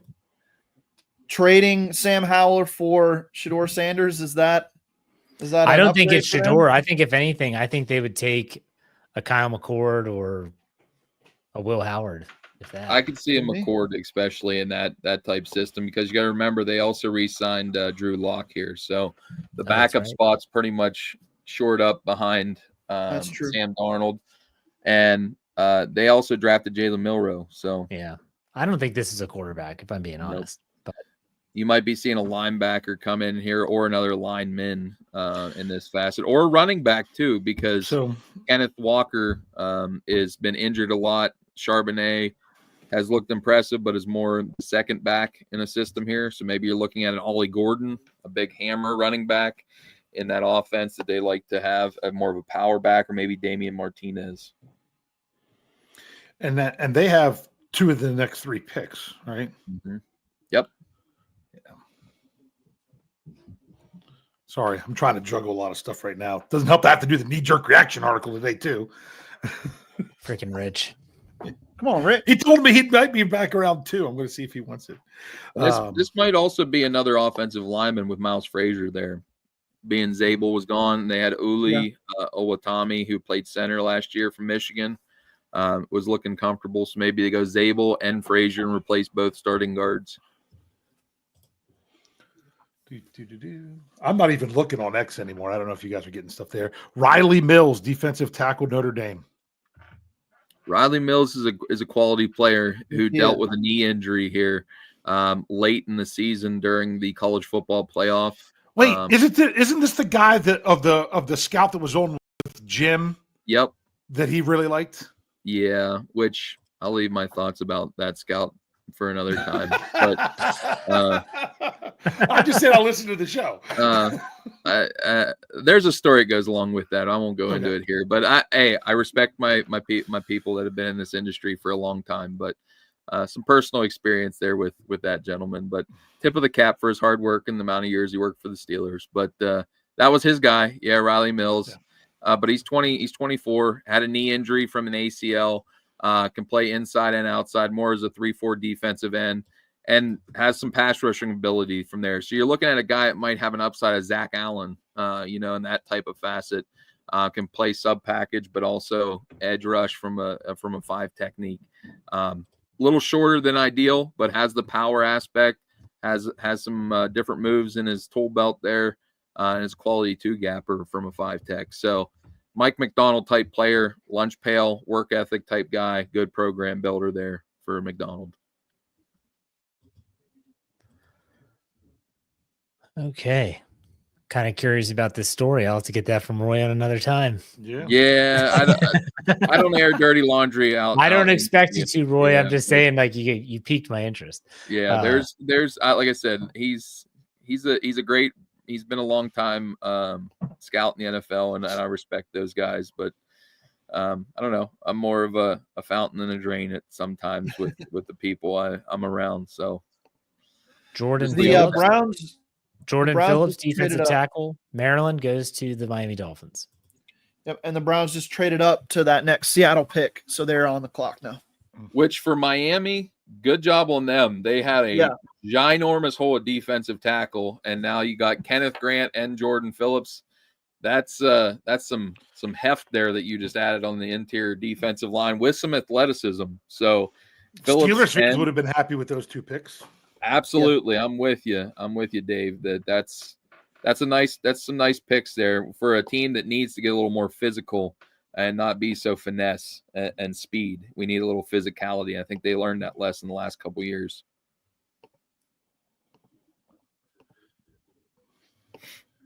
The Jack Sawyer pick, does this go back to Art Rooney II, his kind of mandate that the Steelers get better at run defense? Is that part of that? So far, I think that's what that screams to me, because to me, he does against the run as a backup what Herbig doesn't. Right. They're opposite ends of the spectrum. And if Herbig had the ability to play the run a little better, I think you might be talking about shopping Alex Highsmith, but he's just not that type of player. But pass rushing chops get paid in this NFL. So we'll see what happens when he comes due with the contract time. I'll say this, Jeremy, to your question. If this coaching staff needed the owner to tell them that they need to stop the run better, then they should all be fired. Yeah, every single last one of them should. No, they need to stop the run against Baltimore better. They did well against everybody else except for Baltimore the last 2 games. One of them, but you need that. You need to get better there. That's you can't. What I'm saying is that if the owner has to step in and say, "Hey guys, we need to get better at stopping the run," and the coach is like, I never thought of it that way. I guess we do. Like, then they all need to be fired. Seriously, just give them their pink slips and we'll start over. But don't start that talk. Then we're gonna have to start talking about if Tomlin's on the hot seat or not, and we're not even through the draft yet. Someone asked me. I think another. They asked me this past offseason if Tomlin was going to go anywhere. I said he's got the golden ticket, man. He's here as long as he wants, and when he's done, and they'll find a new coach. But that's my opinion. Yeah, I think his next route is the Cowher route, where he's done and he's done on TV for the next 20 years. He'll never go back to another team. I think he'll just be on. He'll have the freedom to be on TV and do his other things that he wants to in life's work. Yeah. Good, Jeremy. What were you gonna say? I was just gonna say I think the other defense of the Jack Sawyer pick is the fact that we saw it happen last year. It was out of left field in the 4th round for me too that they went with the guard Mason McCormick, but then Daniels goes down and McCormick ends up starting the whole year. You don't know what you need until something like that happens. So why not get a Sawyer?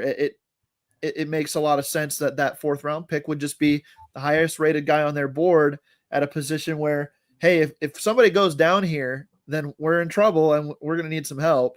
So you can't have too many good players on your team is I guess what I'm saying. It doesn't matter the position because you never know what's going to happen.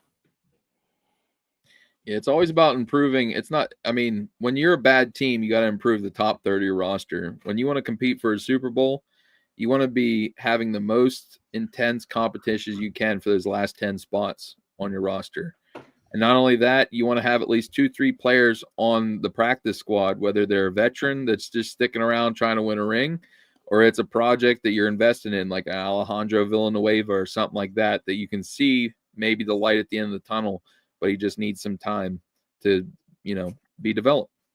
Yep. I don't know. This Cleveland pick's taking a long time. Yeah. Yeah. I don't think they go another quarterback, do they? No.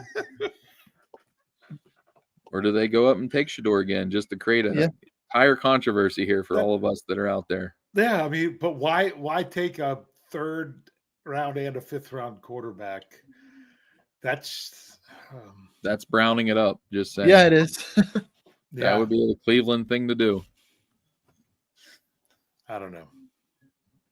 A lot of people lauding this Cleveland draft. I thought they pass up on a generational prospect.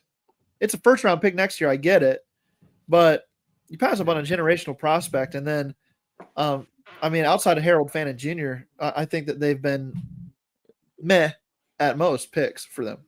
I'm entirely on board with you, Jeremy. For me, Mason Graham is a good player, not a transcendent player.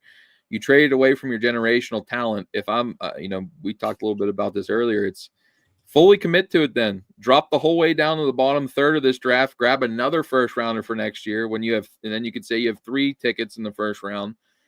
And I would have did a Friday news dump of I'm releasing Deshaun Watson right now. It is Shedeur Sanders. It is Shedeur Sanders. No way. Colorado. This is unreal. It just popped across on the. No way. I love you, Cleveland. I love you, Cleveland. Why would they do that? Wow. They slapped him in the face and then selected him 2 rounds later. He wasn't even the top quarterback selected by the team that took him. Someone explain this to me. Dylan Gabriel goes in the 3rd round, and you're thinking, okay, they just went a different route. They're going to have Kenny Pickett, Joe Flacco, Dylan Gabriel, and then they get Shador. This guy's confused on it. He's not excited. Okay, time to switch to Mel. Oh, he's on the floor. He's exhausted. I'm watching the NFL Network right now. But honestly, this is a very Cleveland thing to do, I guess. Yeah. Best player available. He's the best player, right, Roy?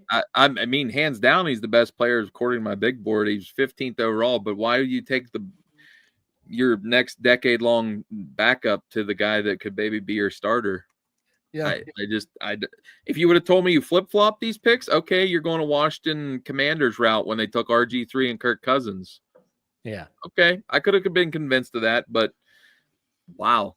I'm a hard person to be speechless, and speechless I am here at this point at 5th round when you took Dylan Gabriel in the 3rd. That to me is just what's Kenny Pickett thinking right now? He goes to I saw Cleveland. in the live chat. I just clicked back and someone said, Yes. it's going to ask to be traded. He goes to Cleveland and they draft 2 quarterbacks.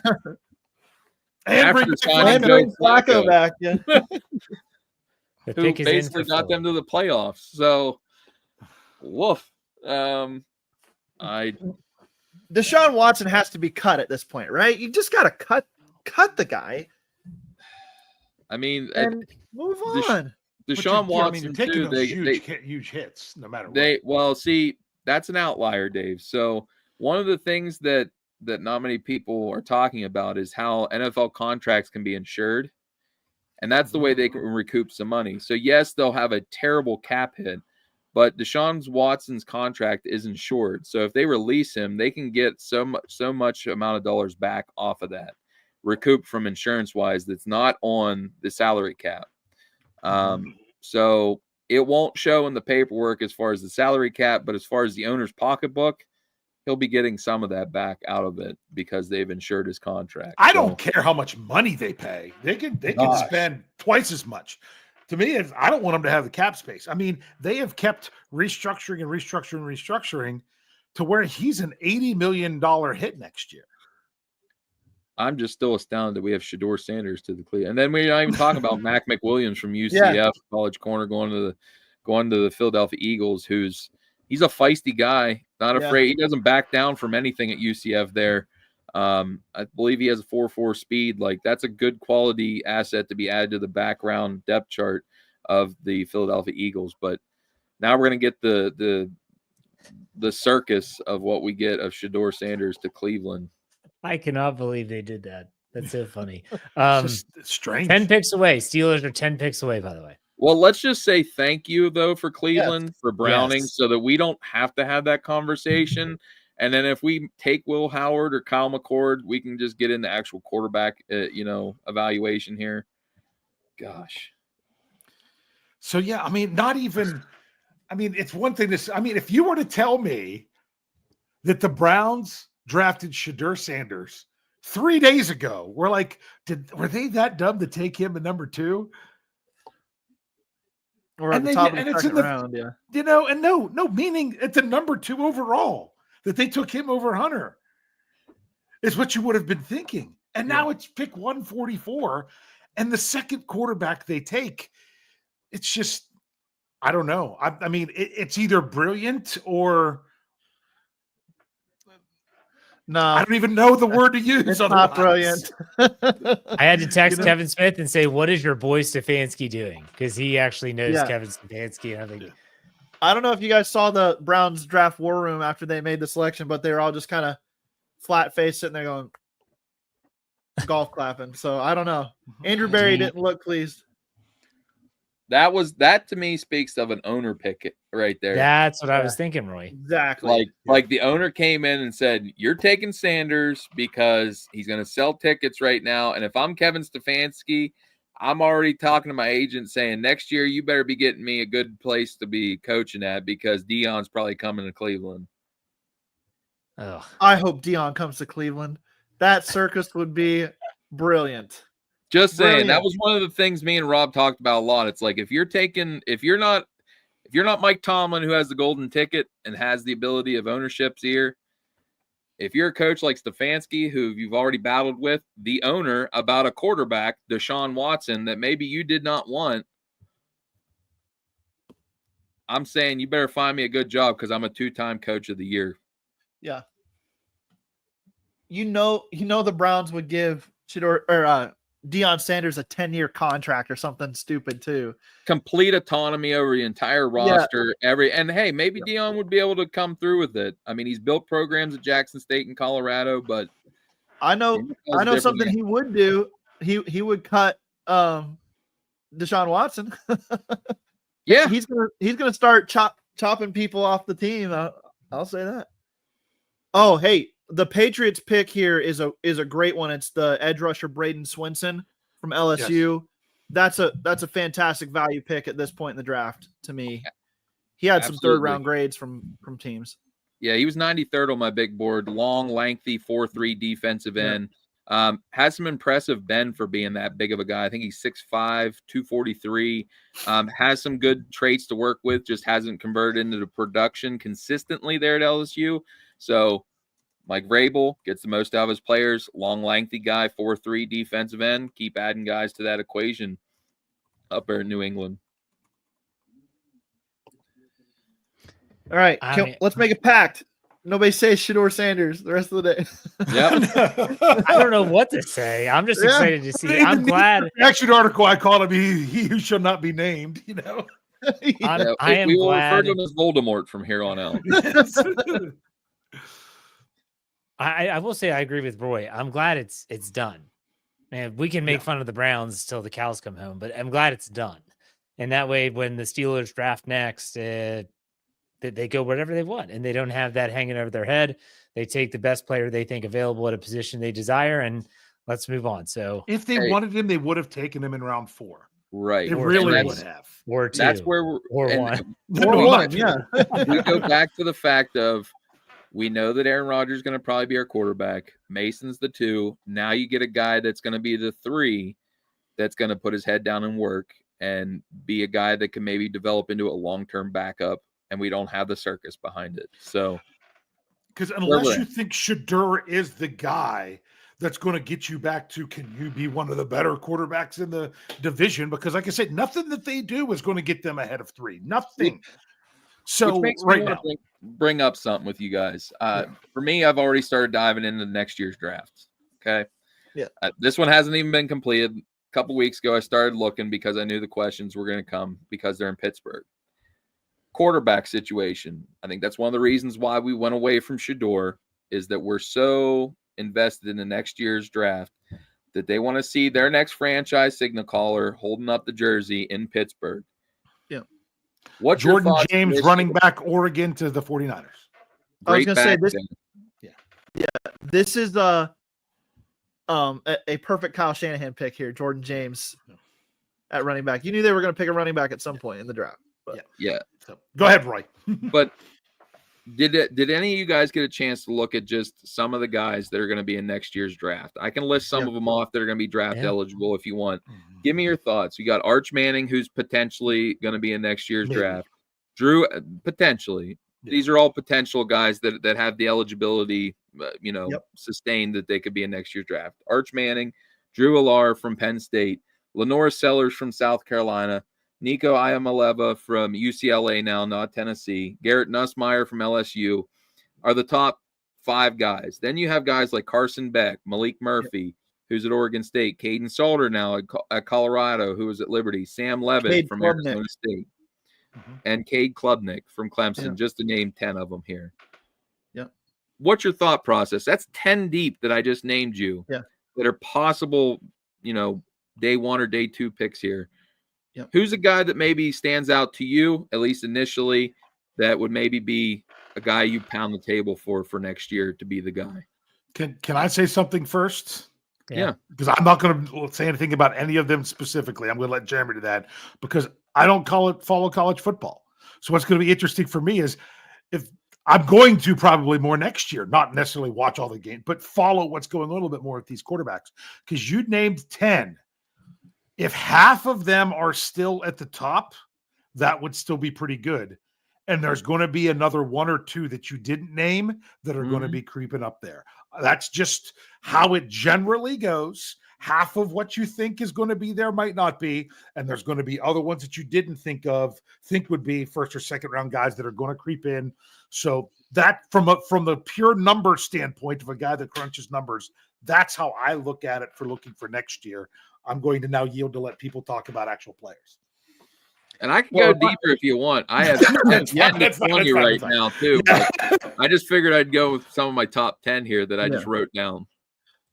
Well, I think that it sets up so much better when you're just talking about the value of the guys at the top of the draft. And you're not you don't have to squint as hard to see these guys being good NFL quarterbacks. But to me, it's the big body guys with some athleticism that I look at for the Steelers. It's the Drew Allers, it's the Lenore Sellers type players.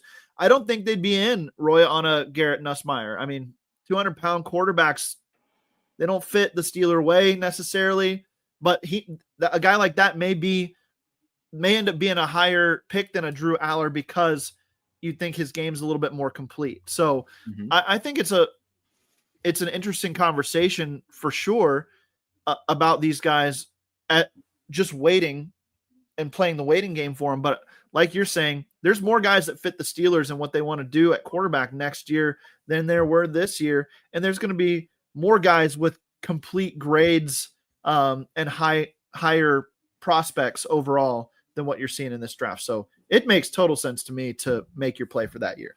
Yeah. Did we get Hamilton, defensive tackle, Ohio State, to the Rams? We did not. Who's a big run plugger for Ohio State. He has a brother that plays for the Jacksonville Jaguars, and Devon Hamilton, who also is at Ohio State. Big run, about 330-pound run stuffer there that Los Angeles is adding to the equation with Fiske, and there's more pass rushers there, so more of a rotational piece for the Rams.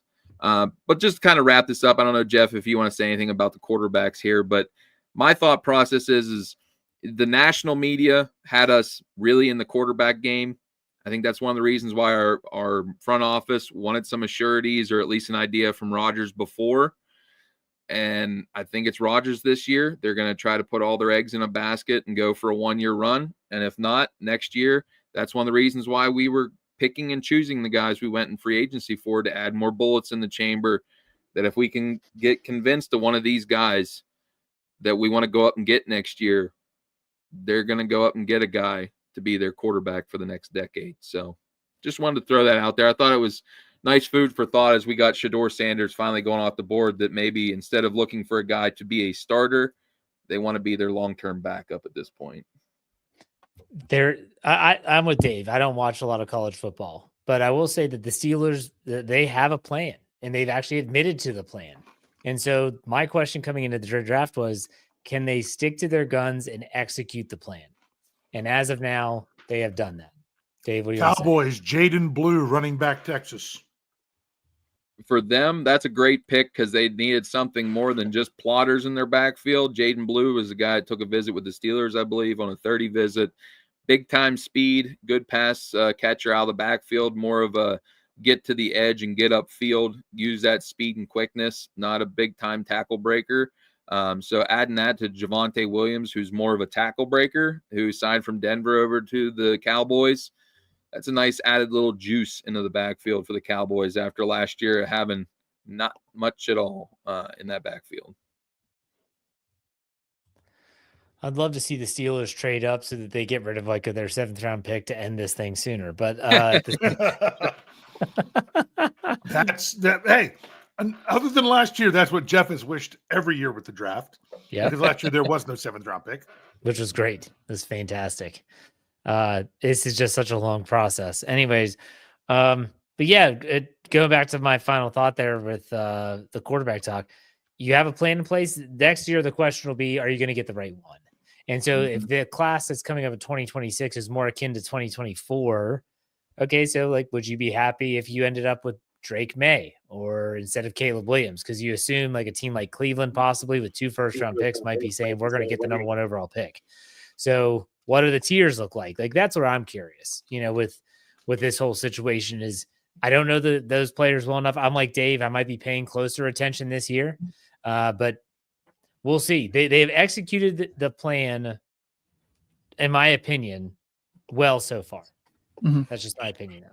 Yeah. Well, I think you have a better chance of landing the franchise quarterback next year. And if that's the case in and of itself, that's worth waiting, especially for a team that wants to compete every year. And then, how are they going to get back up into that range to get a guy? This year, it didn't make sense to try to do that for any of these guys. Next year, it would make sense. Yeah. The Miami Dolphins are on the clock. The pick is in. We don't know what it is yet, but So Miami Sorry, I Dolphins. got it, but I was on mute. Here we It's go. Jason Marshall Jason Jr., Jason cornerback, Marshall. Florida. Who's more of a zone type corner. Has a little bit of lack of foot quickness that you look for. More of a guy that's picking an area to utilize his instincts. Good tackler. More of a depth piece there as far as I'm concerned. I had him more in the 7th round range. Not a big time athlete, more just a fill in the gaps kind of guy.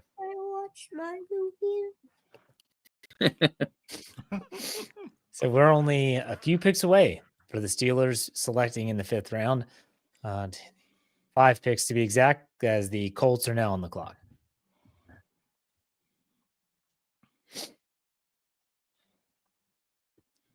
Any early predictions for this 5th round pick positionally? I'm still the fact of it's either going to be quarterback or maybe even lineman here. You took my answer. Yeah, that was it. Quarterback or guard. Yep. I think that's where we're at here with just the value. And Bo, Frazier's still available, or Howard or McCord. I think those are some of the guys that you look at that just too good of a values at this point that they should still be available.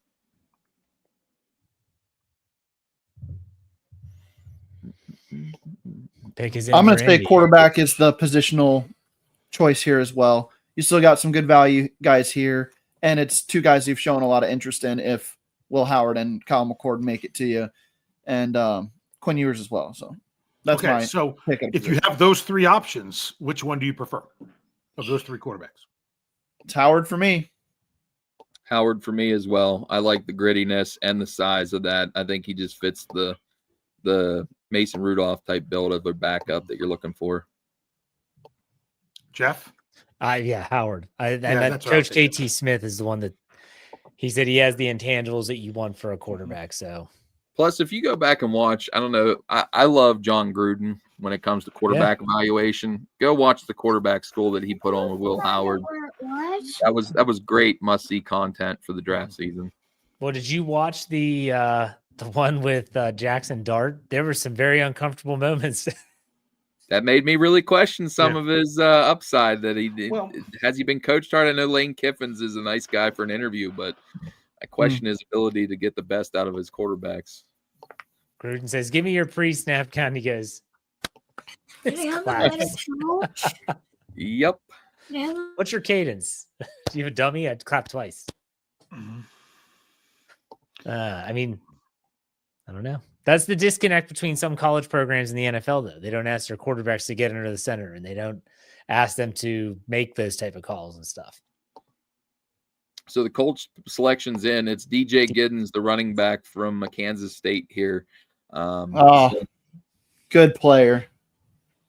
Really good asset behind Jonathan Taylor to have. I know they went out and got Khalil Herbert out of the Bears last year, but this guy's a great asset to have sitting behind Taylor in case he gets nicked. 3-down capability here, pass protection. He's not very passive in it. Can catch the ball, more of a slasher type, but nice number 2 back to have behind Jonathan Taylor at this point. I thought he was a good stylistic fit for Pittsburgh too. Absolutely, that zone blocking would have been a home run pick here in the 5th round. So a couple Cowboys guys traded.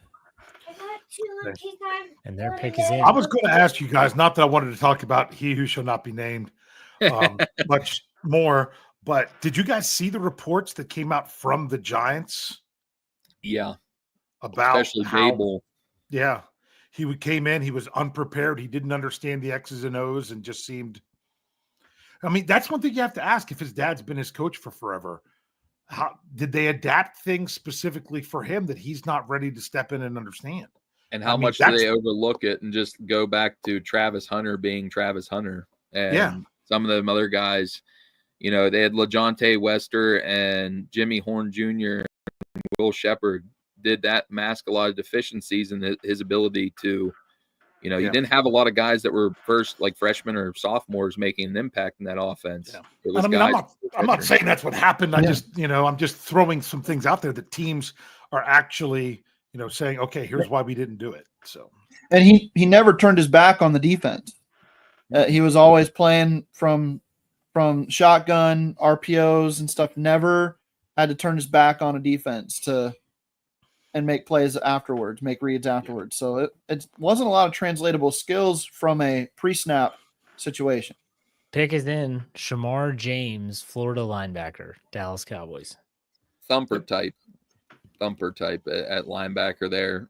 Has decent speed, but more your 2-down run stuffer, what you're looking for in that defense. Demarion Overshawn still coming back from his knee injury. You're going to see probably an early down thumper there at this point, add to the depth on the line. All right, we're 3 picks away. The Bengals are on the clock.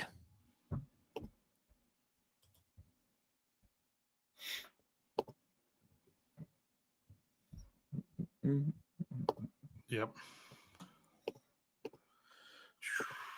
Okay. Yes, let's trying to get back in. I'm balancing so much stuff right now. I'm just trying to get locked in to what's going on. Ugh. That's why I'm trying to keep up with the big board here and stuff, trying to make sure people are coming off and making sure I'm not going to be misspeaking about a guy that may have already been drafted here.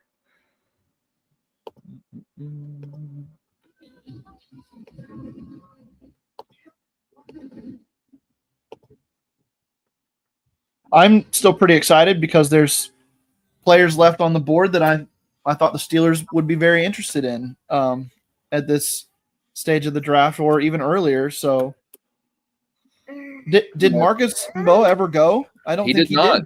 He is Yeah. still on the board here. He's my 45th ranked player as we're sitting here. It's a couple players have ticked off here. We have Mbo and Frazier as my 2 highest ranked. That was 45th and 82nd.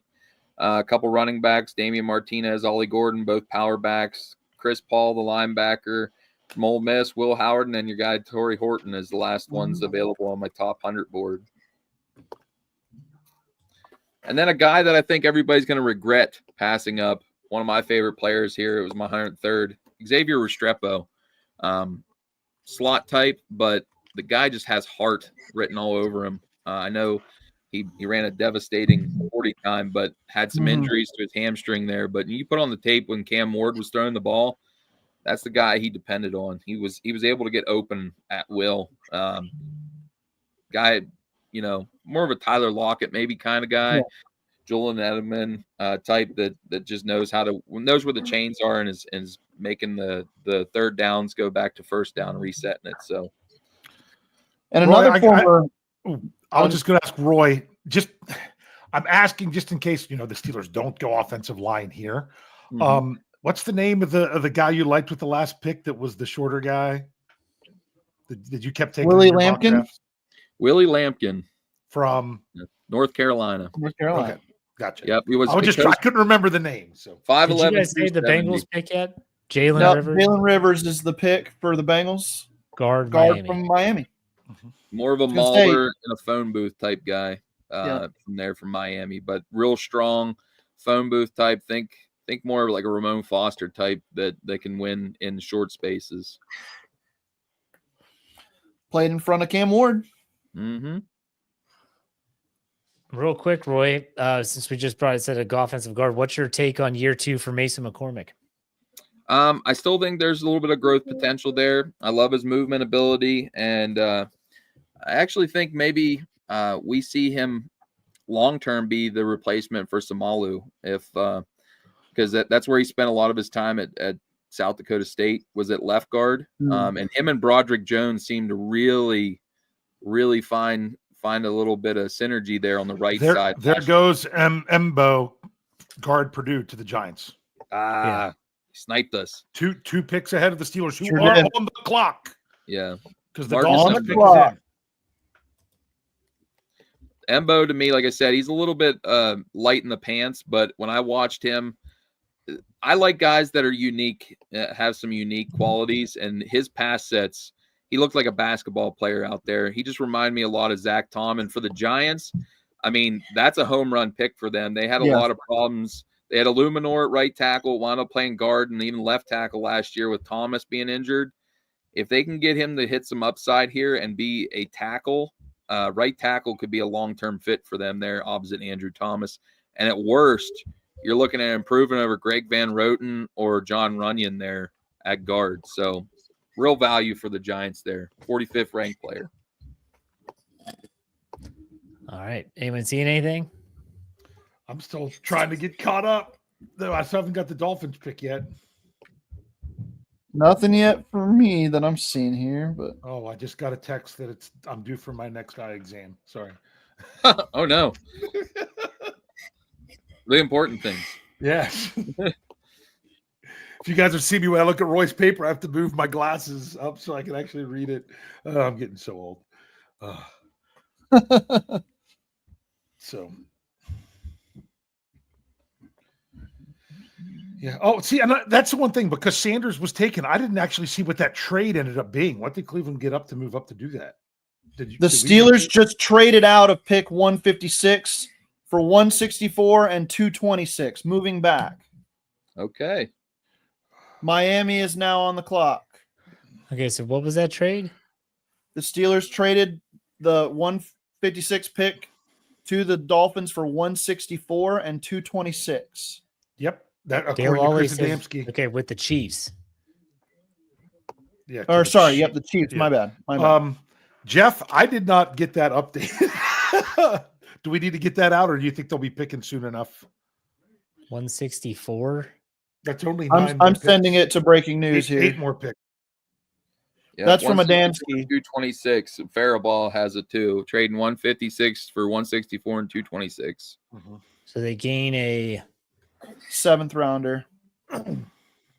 Oh no, Jeff! Not a second. Hey, it's still in front of what their last pick scheduled to be, so that's right. That's all right. Yep, 3 picks in front. Yeah. Okay. Jeff, do you need me to? Sorry to break down the fourth wall. Do I need to jump? Because I was doing knee jerk. I didn't update that for the future rounds. Do you have a draft? I do, but it's honestly from day one. I'll take a look. Here, I'll see how quick I can do it. Hold on, it's old. I'll find it. Bring it up more. Whew. I did not expect the trade back there. With the Steelers, I think it's probably because they feel confident they can get one of those quarterbacks that they still like. Yeah, Jeff, I don't need to do a breaking news podcast about them trading back with them getting only 8 more picks later, right? No, you don't. Okay. Mm-hmm. Hey, Roy, how do you feel about, since we've got a little break here, then to wait? How do you feel about this Giants draft after them taking Mbo and then they grabbed Scadaboo in the 5th? I like it. I'm not a huge fan of Jackson Dart. That would knock my grade down a little bit. But the Scadaboo pick, I love with Tyrone Tracy. I think that's a nice 1-2 punch, the grinder and then the slasher. But as far as Scadaboo, and then I love Darius Alexander to that front off the Dexter Lawrence. I think he has some nice quickness and pass rushing ability opposite Dexter Lawrence, who has some of the best pass rushing chops. And then you throw an Abdul Carter in there with them. That's a nice combination pick there on defense. They're going to have a really good defense this year. They really are. It's going to be hard to do anything up front against them. And if they can get a lead and have them pass rushers and that front get healthy, that's going to be nasty.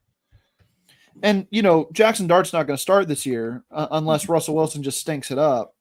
Yeah. And do you think that Winston would come in before Dart? I would say, because I think they want to set Dart completely. I think that's the plan going into it. The only way I could think we see Dart is if we see him late year like Mahomes did with the Chiefs. Dante Trader Jr., safety out of Maryland, is the pick for the Dolphins. So Trader Jr. is actually a pretty intriguing guy. He has a long history of being lacrosse background.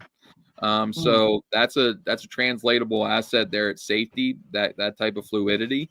So he has some pass coverage skills there.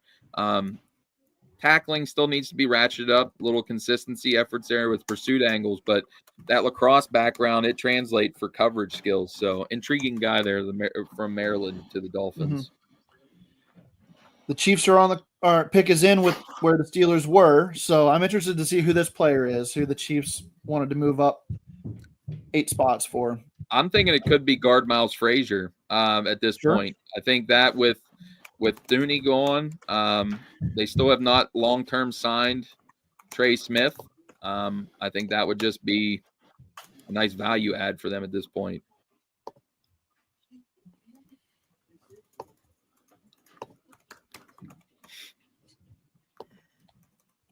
I got to step away for a second to get a charger, so I'll be back in a minute. Yep. Jeff, I'm close. It's okay. How far are we? No, meaning we're at pick 156, and the Steelers are at 164. Yeah, 7 away. Yep.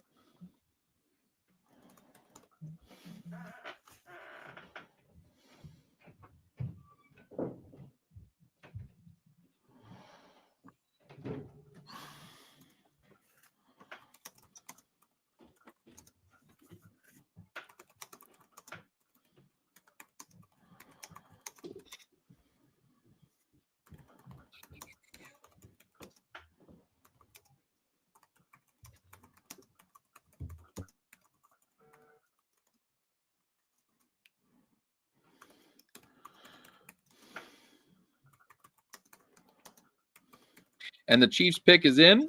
It is linebacker Jeffrey Bassa from Oregon. Was one of the big-time guys that gained ground here from the Senior Bowl. He's a former safety, a transition to linebacker, but is a physical thumper here. So that's an intriguing add to that defense, even though they got to retain Nick Bolton. Leo Chanel is there as well, former pick. So this is a guy that's going to come in and be quality depth behind Tranquil and Bolton and Chanel. He's going to be a absolute massive presence on special teams as well. So maybe you're looking at a guy, Tranquil, who had issues with a neck injury a few years ago. They're just insulating themselves there and being a dominant special team.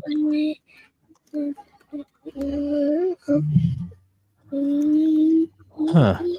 Interesting.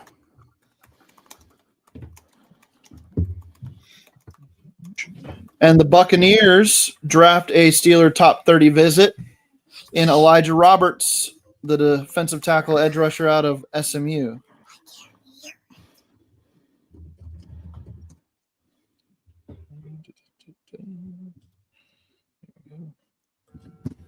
And Roberts is an interesting guy. He's got some heavy hands too. More of an edge rusher of sorts there. And I always love a guy that has a neck roll that throws back to the 90s era edge rushers. So has some advanced usage of his hands and pass rushing ability there. So more of a tweener type, around 6'3", 285. So can play a little bit of both stand up and on edge there. I'm looking at the teams that the Steelers traded behind here. Chargers, Packers, Niners, Eagles, Jets, Panthers. None of them feel like a quarterback destination except for maybe the Jets. So if they felt good about 2 or 3 quarterbacks still on the board, they would feel fine about having moved back in those spots there. Yeah. And Rob kind of chimed in here. He's getting a little bit of a listen. My co-host there on the YouTube chat, he said, who do we think, each one of us, who do we think's having a really good draft? Who's some of our best graded teams throughout the process as we're at 157 here, the 5th round? I mentioned the Patriots earlier. I think they're having a great draft. I like the Giants draft too. The dart move up is a little bit strange to me, or not strange, I guess, but of a reach for me. But other than that, I really like those 2 teams and what they've done so far. It pains me to say it, but I really like what Baltimore's done. Okay. They're a good drafting team though. I haven't paid attention to all their picks, but the ones that I have noticed, I'm still going to bring up Arizona. Yeah. Mm-hmm. And it pains me to say this one, but I'll actually say Dallas too. I like some of their picks. Booker, I think, was a little bit overdrafted, but as far as that team needing to establish some push on the line of scrimmage, Booker's going to be a home run with Tyler Smith on the other side. Ezeraku from Boston College, opposite Micah Parsons. That's going to be a really good pick. And if Siobhan Ravel is able to come back and be healthy, Trevon Diggs might not get his spot back because that guy's a lanky corner. And then you inject some athleticism and juice there in the running system with Blue, and then some run thumping with Shamar James. So Dallas, I think, has been high quality there as well. And even Jacksonville, I like that they were so aggressive in going up and getting their guy in Hunter.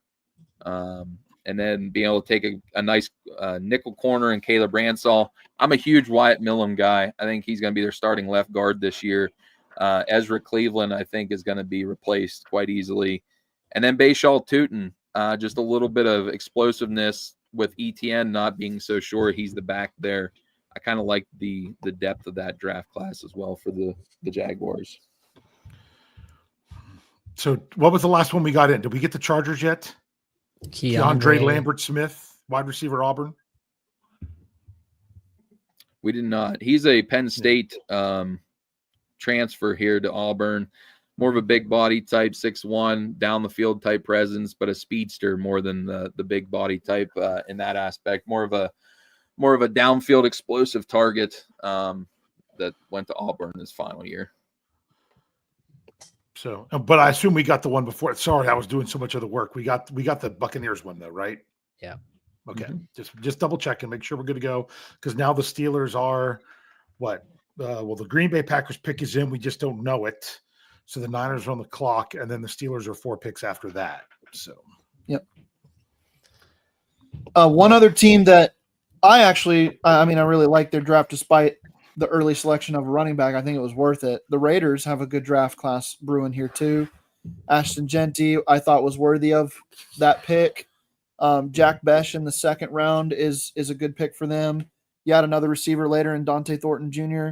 And then the two back-to-back offensive tackles, Caleb Rogers before Charles Grant was interesting, but adding both of those guys to the offensive line gives you some versatility and some pieces to work with there, and they needed help on the offensive line. So I like their draft too for Pete Carroll. Yeah, and Charles Grant reminds me a lot of Colton Miller. That's that athletic kind of guy that needs some development. They took Miller early in that draft class and had that athleticism from UCLA. So nice guy with that uncertainty with his contract. Maybe you sit him a year behind there and he's your left tackle for the next decade. So William and Mary finest there. I know Mike Tomlin's smiling about that. Yep. So we don't know Packers pick yet. Don't know Packers yet, no.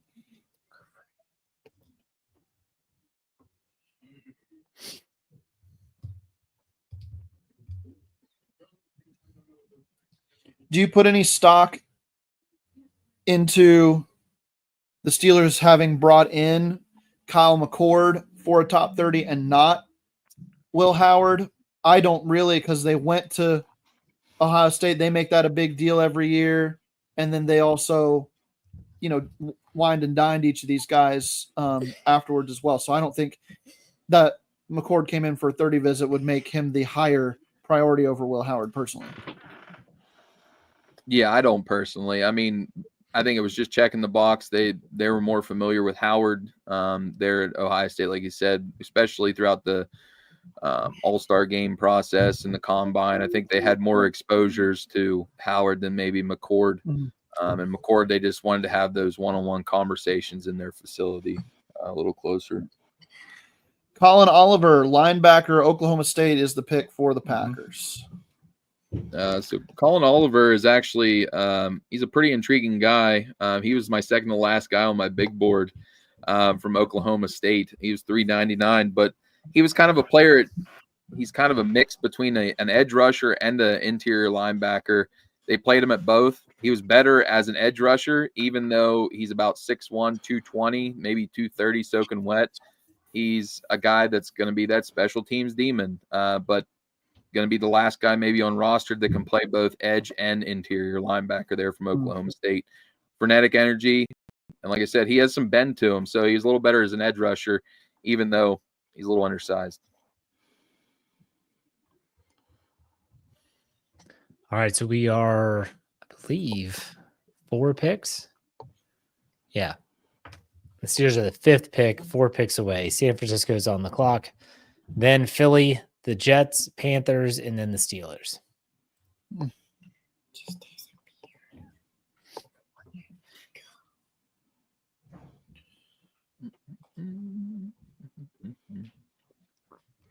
Pick is in for the Niners now.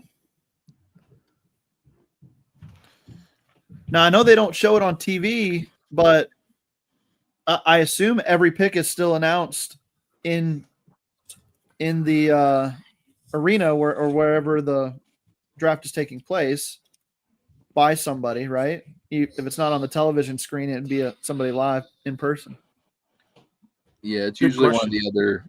It's usually one of the other council, the Donna Ponte or some of the other folks like that will usually announce the picks.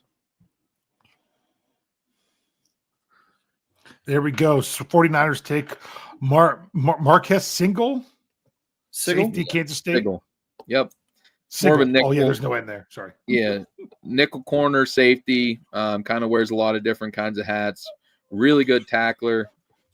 Really good quickness off the nickel and especially blitzing. Really don't have the length to play outside, so more of that strict nickel kind of guy. And Smile Mondon Jr. is the pick for the Eagles. I was going to say it's in already. Yeah, he's a linebacker from Georgia, and then the Jets pick is in too. It's Francisco Magoa from Miami. Now we're talking. Move this thing along. Let's go. Moving it along, baby.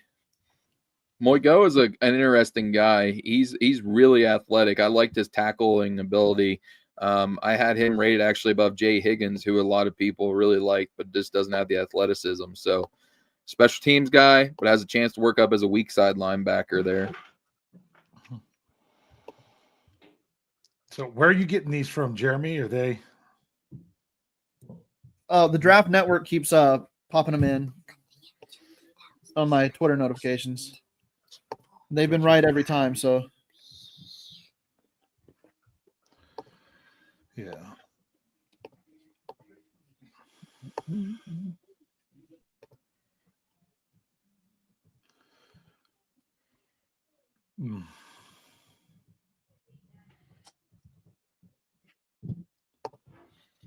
And Smell London, the linebacker that went here from Georgia, he's athletic, sideline and sideline backer. It's just he's a little light in the pants, so he's more of your coverage backer than he is your strict downhill run defender.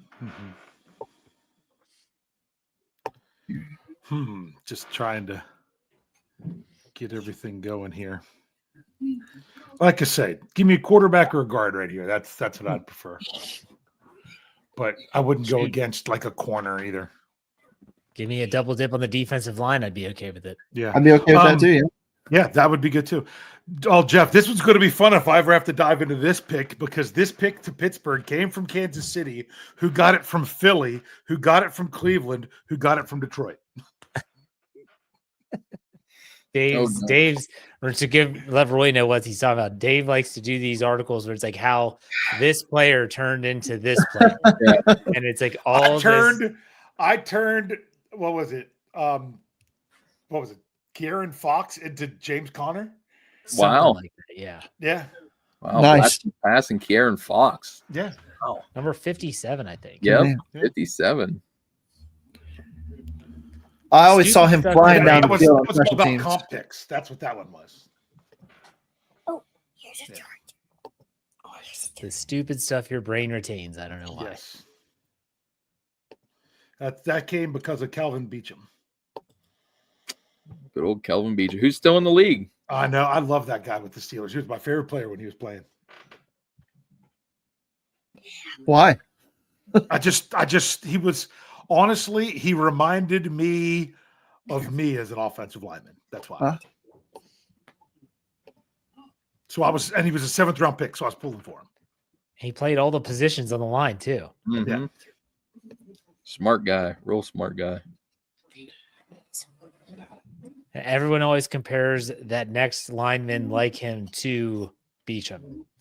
Like it was Hubbard got compared to Beecham. Mhm. So Spencer Anderson gets compared to Beecham. Like the gold standard for Yes. 7th round draft pick. 7th round draft pick, Yep. offensive line. This gold standard 7th round draft pick on defense. That's Kiesel. That's the beard, yeah. Yeah. The Steelers Steelers on the are clock? on the clock because the Panthers pick is in. We just don't know it yet. I just saw a tweet from Deion Sanders from way back in 2018. It says, I love what the Yeah. Browns have done this offseason, but if I'm a young quarterback, ain't no way I'm going to Cleveland. I would pull an Eli Manning if possible. Yeah. That It's was stuff what like the that's why Athletic had he shared that. I didn't saw go. that. I guess you pulled a Sam Howell and went in the 5th round to Cleveland, so you can't really. Yeah. Mhm. But remember when Sam Howell was supposed to be the Oh, first that's round funny. quarterback? Yeah. Yeah. 5 deep in Cleveland right now.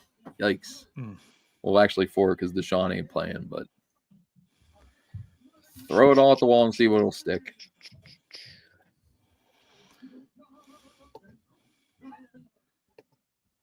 Anyone sees anything? Iowa Yeah. nose tackle Yahe Black Who? Yeah, Black. is Is that his according to Steelers Alan stuff? Saunders. Yep. Breaking. Yeah, Black. I see it now too. Put it in breaking. You got it, Jeremy? I've got No, I mean, I've got either Aaron Becker or Alan Saunders, the only ones that I've got that have reported it. So that's a I'm nose seeing it from tackle, other right? people. Roy, what do you know about him? Yaya Black is a massive, let me say it again, massive nose tackle from Iowa. He's about 6'5". He has long, double dip into college. long arms. Great at Yep. holding the point of attack. Not much at all as a pass rusher, but it's going to be your guy that's going to be your base downs nose stuffer, and that's about it. But when he's able to sink his pads, he can 2-gap with the best of them. That length, he's able to hold the point and let those linebackers roam freely. That's a good rotational defensive lineman that you're adding to the forward here. You guys said take the double dip at D line. You got it. Yep. I mocked him to the Steelers in mine, so I've got 2 picks correct there. So I feel good about that. Yeah, Wasn't until another round later, but that's a really good pick. He's just a really solid player. Like I said, he doesn't have much upside on the pass rush, but real solid add to this defensive line. And I'm just going to put it out there for people. You are not finding a starting quarterback that you're expecting to have be your starter in round 5. No, You're just not. If you're taking a quarterback here, it's to be a backup. And then if they overachieve, that's great. But my goodness, it's fine that they didn't go quarterback here still. And at this point, you still have a lot of different guys on the board to take. And it's probably going to be there till next round, whether it's McCord, Howard, or Riley Leonard. Like we said, I think Riley Leonard, people forget about him. They only see him as the Notre Dame Riley Leonard that was running the ball. You go back and watch his tape at Duke, he was able to go through his progressions. He reminded me kind of a dollar store version of Ryan Tannehill. He has the running ability, but he's also able to cycle through progressions. It's just Notre Dame leaned into his athleticism more than his passing ability. So if we get him in the 6th, 7th round, that's a good long-term backup guy to be developing. And according to Brian Batko, it's pronounced Waya. Is what he has. Waya. Like WHY-YAY. I don't know. I don't know about that. Yeah, that's I'm just put that Mitchell Evans was the Panthers pick before the Steelers because it still hasn't been announced on TV yet. Tight end out of Notre Dame. Solid number 2 tight ends, dealt with a lot of injuries over his time at Notre Dame.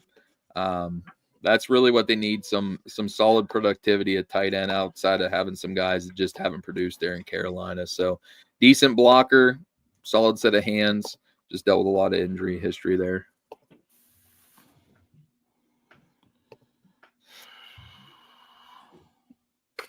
I'm a fan of the Steelers pick, really am. I think that they needed to double dip at the position, and they probably, in the end, Yaya Black making it into round 6 or 7 was probably not going to happen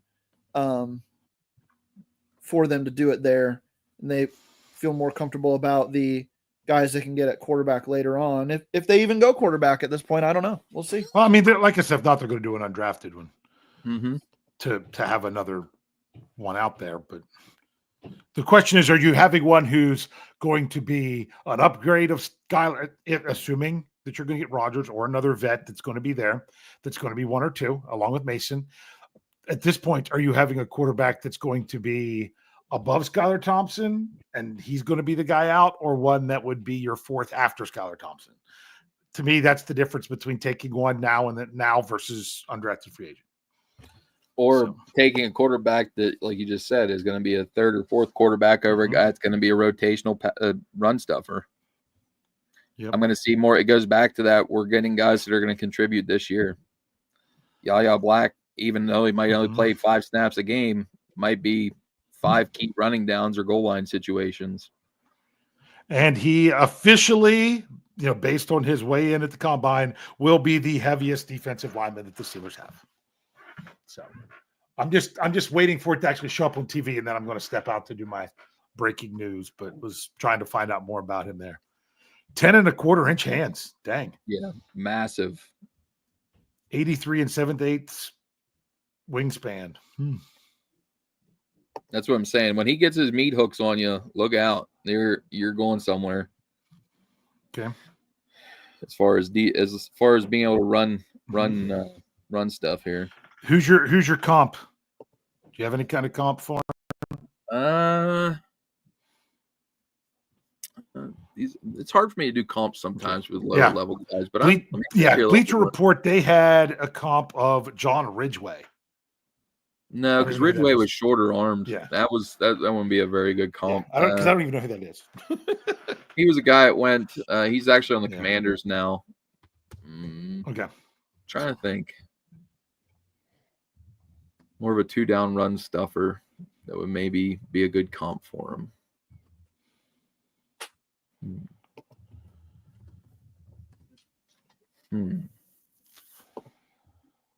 I like it when people give me a challenge to think of a guy. So, all right.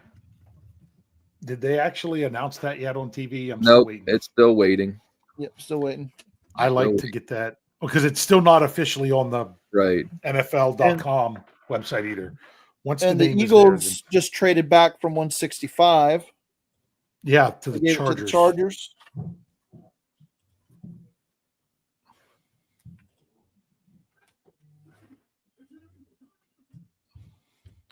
Are they waiting because they needed somebody because they needed to actually show an announcer? Because they have to show so many things. I think it's contractual with teams. What's the Hayden Fry Award? What's that? Yaya Black was the Hayden Fry Award winner. And I'm not seeing what that means.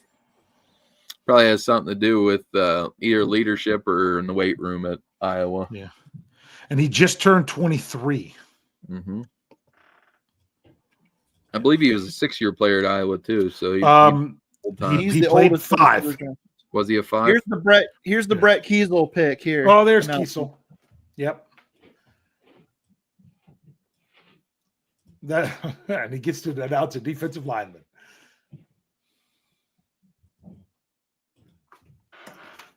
I want to hear how he pronounces it. Did he say? I think he said yay. Why yay? I think that's what he. Sorry. He said yaya. I don't know. So am I saying yah when I do this? When I got to know what to do for this podcast, guys. What am I?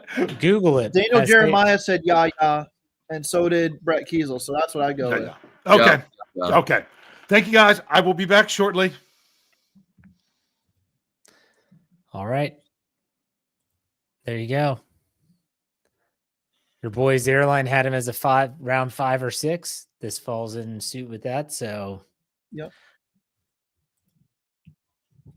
Yep. I didn't see a comp though. Who would be your comp there, Roy? I mean, that's a hard one. I would say it's probably a guy. I mean, he's a big nose tackle of sorts. I'm trying to think of a guy that has great length. It's more of a nose tackle. I'd even maybe go back to Joel Steed, maybe. Oh. Joel Steed might have had a little more quickness than him, though. But you remember Joel Steed was a heck of a nose tackle for us back in the early 90s. 60-minute men. Yep. So Rob just hit me up. He said the award for Iowa player was the who best embodied the values of leadership and teamwork and commitment. So thanks, Rob. Nice. Yeah, thank you very much. I don't think I asked you for a comp on Sawyer. What's that? Who is that for Jack Sawyer? Oh boy. Frenetic edge rusher that can also. Don't say Anthony Chickolo or I'm going to be very upset. No, I said Fournette. Yeah. I don't know if Chickalo could hold his jersey for him. Maybe a Chad Brown, because I mean Really? Brown was a good player. Brown was a little longer than him though, so I think Sawyer could come in a pinch and start a game for you. And you know when Brown was here for you, he started some games for us and had some good production. Trying to think of maybe another player it would be a good comp for Sawyer. See, I'm bad with comps. Those are my favorite. Like unless there's one that I see like stylistically, it's hard for me to just come up with one on the fly here. My guy Torrey Horton, wide receiver, Colorado State, goes to the Seahawks. Like that for them. That's a really good pick for them. Really good pick at this point. Him and Jalen Milroe are going to be connected on some deep passes there, Jeremy. Yeah, absolutely. Only 10 picks left, and we slide to round 6.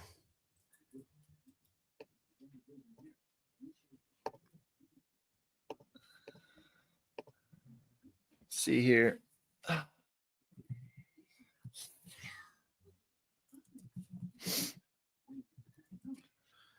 NFL Network's finally getting to the Dante Trader playing lacrosse. I'm missing it. Dang it. I coached lacrosse for 13 years.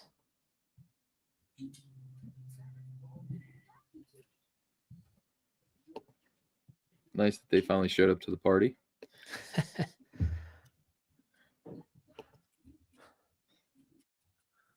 Holy cow, that guy's this Yaya Black, 10-inch and a quarter hands. That's incredible. He's massive. He's a massive guy. 6'6", 336. Mm-hmm.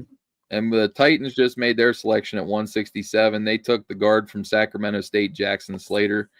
Guard center both. Is really good at pulling, strong at the point. Needs to gain a little bit more lower body strength when he transitions from Sac State up to the NFL. But nice kid to be able to have and develop here at this point of the draft.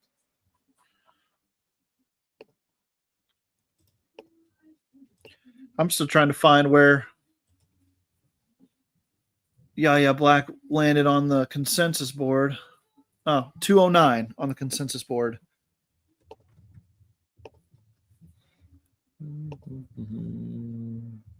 I had him at 194. So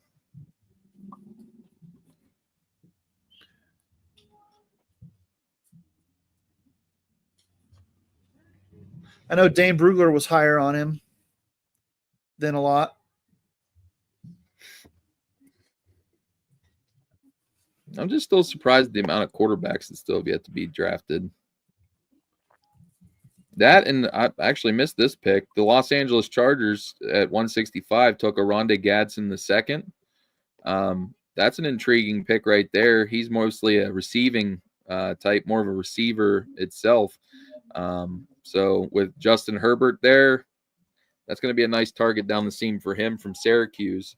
He came back from a bad foot injury last year and was McCord's go-to guy there, him and Trebor Pena. So Rondé Gadsden to the Chargers is an intriguing pick for me as well. Did you guys say the Eagles pick? Drew Kendall, Boston College Center. Didn't see it yet. Yeah. He's a gritty guy, gets the most out of what he has. Is good blocking on the move. Not the greatest in line at times because he's a little light in the pants, but good on the move here.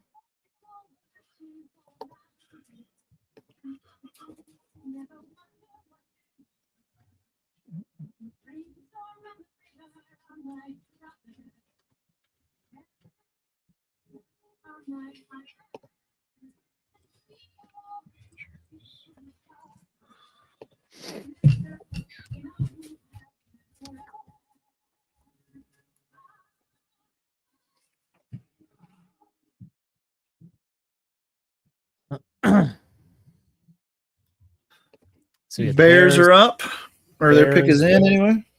Bears, Bills, Patriots. Next 3 up. Yep.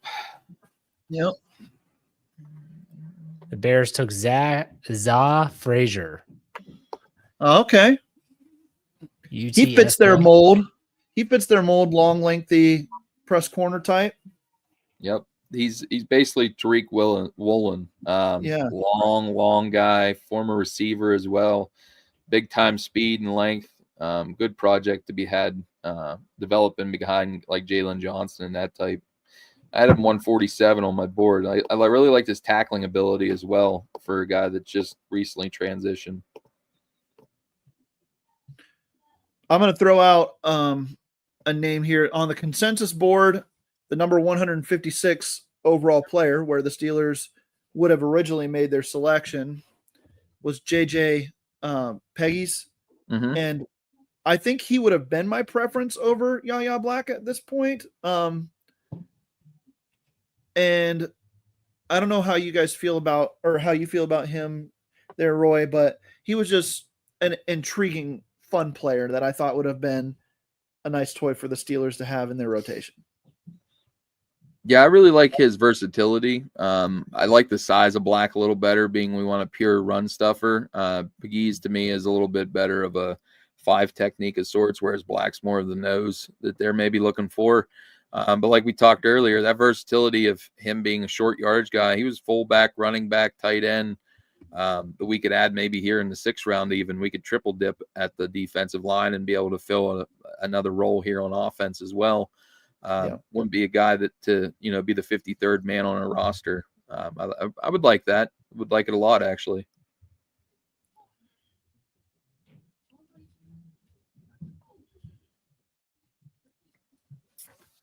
Last year was very much an offensive trenches oriented draft. This year, it's been the defensive trenches. You got an edge rusher and then the 2 defensive linemen, sprinkling the running back. It's a stylistic draft. It's an approach that you're seeing out of these guys, and on a yearly basis now, where they're really trying to attack the trenches. Mm-hmm. So did Yahya Black come in for a visit? He did. Early on in the process, actually. Okay. Yep. So I loved how that Tomlin and Khan both were like, it doesn't matter. Sometimes it's a smoke screen. We bring guys in. It's a pretty good indicator that you're pretty interested. That's true. It's pretty good indicator. I think, well, out of our total picks here, who's ones that have not come in for a visit here? Let's see. Sawyer didn't. Sawyer did not. So that's maybe the only one.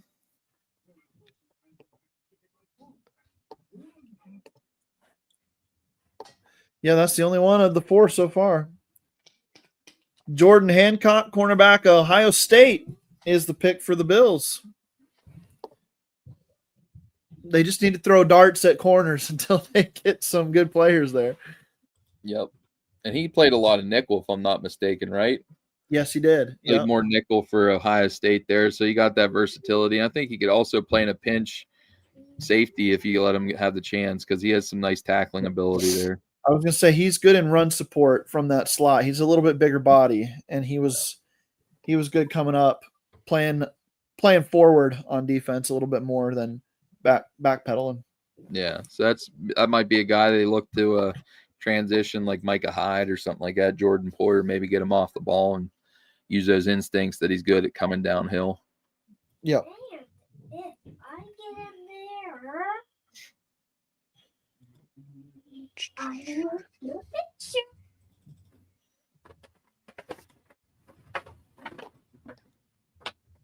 Have you guys seen the prank calls that Shador Sanders was getting? Yeah, it's pretty No. messed up. That's It's messed up stuff. Yeah. I'm all for good fun, but man, I don't do it at other people's expense. No. Yeah.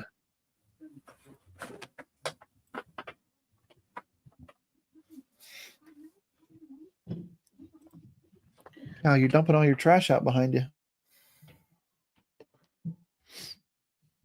I think the Lions have had a pretty good draft this one as well. Plus, they got one of the sweetest haircuts in the draft with Tate Ratledge there going to Detroit. I think Dan Campbell will be liking that Kentucky waterfall going on right there. Kentucky waterfall, love it. Yep. Yeah, love. We're not just a football aficionado here. We look at the haircuts of these guys too. I think that was a pretty sweet haircut.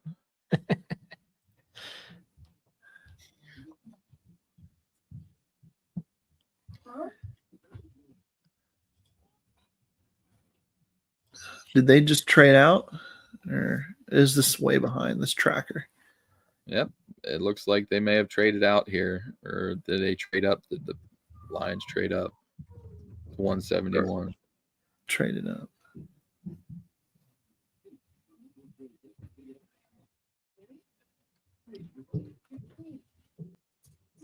You can tell we've hit that point of the draft where even the NFL Network guys are starting to get their relaxation on. Daniel Jeremiah has lost the suit coat, so yeah. Yeah.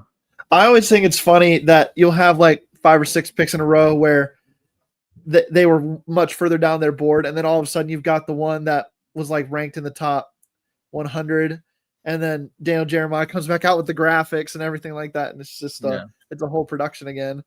But which I will say, out of the both productions, I used to be a staunch ESPN supporter with the draft coverage.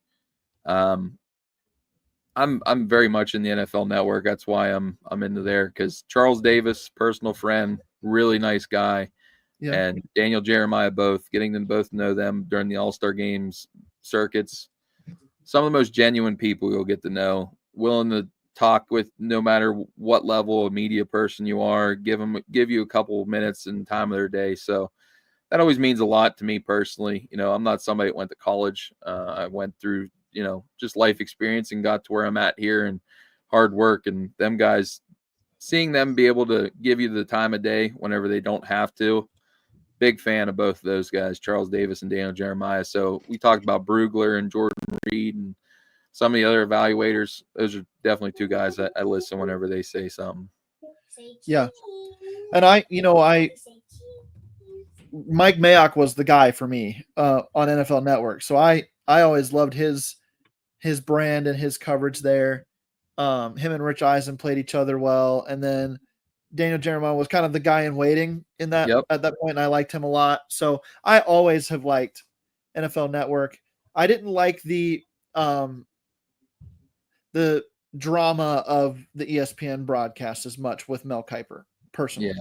Well, and then even Kiper and then McShay left, and just I don't know. It just seemed like these guys were more qualified, more qualified eye, in my opinion, than even some of the people that ESPN has tried out there. Although I will say Matt Miller was a personal friend too, and I really liked his evaluating skills as well. So don't want to crap on all them guys, but just seems like sometimes it gets to the hot takey stuff, which ESPN has leaned into, whereas we're more of a actual evaluation and enjoy the interaction. Are we in the 6th round yet, or what? No, I think Detroit has just taken over the 5th round here and has been waiting. Yeah, they are taking their dear old sweet time here.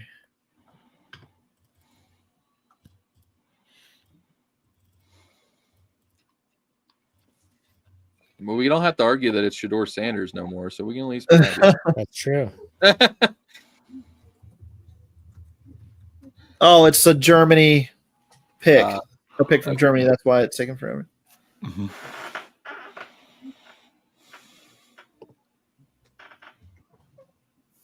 Is this Miles Frazier? That's a heck of a pick for him. Offensive guard. Yep.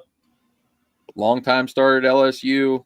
Going to probably come in. You already talked about Ratledge. They got a guy there. Now you get Frazier, another guy that has starting qualities there. He was my 82nd ranked guy on my big board. Short trap puller, but also really good at the point of attack there. That's a steal at this point in the 5th round. Yeah. Good process by the Lions there to land him.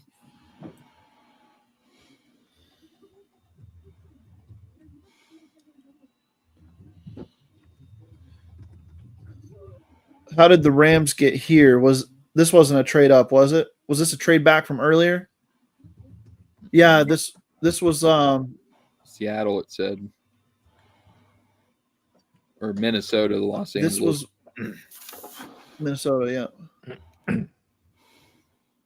That's weird when it's a comp pick that's obviously only come out since, a month ago, and it's already on its 3rd team. Wow. I hear the disembodied voice of Dave, and I don't see him. There he is. Oh, my goodness. I just did enter, and then I tried to get caught up. Oh, my goodness. Thought I was having a out-of-body experience here on day 3.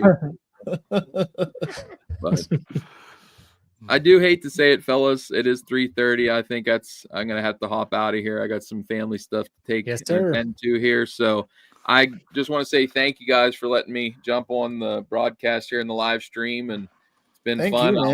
I'll be tuning in throughout the rest here when I can. And but thank you for all the opportunities. Keep up the great work, all you guys. You do amazing work, and God bless. Thanks, Roy. All right, thanks, Roy. Don't kill the stream on your way out. Yeah, I'm hoping not. I'm gonna hit leave studio. 4 hours, man, that's impressive. Woo. If not, I'm sorry. So stay humble, be a blessing, guys. All right, thanks. He did it. We're still here. All right. Yay. Now the question is, when's Wilbar coming in? He said 4:30. Okay, we got to carry an hour. All right, Jeff. I hate to do this. Got to go. And the way Bad would say it, break down the 4th wall. Okay. Are you adding this to your article, or am I? Because you did the last one before I could. I'll do this one. I got it. Okay. The other thing is, here's what I don't know if you guys talked about this while I was gone. Because of this trade, in the 7th round, the Steelers only have 2 picks in between their picks. Oh, great. So they have 226 and 229. Yep. You do them together. Yeah, I'm going to say for breaking news, I'm like, there's no way I can get one done before the next one. The pick for the Rams is linebacker Chris Paul Jr. out of Ole Miss. Ole Miss had a lot of players in this draft, but Paul Jr. was pretty divisive as a prospect because he's a little bit smaller, 6'1", 222. But he's very instinctive. He comes up and plays the run well despite being a little bit smaller. And he's a good chaser in coverage too. So I think that he's going to be somebody that the Rams will like.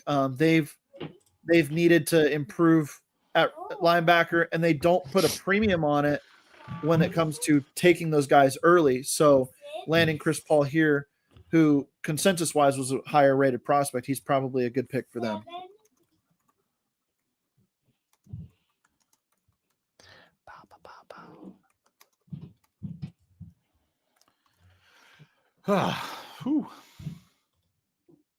It's a rush. Yeah.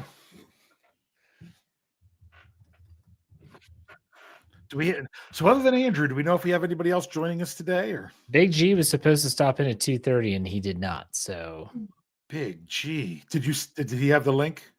I just thought about that. No, I didn't even think about it. Oops. But he messaged me last time and said, "Can you send it?" Yeah. And he didn't message me. So no, that was nice. We had Roy, we had Greg. Yeah. Yeah. Since I'm the one who hogs Greg all the time on Pittsburgh Standard Time. So the Bills pick is in. They select. I'm trying to see Jackson Hawes, yeah. Georgia Tech. Tight end. Yeah. 3 picks until round 6. Yeah, I find right now, I'm finding these faster online than I am on. Yeah. ESPN's tracker is really quick. Really quick, NFL's tracker, NFL.com tracker is pretty quick too. Hawes wasn't super productive I like him though because he's just kind of a natural pass catcher. He's not going to wow you as a blocker or anything, though. He needs some development. But tight ends you can develop. You can take your time on these guys. Mm-hmm. And he's got a good size for the position at 6'5", 253. Georgia Tech, though, their scheme is still not very friendly to pass catchers, so you never really know what you get out of these guys until they get to the NFL.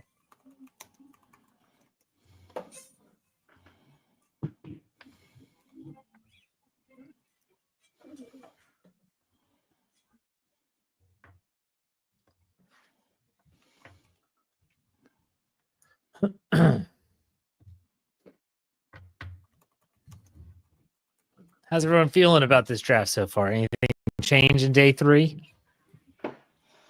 I felt the Yaya Black pick was a little bit of a reach, and Jack Sawyer was out of left field for me, but they're two good players, and they fit what the Steelers want and need on their roster as far as depth goes. So I'm happy with the picks. I would have liked to see one of the quarterbacks come off the board at this point, though, for the Steelers, personally. Mm-hmm.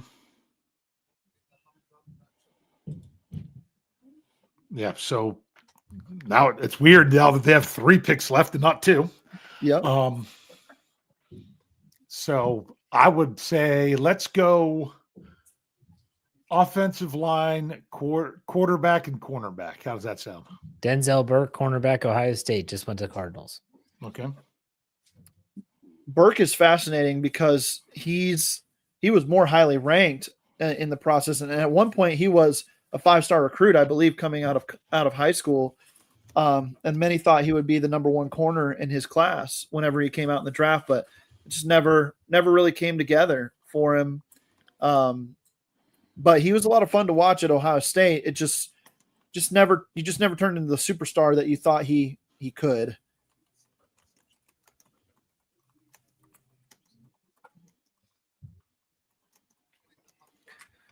Why is the 5th round the longest round in the history of the NFL draft? It just feels like it is taking forever here. Yeah. See, what Jeff wants to see happen is he wants to see the Steelers make their 6th round pick, or before they make their 6th round pick, use both their 7ths to trade up into the 6th round, just have 2 6th-rounders and call it a day. Yeah, or just trade both 7th, go up to like the beginning of the 6th, and then let's be done. Yeah, you mean like the 6th and both 7ths? Yeah, let's do it. Give me a 7th next year. I don't care. Yeah, there you go. We'll trade that next year. Jeff keeps pushing back those 7th round picks every year. Gosh, I mean, I understand the value. Dave always talks about how you're not having to compete for undrafted rookie free agents, but geez, it's so rare those players contribute.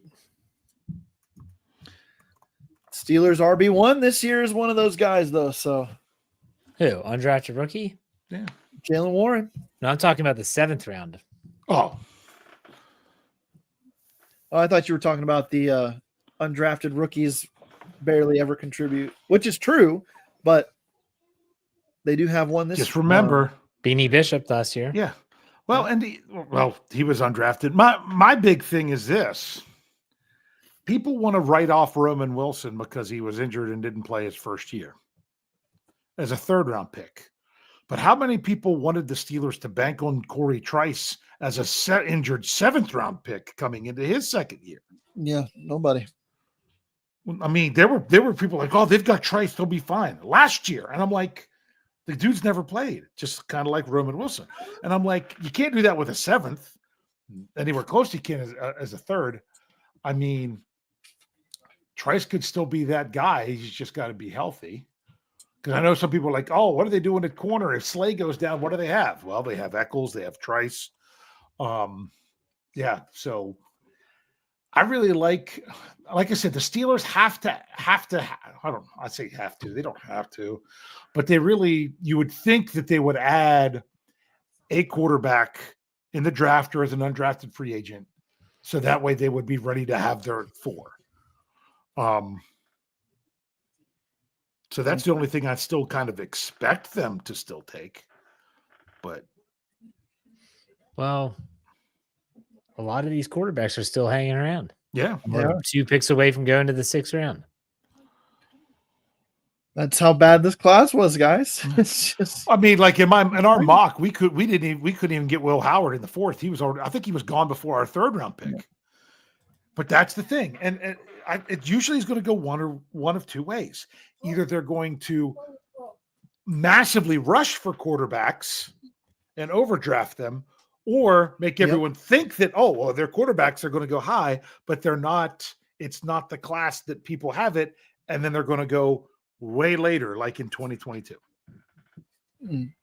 Here's a question for you guys, and I kind of feel, I feel that the mock draft simulators often give fans a false sense of who's going to be available where, and it sets expectations, and then fans are disappointed because of the mock draft simulators, because nobody knows.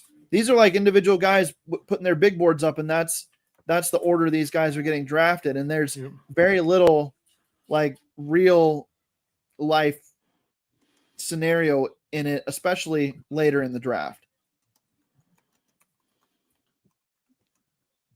Yep. Because I know I did simulators for the website, and there was never a time where the Steelers picked at 21 and there weren't multiple defensive linemen available that most would say are those top tier guys. Yeah. You know, Grant was still there. Obviously, Harmon was still there. Sometimes 3 were still there. And when it comes down to real life, there was only 1 there out of the top tier. Yep. The Seahawks selected tight end Robbie Oots out of Alabama. 6'3", 274. He's a blocking tight end. He's not going to do much for you other than block. So Matt Spaeth. Austs. I don't even know how you would pronounce his last name.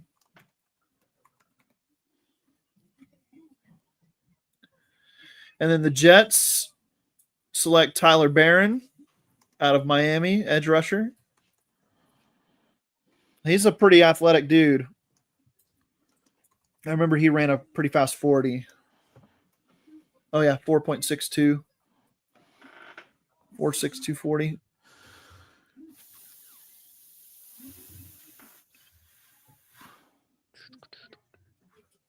And that's the end of the 5th round. Finally, thank gosh. We are on to the 6th. Buffalo, Baltimore, Miami, Las Vegas, and Philadelphia, the top 5 in round 6. And the Steelers are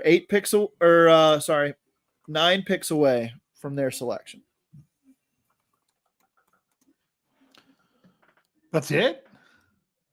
9 picks That's away. right, because that's right. This was a pick they picked back up where they did the pick swap with DK, right? They Yes, this was the pick they got back from Seattle in the DK trade. Yep. Oh, Okay. nice. So we have a pick quick, and then we take a little break, and then back at it in the 7th. A little break. It's probably a long break, Jeff. No, I'm hoping the 4th and 5th round took out all the places that they had to go to announce picks, and they can just roll. I'm hoping, but you never know.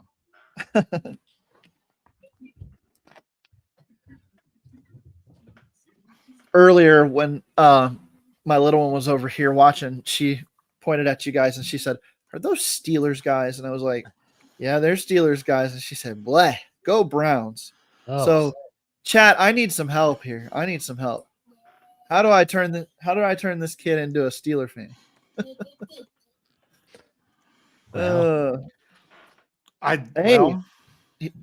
Here's a good point from Ronald Blake. Every pick that the Steelers have made in this draft has been a Big Ten player. Now that Oregon is in the Big Ten. Ronald Blake, good observation there. Yeah, I noticed that before the last pick, and then of course double dipping from Iowa. Should have thought of that. But yep. Oh, they're talking to Mike Tomlin right now. Hold on. I'm sure he'll say nothing. Sorry, I'm going to mute so it doesn't come through for you guys. So.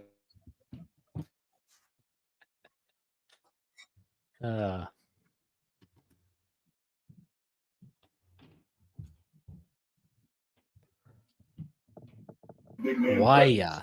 And certainly, Derek Harmon. Unless you want me to let this come through. No. That's probably a copyrighted. Yeah. Jerry Dulac says that it's Why Black, not Yaya Black. That's what Brian Batko said, and then Jeremy Betts told me I was wrong. I still think they're wrong. Well, they just talked to him on the phone. They probably asked him. Yeah, I would assume so. Or they. It's like when they drafted Troy last year. I don't know. When they drafted Fautanu, and he had to tell him it's Fautanu, not Fatanu, and Foutanu, and all these other ways that people say it. Some people still say it incorrectly. I'm going to timestamp this so I can go back and listen to it. 3 hours, 43 minutes in to the recorded broadcast. They talked to Tomlin.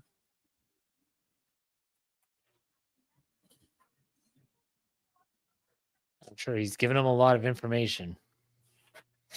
He did say that their picks were about reestablishing physicality up front. Yeah, I think it's pretty obvious. Yep. Are we missing picks here? Let's see. Nothing yet. Nope. Like, how are you not ready, Buffalo? Yeah, come on, Buffalo.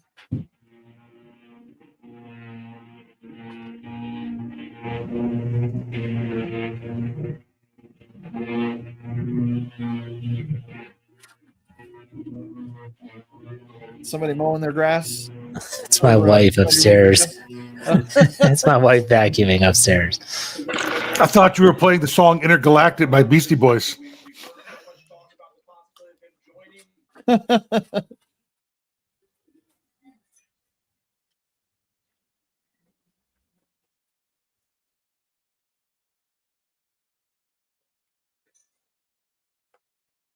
Dusty Savage knows my struggle.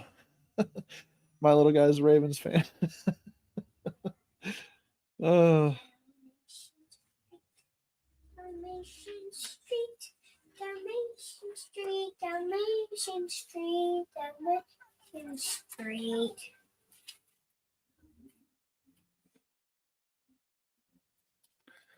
Mike Tomlin sweating it up in this interview here. It's the third brow wipe I've seen.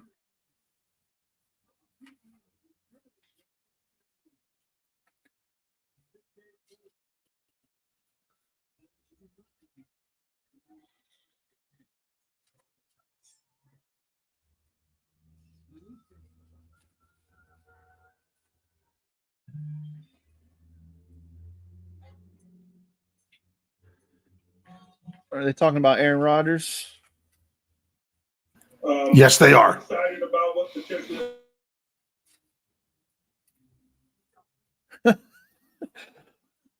He said, I understand the angst in your community and the community that supports us. That's a line right there. That's what I just heard him say. That's a line right there. I love it. Wow. Cut bird that's not all the way cut. I know it's missing. Everybody talks about Mike Tomlin being good for TV, and I think he would be, but do you guys think Mike Tomlin has time for TV? Like, I feel like he would be like, I don't have time for this crap.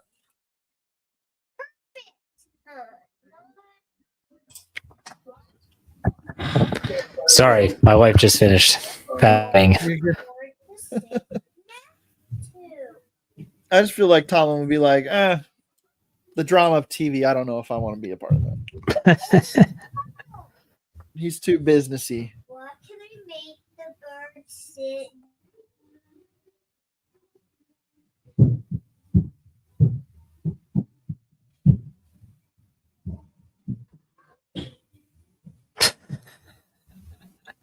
This Bills pick, man, what is happening here? Surely they're not saying Mike Tomlin's talking. Just wait.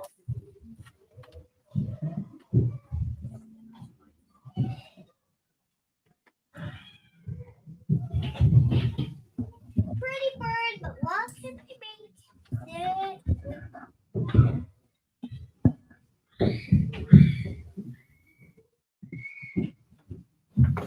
All right, that's done, and I was able to take that in a little bit. And we So- finally do have a pick for the Bills. It is cornerback Dorian Strong, Virginia Tech. Where'd you get that? Versatile- Oh, there it is. Versatile defensive back. I really liked him. I thought he could be in play for the Steelers. He's a little bit taller, but he's leaner, so he's more of an outside corner, I think, at the NFL level, personally.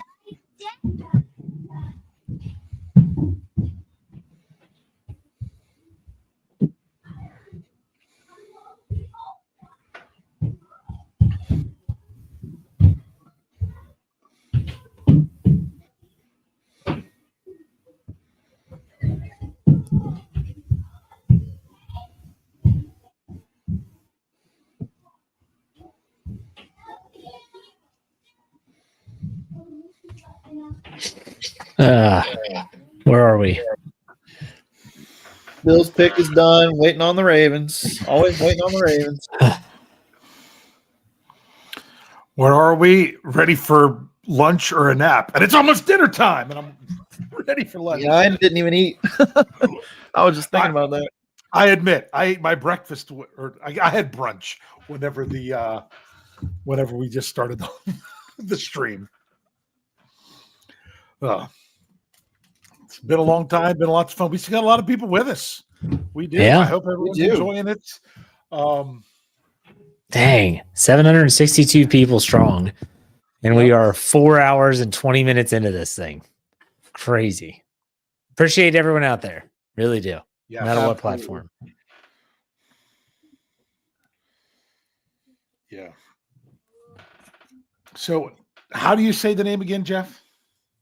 Why, yeah. Why, yeah. Yeah, Jerry Dulac put it out there phonetically. Mm-hmm.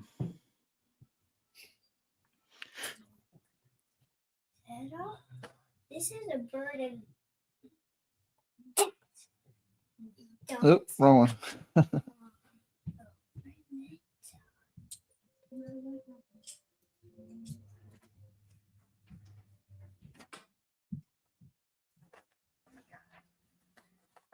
Sorry, I'm listening to the phone call for Jack Sawyer. Meaning on his end, not the Steelers' end. Gotcha. Another cornerback off the board to the Ravens here. Bill Hall Coney out of Western Michigan, small school prospect. He's got a leaner build too, but he runs really well. He's quick. So we have Miami.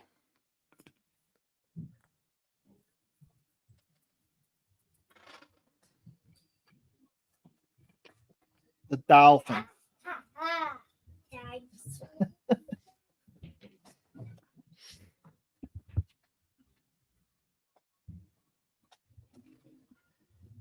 Oh, this thing. What's this going to end at 7 o'clock? I don't remember it ever lasting this long.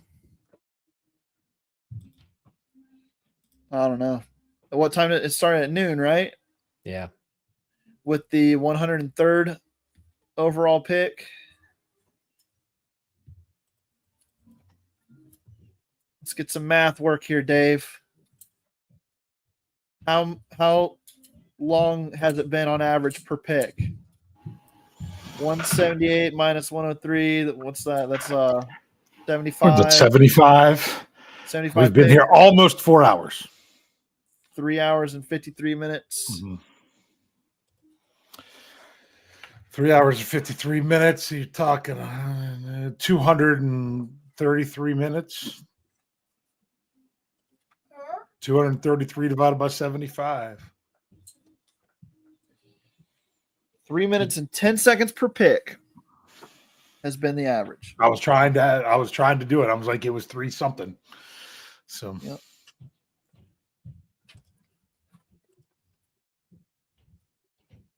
That's not even that. It's 3 minutes and 6 seconds per pick. My bad. Lions thought. This is not how it goes.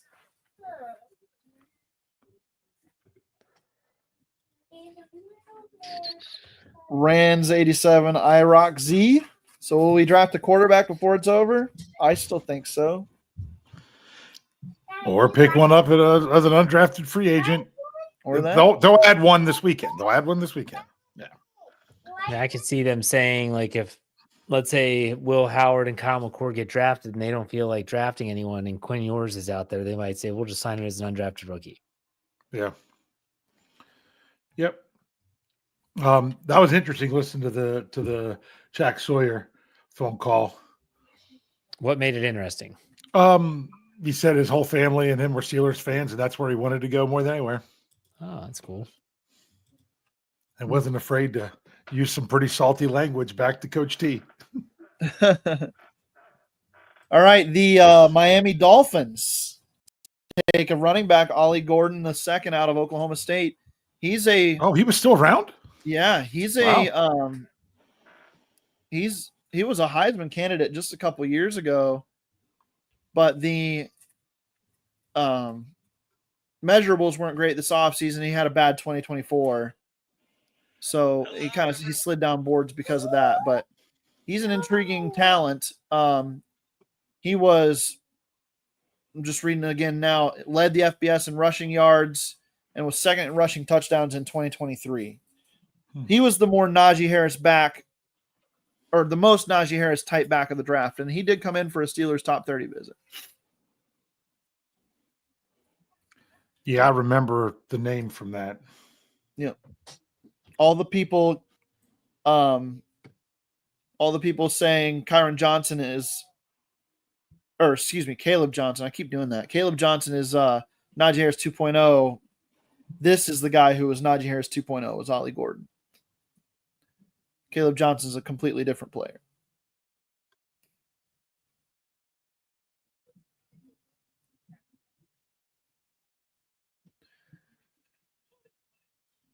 Jeff, I know you said you hate giving grades to picks, but have you been happy with the Steelers draft so far?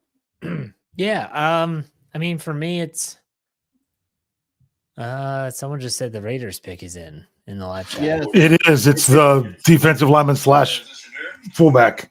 JJ Peggy's. Well, we got our nose tackle already. Yeah, that was a fun one. I didn't have in terms of process, I think the Steelers they have a plan. I think that it was Mark Cavalli who said it best on Twitter, because they've executed the plan to perfection so far. Yeah. The question now is the plan they're executing the right one? And I think that's accurate. So yes, that is the question to ask. But no, they definitely want to get more physical in the trenches. You know, I mean, look at what they're doing. Oh, guys, we got a quarterback off the board. The Eagles took Kyle McCord. Oh. So Will Howard remains. To dwindle. Howard remains. Ewers remains. But we do have a quarterback off the board here. Who's a quarterback from? It's a lesser known. It's like a North Dakota State or something. I've heard people talk about him as like an undrafted guy. Yeah, let's see here. I'm trying to remember his name. Cam Miller. Cam Miller's the kid. He's an incredible runner.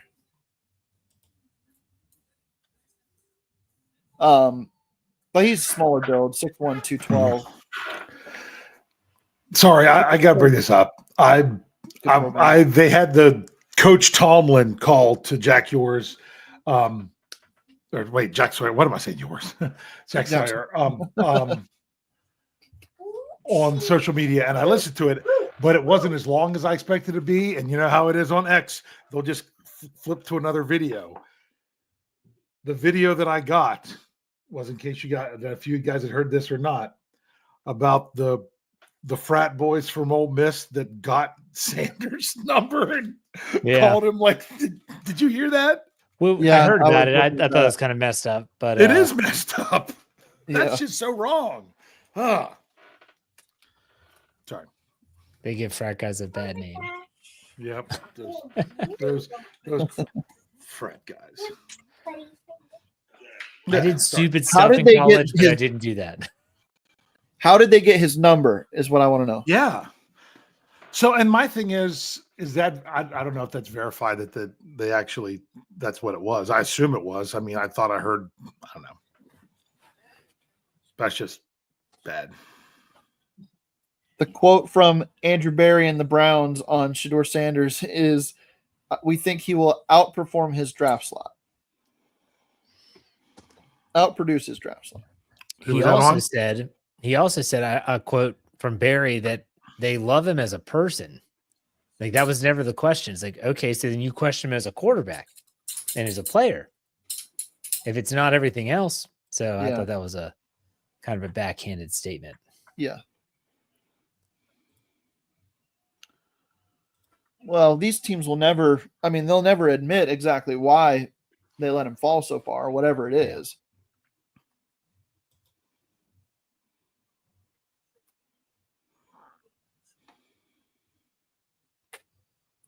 The Eagles replaced Kenny Pickett with Kyle McCord. I believe this is the pick that they got for Kenny Pickett from the Browns.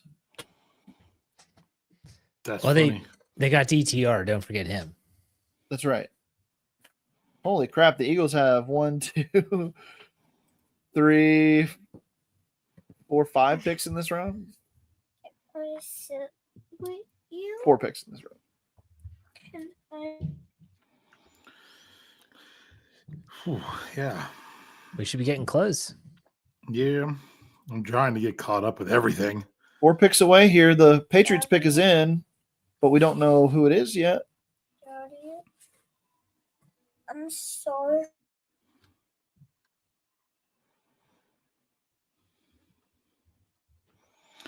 So it almost sounds to me like, did they just let Cam Hayward make these picks this year? See, he wanted Derek Harmon. He wanted Jack Sawyer. You know. I want to sit over.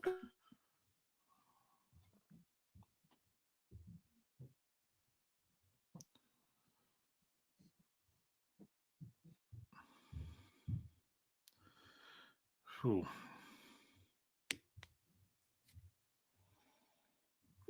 Where's my?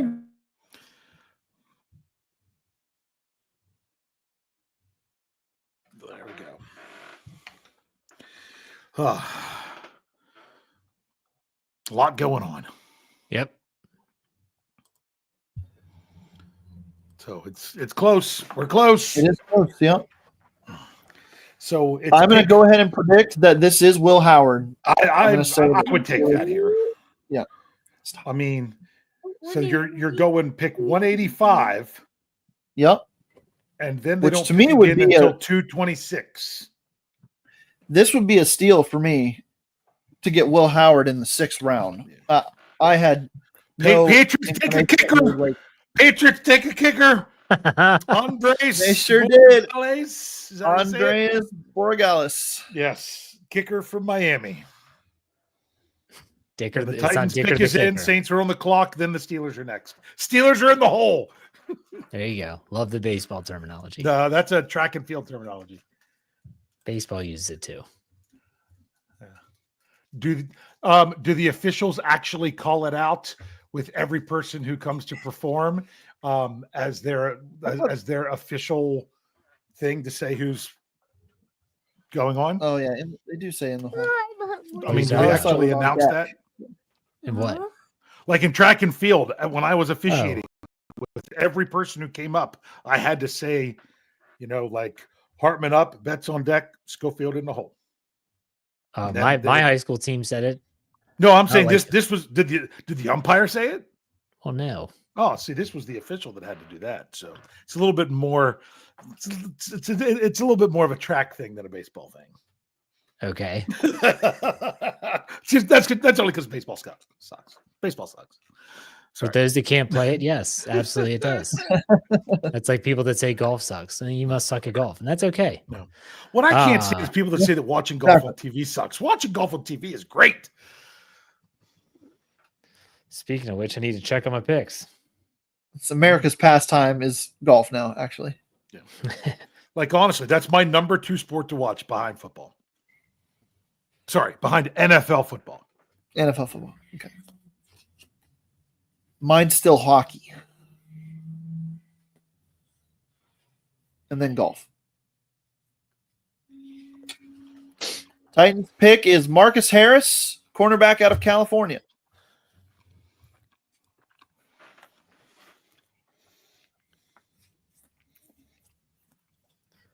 He's got good ball skills. Lots of interceptions on his track record. Saints and Steelers. Mm-hmm. Yep. Jarrett Bailey already says that the Steelers are drafting Will Howard. I wouldn't listen to that.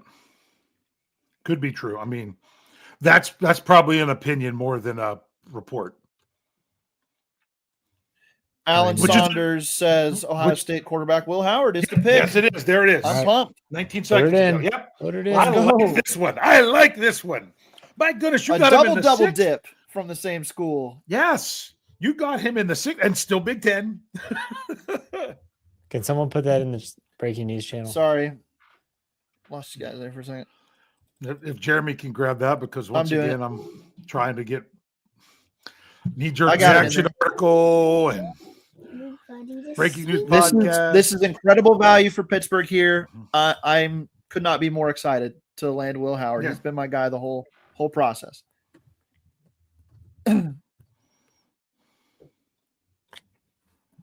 Awesome. Did I cut off when I was saying the Steelers double dip? Nope. From school? Okay, you guys heard that? No, I already used double dip in Iowa because they double dipped the defensive tackle and double dipped at Iowa. So this is an additional double dip. Is this a triple double dip? Triple double? Well, This. it's all in how you want to look at it. The Saints pick was running back Devin Neal out of Kansas, so another running back going there before the Steelers make theirs. Awesome. This is a fun draft, you guys. This is a fun draft for Pittsburgh.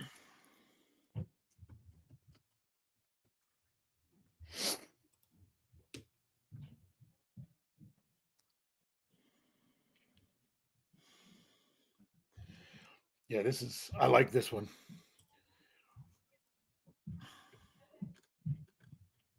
Yep.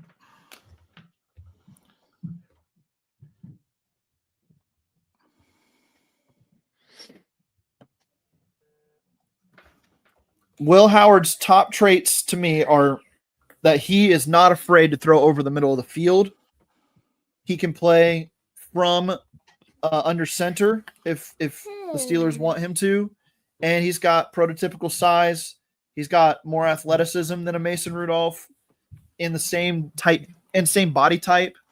But yeah, he's got some upside.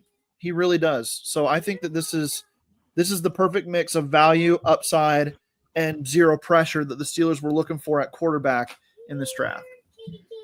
Yeah, like I said, in our mock draft that we did Tuesday night with the live chat, we would have loved to have had him in the 4th round. But I don't think he was even available to us in the 3rd. And here goes in the 6th, which I think is really good value here. Yeah. Which, like I said, this is filling that Landry Jones role. This is a guy that and even now in the 6th round, even now it's just not even hoping that it's that. This is a flyer that it could be that when you go 6th round, that even if it doesn't work out, whoop-de-doo. But probably now you're saying at best you can have a backup for the next 4 seasons. I mean, probably not even this season. It would probably be beyond this season, but get him ready this season to be the backup next season, just like Mason Rudolph was. Yep. And to do that, the Steelers have their round, and the Steelers have their 4 quarterbacks now because Aaron Rodgers will be signed at some point. So this is their training camp group, and Will Howard's going to push Skylar Thompson off the roster, I believe, when it's all said and done. And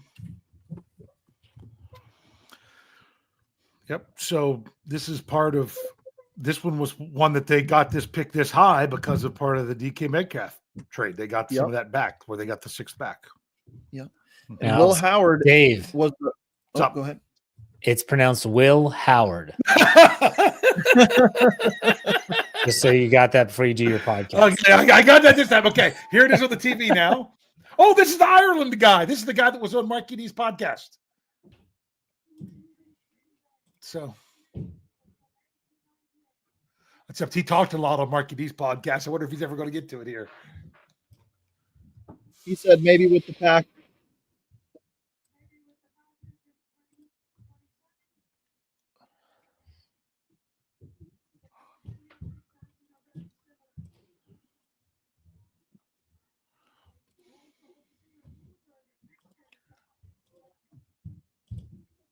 Yep. All right. So,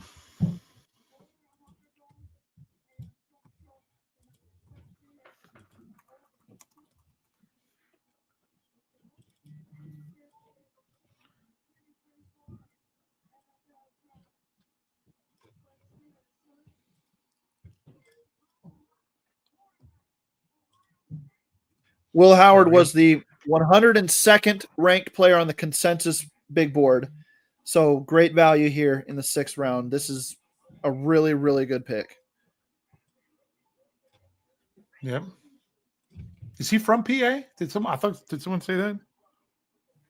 I don't think so. I mean, Grandy had 16 games to do it, but threw for over 4,000 yards last year. And 35 touchdowns. Oh, yeah. Yep. I'm sorry. He is a Westchester kid. Mm-hmm. So he is a Pennsylvania Right. kid.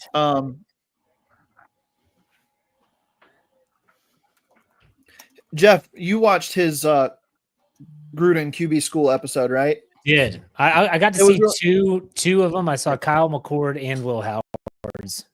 Those are the only two. They I were got to both see. impressive, but I thought Will was very impressive in that one. He was more demonstrative when they were not on the field. On the field stuff was the same, but when they were in the room and Gruden was grilling him with all these different things, he was way more demonstrative in the way that he handled it than even McCord. And we already referenced what Jackson Dart was. In that very much. That was it was very cringeworthy to me. Yeah. Just thought I'd put this out there because I'll put it on the breaking news podcast that I'm about ready to go do. That Bleacher Report's pro comparison for him. Guess who you think it is? Mason Rudolph. Right. And that was in January that they did it.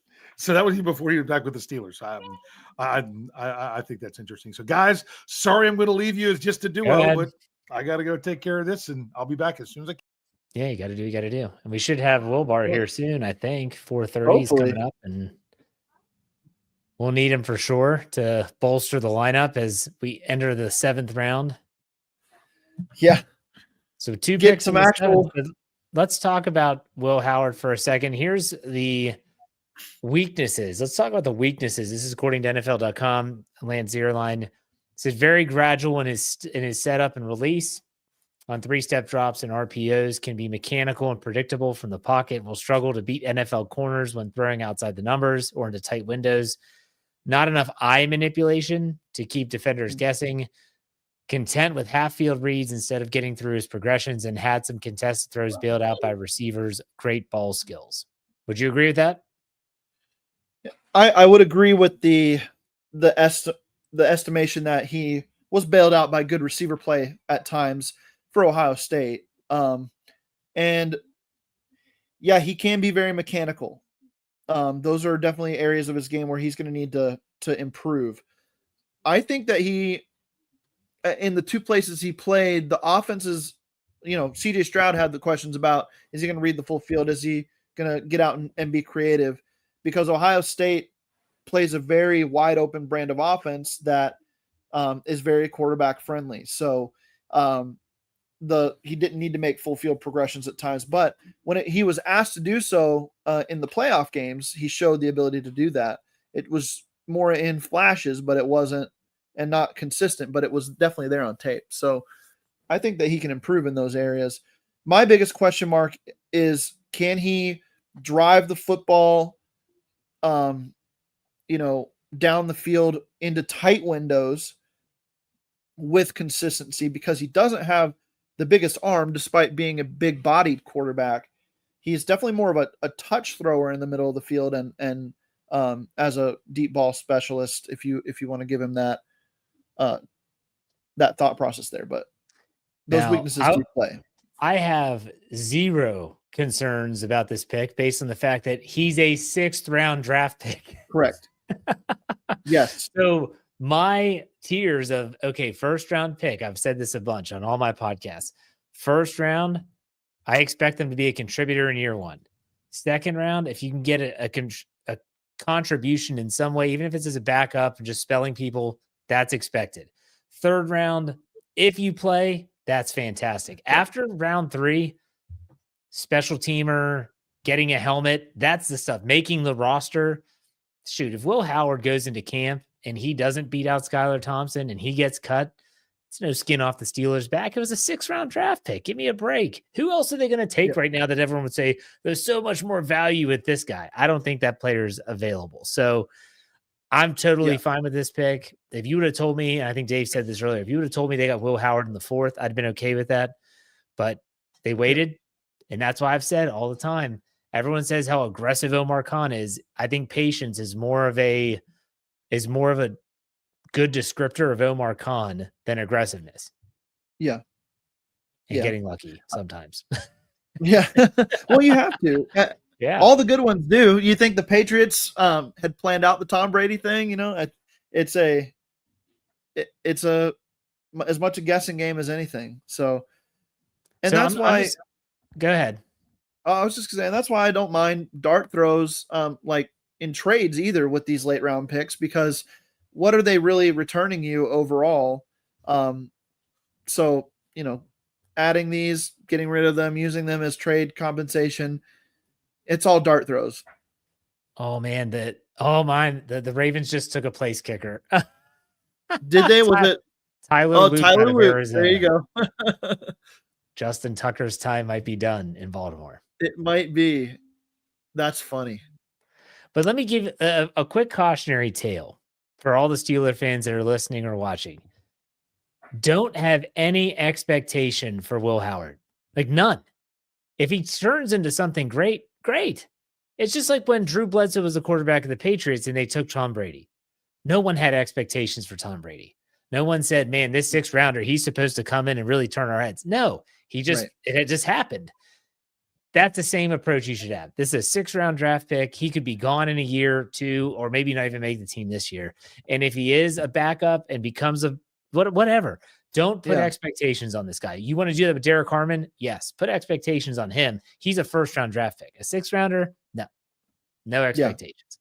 Yeah. Zero expectations. And I also think don't get up in arms if the Steelers didn't take your guy in the 6th round at quarterback, right? That it's all 6 one way, half dozen the other at this point when you're talking about the quarterbacks. If you're a Quinn Ewers fan, if you're a Kyle McCord fan, if you're a Will Howard fan, those guys were all in the same range for all these teams. So it's not that you're not missing out on one superstar over the other by taking Will Howard here and not McCord last round.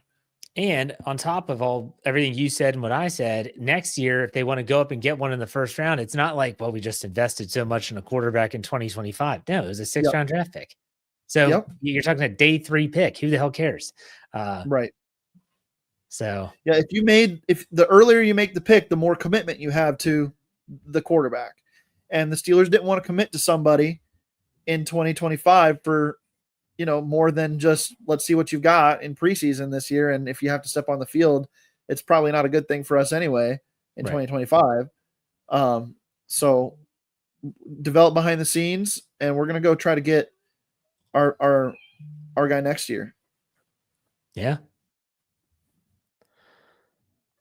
And who was it just took a safety?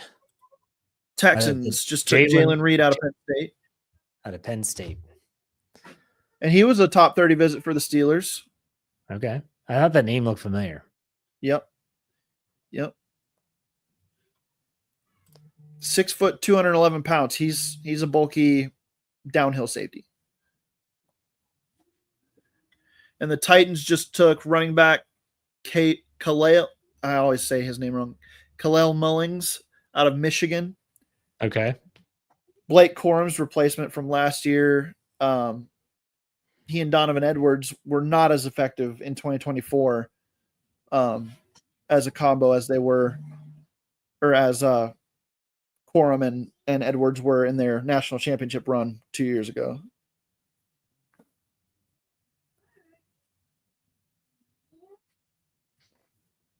Oh man. Two Colts picks in a row here next.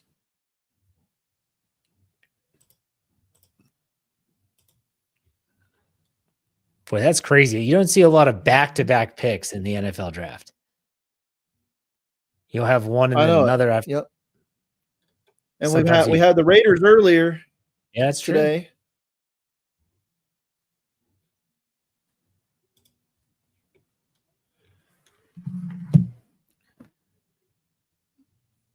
As of right now, the Steelers are 37 picks away from making their next selection. Yikes. That seems like an eternity. I'm gonna send a message to Andrew to see if he's getting close. 10 minutes away.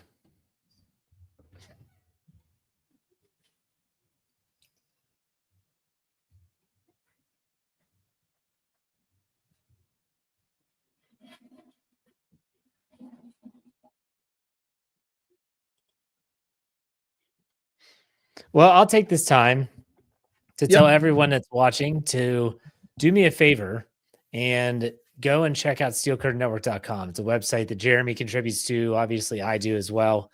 A bunch of other people that you see on the podcast platform will write articles totally free, but it's a growing website. It's actually grown a lot since this off season. We got a new look, new comment section. Definitely looks and feels like it should. So go check out steelcurtainnetwork.com. We're updating it as we go. Eric says Jeff's going to look like napping Cavalli in a few minutes. Sometimes you see me staring and I'm just doing work on the website that I just mentioned. And I'm not even on the tab for the live stream. So my apologies. I do not want to look like Mark Cavalli at any juncture of my life. Jeff, don't worry about that. I think you're fine.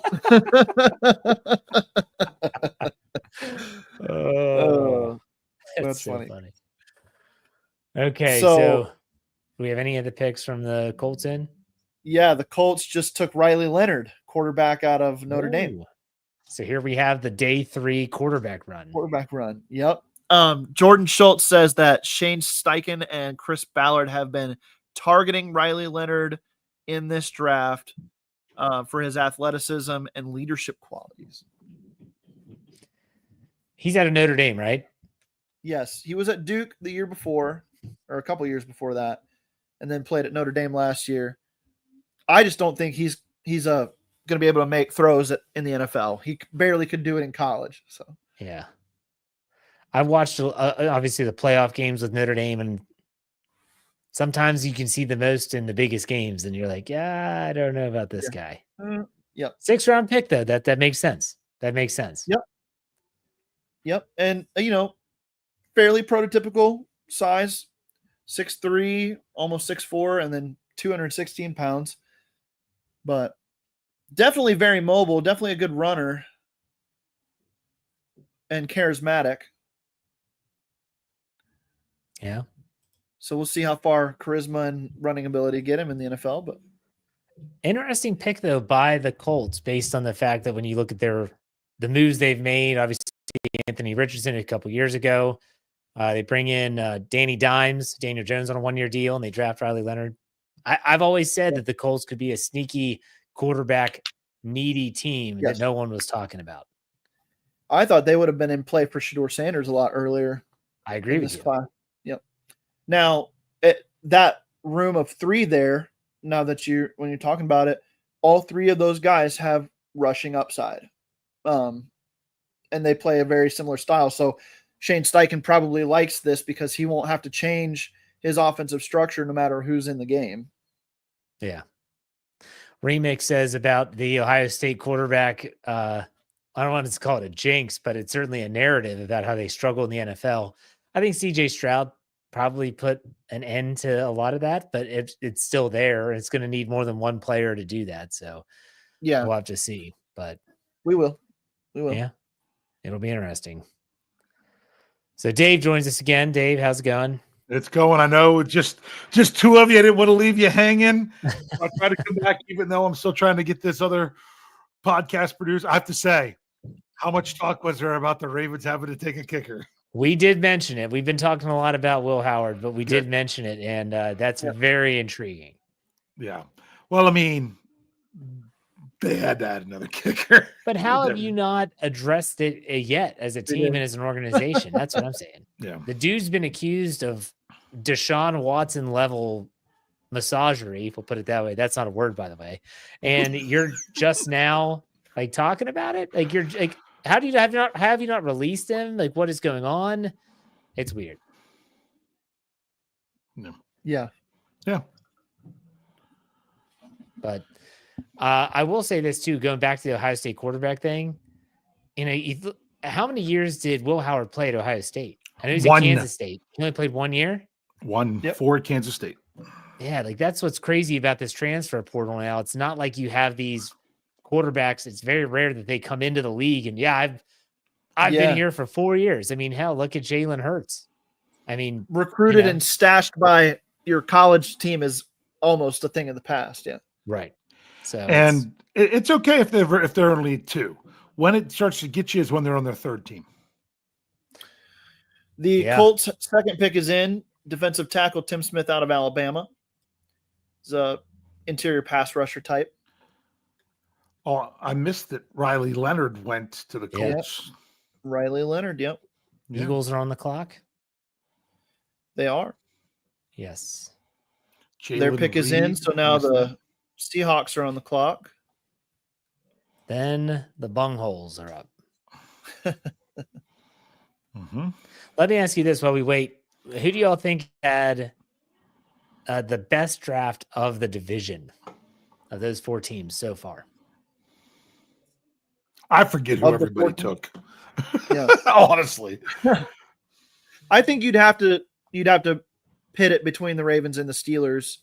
They've been the best at letting the value come to them, and while also meeting some of the needs of the roster. But the Ravens, that they're throwing a ton of picks at it. They've got 11 picks in this draft. So if you're just talking about adding players to the team, the Ravens probably win from that perspective. But Steelers have been really, really good at adding appropriate talent at good value.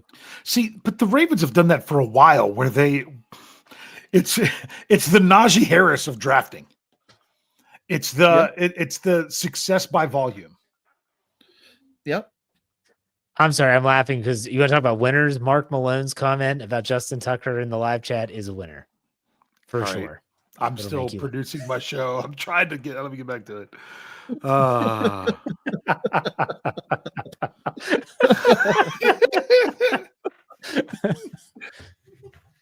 Hey, top notch. A plus for the terminology. There we go. Great stuff. That's fun. Here's a good question from Bingo Winchester. Is it best available at this point, or are you still trying to fill needs? It's the 7th. Jeff, what's the 7th round? What do I say? It's players you don't want to negotiate or bargain with in the undrafted free agent pool. So you're just like, okay, this is a guy we kind of like. We probably typically wait for him to be an undrafted rookie free agent. We don't want to wait, so we're going to draft him in the 7th round. So I think it's best player available. Yeah. You're often looking for either like really good football players who outplay their athletic profile, or you're looking for athletic upside guys. Yeah. They're flyer picks. Let's be honest. That's all they are. Well, I'll tell you, I said this on the Breaking News podcast. Spoiler, you might want to go in to hear more about it.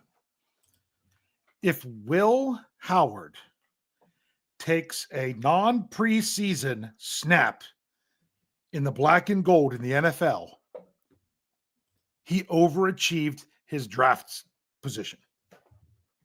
Yes. I mean, usually, 6th and 7th round picks at a quarterback. That's a guy that you might give a little bit in the preseason. He might end up on a practice squad. He's not necessarily. He might be your third option, which unless there's all kinds of terrible things going on, which we've seen that in Pittsburgh, but hopefully not again for a while. Meaning if he makes it to be a regular backup that would actually then have to come into a game, that's overachieving as a 6th round pick as a quarterback. So that's what I'm saying. That's why it's good value there. Now, if I'm trying to guess, like, okay, what position would I want to take or see them take in the 7th? Again, let's go. Give me an offensive lineman in the 7th. I'd love to see a versatile offense like a Spencer Anderson type, who was drafted when? Pretty sure he was a 7th round draft pick 2 years ago, wasn't he? I don't have that tab up anymore, but someone like that can play guard, could swing out the tackle if necessary. If you need him to play center, that's fine. In a pinch, you're talking like your typical Kelvin Beachum type. Yeah. No, but Kelvin Beachum is, long time starter in the NFL. You don't expect to get a starter in round 7. You don't expect it. That's what I said when you were doing your breaking news podcast. I was kind of told all the viewers out there, listeners, that listen, don't go into camp, OTAs, rookie mini camp with any expectations on Will Howard. That's the way to do it. Yeah. And say, this guy's just a backup. And then if he turns into something, great. And if he doesn't, it's a 6th round draft pick. That's why I was totally okay with the pick. See, like right now, this is what I say. I have no expectation of the next 2 draft picks being someone that's actually makes the 53-man roster. Say that one more time. I don't have any expectation of either of these next 2 draft picks for the Steelers to be someone who makes the 53-man roster. It's going to, think about it. Unless if they're finding a steal somewhere and they could upgrade the bottom of the depth chart, that's good. That's good. Bingo Winchester says he's totally ordering a Howard jersey. So is that Brian Anthony Davis in disguise there? I was going to say, you aren't alone. Brian Davis will probably have a Will Howard jersey. The question is, how many of these draft picks is he going to have? By which draft pick? Well, it depends on how long it takes him to come in, because sometimes it takes him forever to get the order in, but he'll have them ordered. I was almost going to say, which NFL draft pick from this year for the Steelers, unless he gets one from the Raiders, will he be wearing whenever we do the schedule release show? I think it'd be the 1st round pick. I think it's Derek Harmon. He's probably already ordered it. As soon as that 99 came out today, it's probably ordered. Brian will probably also order a Caleb Johnson and a Wyatt Black Iowa jersey, and it'll look just like a Steeler jersey, but he'll have to tell everyone, well, actually, it's an Iowa jersey. So, Jeff, I hope it's okay that I put this out there. Okay. Doesn't he already have a different number 8 jersey? A Kenny Pickett? No. Oh yeah, he already has an Aaron Rodgers jersey. I think he ordered 2 of them. He's got a problem. He has a serious problem. What does he do with these things? Oh my gosh, he has so many. You wouldn't even understand, Jeremy. I've never seen, he just has. I don't know if he gets rid of the old ones. I don't think he does. I think I saw it one time where he was trying to sell some off or something like that. I don't know. This guy bought BJ Finney game worn pants and actually wore them. So around the world. Yeah, you want to see something funny, you got to dig back way back into the YouTube treasure chest of our videos when we did the kick herd around the world with Brian and Dave. It's still there. You can go check it out. It's an old video, but it's hysterical. Okay. I'll have to do that. I know, it's still getting views. That was the moment that I realized I was old, that I could not do what I had just been able to do. It seemed like it had been just the other day that I was coaching football and everything. And I didn't realize how long it had really been. And I just couldn't do the things I once did. Yeah, it happens to all of us. Let's update our draft. So we've had a lot of picks come off the board. So the Eagles, Miles Hinton, Michigan offensive tackle. The Seattle Seahawks take Bryce Cabaldo. No idea. That's a pretty good attempt there. I'm reading it right now. Kansas offensive tackle. The Bungholes took Taj Brooks, Texas Tech running back. Jalen McLeod, Auburn linebacker, goes to the Jacksonville Jaguars. And then last pick is Chicago Bears' Luke Newman, Michigan State offensive tackle. Newman. Offensive linemen are still in high demand right now, and this 6th round is never going to end. These are the guys that you're talking about upside. I mean, Cable Dew is 6'6", 315. So he's got height and length, size. Miles Hinton is 6'7", 323. So you're talking about physical traits. These are the types of players you can go after here. And then Luke Newman, there's not much on him, but this is what's interesting here is that this was part of a trade with the Bears with Pittsburgh for something. Wait, Justin Fields. It's from Pitt through the Texans? Through the Rams? Oh no, the Rams, that would have been Kevin Dotson? Didn't they get a 6th in exchange for a 5th for Dotson? Oh yeah, from the Rams. Yeah, that's right. Yeah. And then that was the only one that they had that they sent to Chicago. And what was the player again? Oh no, wait For a the second. Chicago? No, with Chicago, I was thinking the Justin Fields, but that's a different pick. Sorry, I'm not. That's pick 26 in this round that the Steelers got from Houston for Kendrick Green, that the Steelers got, and then they used that to trade in the Justin Fields trade, and then Chicago traded to the Rams, who then traded to Minnesota. So yeah. So that Pittsburgh one, that was the one that they swapped a 5th for a 6th, I think, for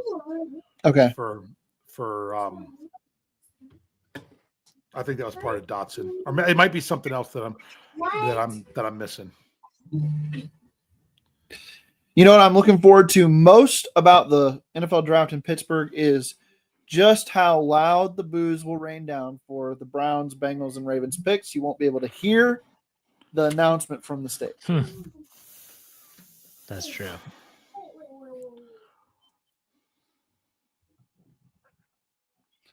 Ahmed Hassanine, edge rusher from Boise State, goes to the Lions. They realized last year you can't have too many edge rushers, so they are bringing in a bunch.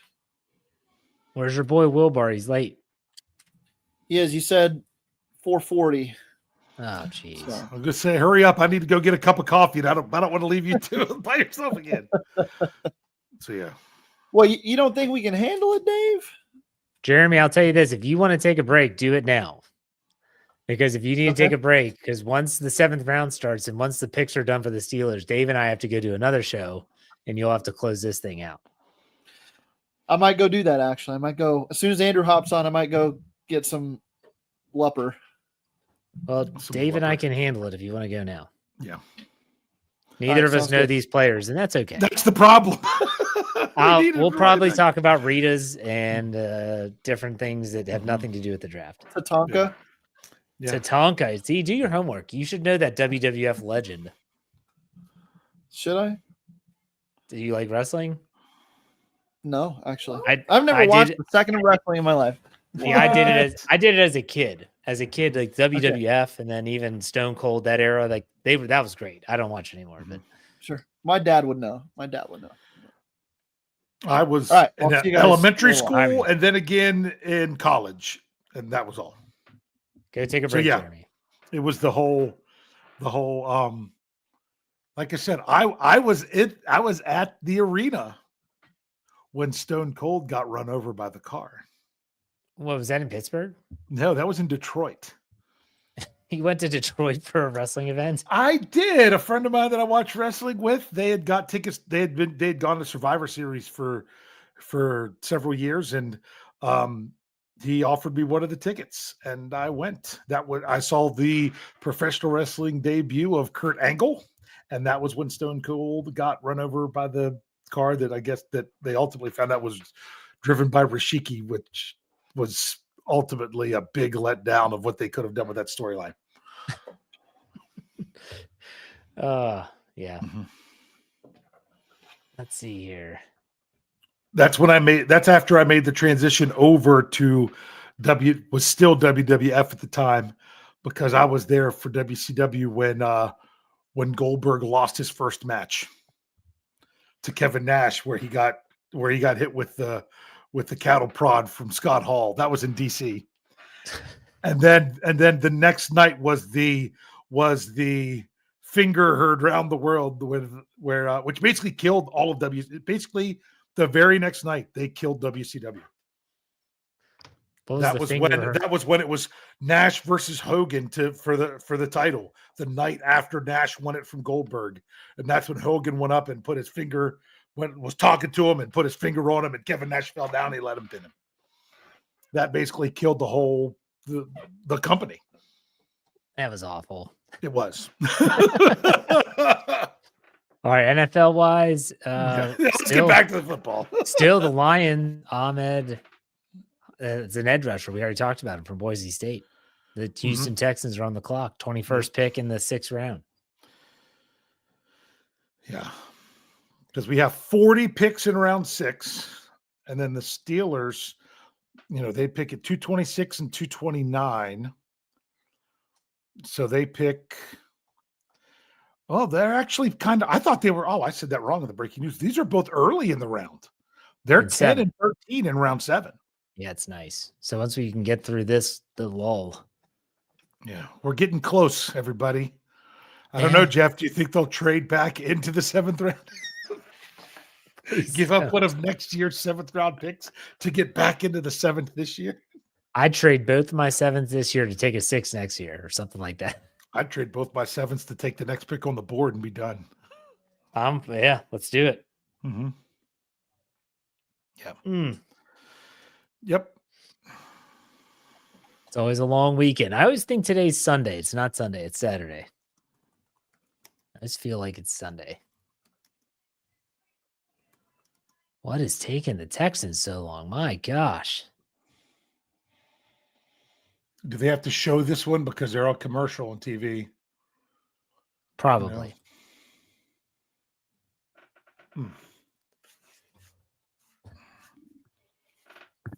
Well, I gotta say, but I feel pretty good about this draft. Yeah, I mean, I like what they've done. Yeah, I mean, I do. I did not expect an edge rusher, but it didn't hurt to take him there. If you're going to take an edge rusher, you didn't need to take him higher than the 4th round, because then when's he going to, he's not going to work in to be a starter. But you didn't want to take him too much lower you didn't want to take him lower than the 4th round, because is he even going to be good enough to make the team? So you take one. So you take a good one in the 4th that could have been in the 2nd or 3rd, and you're good. You're in good shape.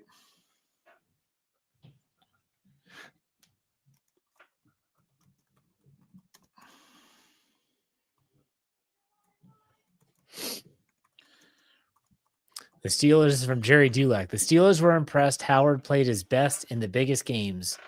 82. He was 82 of 109, a 75.2 completion percentage for 1,150 yards, with 8 touchdowns, only 2 interceptions in 4 college football playoff games. So there you go. Yeah. Oh, I forgot to ask you. Did you grab the podcast? I did. Okay, good. So, I've been in this chair a very long time. Same. I'm going to vacate it and say I don't want to come back here again until Tuesday. Yeah.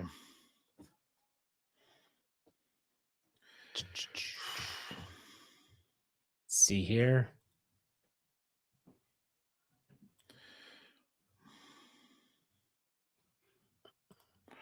I'm sorry if people have a problem with the Will Howard pick at that point. I don't get it. I mean, if your problem is that you wanted a better quarterback higher, In exchange for what? Who? In exchange for what player that the Steelers ended up with? That's the question you would have to answer. Yeah. Yeah. Did you want a Milroe over Caleb Johnson? I mean, Andrew Wilbar did, but I didn't. So I'm trying to think. The only quarterbacks in round one, there were two.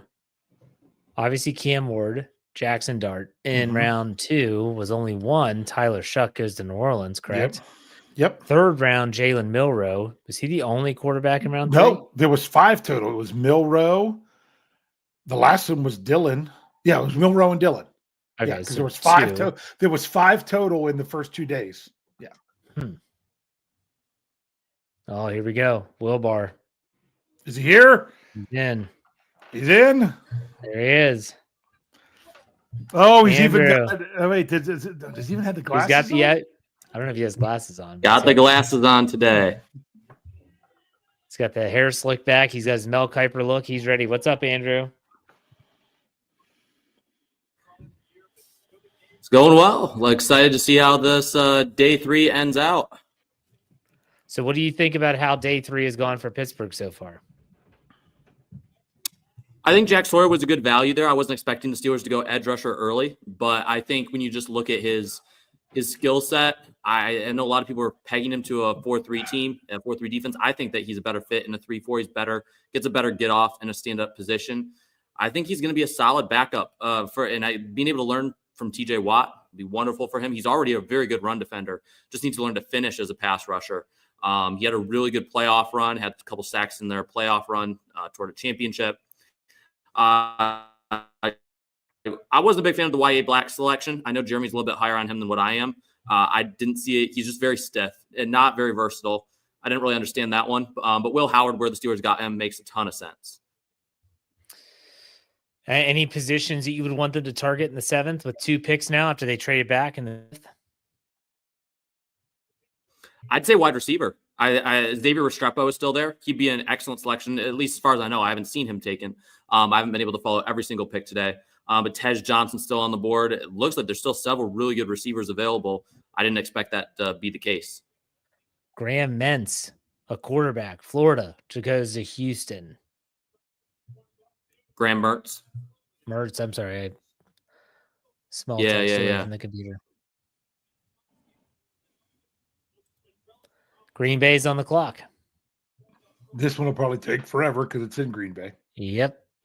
Nope, it's already on the board. Here we go. Georgia defensive tackle, Warren Brinson.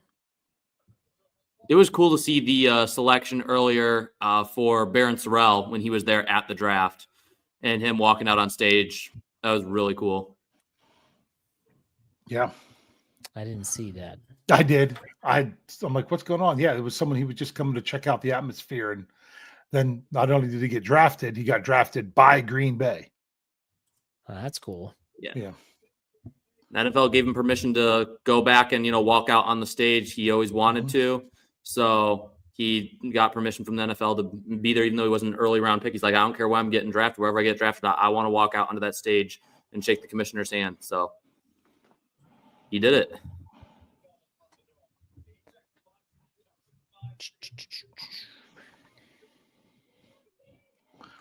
So I guess we got to ask Andrew, what do you think of other drafts in the AFC North? Why don't you start with the Cleveland Browns?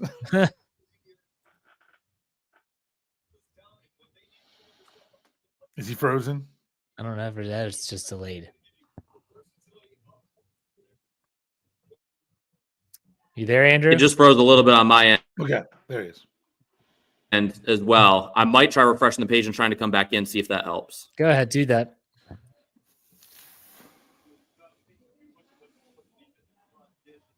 Yep. What's today? Yeah. I'm sorry. People are did you see people pulling out the receipts, Jeff? Of what? Where Filipponi says there's no way the Steelers are drafting Will Howard based on something I just heard, like 0% chance. That was on the 23rd of April. He said that.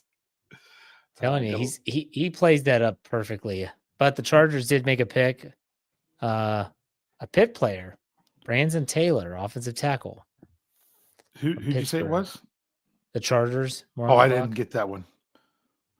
It's still not on mine here. So then we got Jags, back-to-back Vikings. Is that any Andrew's better back. now? I don't know. Can you hear me? I can hear you. Yep. All right.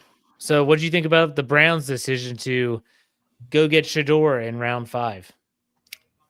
I mean, competition is good, and it's going to drive Shador. I'm curious to see who ends up getting that spot between him and Gabriel. I know Gabriel was taken first, but I can't help but think that this is going to motivate and humble. Did I freeze up again? A little bit. Just, slightly. So I think it's going to motivate Shador. It's a good landing spot for him. Kevin Stefanski's offense is great for his skill set. It's going to help him learn to get rid of the ball a little bit quicker. But in terms of in the pocket, his presence, his patience, I think that fits really well with what Stefanski wants. I think it's a great fit for him. I understand where they're coming from. If they're going by best player available approach, I mean, who cares what everyone else thinks about taking 2 quarterbacks? Go for it. You can never have too many. Interesting. I think it's funny that when you talk about where we are in the draft, 6th round, going into the 7th, so to speak, that this is when scouting departments are like, here's who we want to focus on for undrafted rookie free agents. Like that conversation has already been ongoing. And so I'll be curious on how the Steelers release this. Dave, wasn't it last year the Steelers did like 5 players one day, the next day announced? That was the last 2 years. Yeah. Okay, so they've done it like in waves almost. And like they don't complete it, and they didn't complete it for like a week. So Really? under Omar Khan, it's been different. Because they used to wait a while, a couple days at least, and then they would just announce we've signed 12 undrafted rookie free agents. They're doing it different. Mm-hmm. All right, let's see where we are. The Jaguars take Rayuan Lane, the 3rd Navy safety. Raywan Lane. All right. So I'm going to read this, even though it's from Brooke Pryor, because it's just reporting something from Will about Will Howard. As an infant, Will was a poor sleeper, so his parents invented Baby Merlin's magic sleep suit, which now has become the family business. Yeah. Had you heard that? He talked about that on John Gruden's quarterback camp. Okay. It was the first thing Gruden asked him actually when they sat down. Tell me about Baby Merlin. He had to tell him they created this thing and it actually turned into like a family business. Pretty crazy story. Yeah. I hadn't heard that. Dave, you would actually really enjoy the Gruden thing with him. I don't even know where to watch it. You can just go to Barstool Gruden on Twitter, and it's all on Twitter. You can watch it on Twitter in its entirety. Yep. So Andrew, I know you said you weren't a big fan of the Waya Black. It is Waya, right, Jeff? Yep. Okay. Yeah. What did you think about getting him after trading back? I'll answer that after I see what the Steelers get with that pick in the 7th. Just the options that were available, it's still at wide receiver. I thought the receiver options were available. The Steelers could have, if I remember correctly, Kyle McCord was still on the board. They could have gotten Kyle McCord there. Would have been happy with that. Over Will Howard? I had McCord rated higher than Will Howard. But like knowing that you could have Howard in the 6th versus McCord in the 5th? I would have. I mean, again, I'm fine with Will Howard in the 6th. I think it's solid value. But I believe McCord has a little bit more upside in just terms of his ability to drive the ball down the field. Howard has the size, but he doesn't have the same velocity on the throws that McCord has deep down the field. And he has the ability to drive it a little bit better. I think that just bodes more to his upside long-term. He reminds me a lot of Kirk Cousins, honestly, the way he plays the game. And his development this past year and just processing inside the pocket was incredible. From his year at Ohio State to Syracuse, just a complete 180. So I would have been a little bit bigger fan of that, but I can understand why the Steelers like Will Howard. And I'm not sure what Black really does other than maybe get milk the louder milk off the roster. Maybe. I don't know. We'll see. Well, I mean, it's something we talked about earlier with Roy Countryman. I was saying if the Steelers aren't taking a wide receiver in the first 4 rounds, how easy is it to make it on the roster? Because the Steelers they love Ben Skoranek. That's why they gave him a 2-year deal, because he's their special teams guy. He's going to hold your last spot. Your other 4 are DK, GP, CA3, and Roman Wilson. It would be really tough to even find a roster spot for him. And that's what I've been saying with the Steelers' most recent picks. And that's why I thought the quarterback in the 6th round made the most sense, because I'm looking at spots on the roster saying, where can you even find somewhere that you're going to get somebody good enough that can beat out what you already have? So, and like I said, wide receiver, if they don't take one in this draft, I completely understand why, because of that kind of that big unknown with Roman Wilson. If they weren't going to go big, that was, I had positions like safety and wide receiver of either go big or go home. So that's why I'm not, I mean, I wouldn't be shocked if they throw a wide receiver in here, but honestly, I don't even know if they're among the team.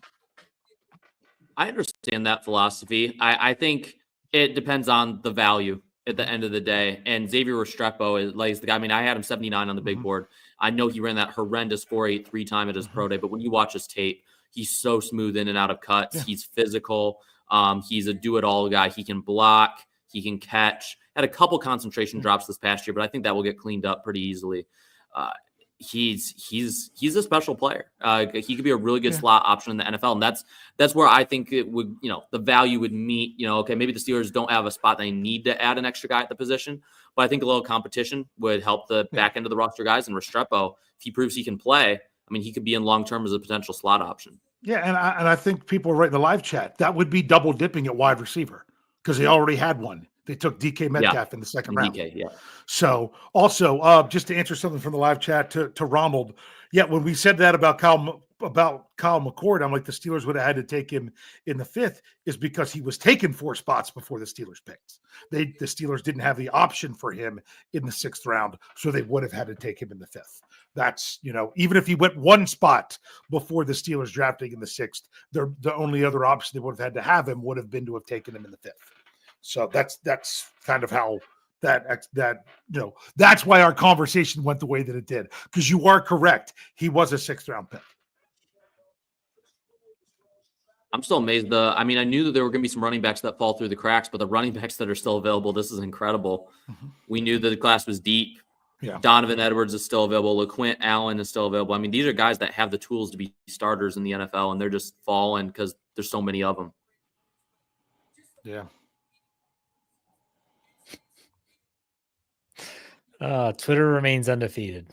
Wow, what's that? It showed a video of Shedeur Sanders running and jumping in a pool, and he's excited. But the video caption says, "Awful. Shedeur Sanders tries to drown himself after finding out he got drafted by the Cleveland." Big G, what are you doing in the live chat? You should be on screen. Yeah, he signed up for a time and he missed it. He's been fined. That's right, Big G. You've been fined big time. Your fine is redacted if you end up. That's here. True. I'll send you the link if you want to come in, Big G. All right, where are we in the picks? Let's see here. 205. Kobe King, Washington. Linebacker, went to Penn State. Gavin Bartholomew, Pittsburgh tight end, went to Minnesota. LeJonte Wester, Colorado wide receiver, went to Baltimore. Jerry Cornelius, offensive tackle, Oregon, goes to Dallas. That's a good pick for Dallas.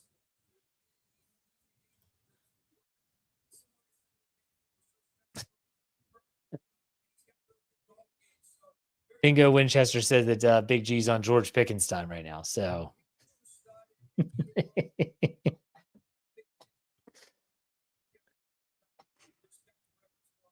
oh, the Bets is back. Sorry, I keep stopping to listen to the Coach Tomlin phone calls. Yeah. What up, Wilbar? How's it going, my friend? It's going good. I'm sure it is for you. Like your dream draft. All my boys are coming to Pittsburgh. Big G says he could be here in 15. Hopefully that's before the Steelers picks. That'd be nice. Okay, it's $5 from Believers. He's a member of the Ride or Die crew. He said, want to thank you guys for the great coverage all draft. Thank you for the tip and thank you for the kind words. That's the Ride or Die crew poll of the week, right? That's right. Yeah. I mean, honestly, we've been on for 5.5 hours. So it's been a long time. Jeff has been here almost the entire time. And other than me, I have not gotten out of my chair, other than me having to do the breaking news podcasts. I've been here as well. Yeah. Last year I did it. I did take a lot of breaks because we had a lot of people on the, it was like, oh, we'll fill the spots. And this has not been the case this year. So no. Jeff didn't take a lot of breaks. Jeff disappeared for like 2.5 hours. Yeah, that's true. I might have done that. I don't know. I don't know if it was 2.5, but it was, remember we had that huge gap because they didn't have a fifth, right? Yeah. They had a fourth and then 2 sixths.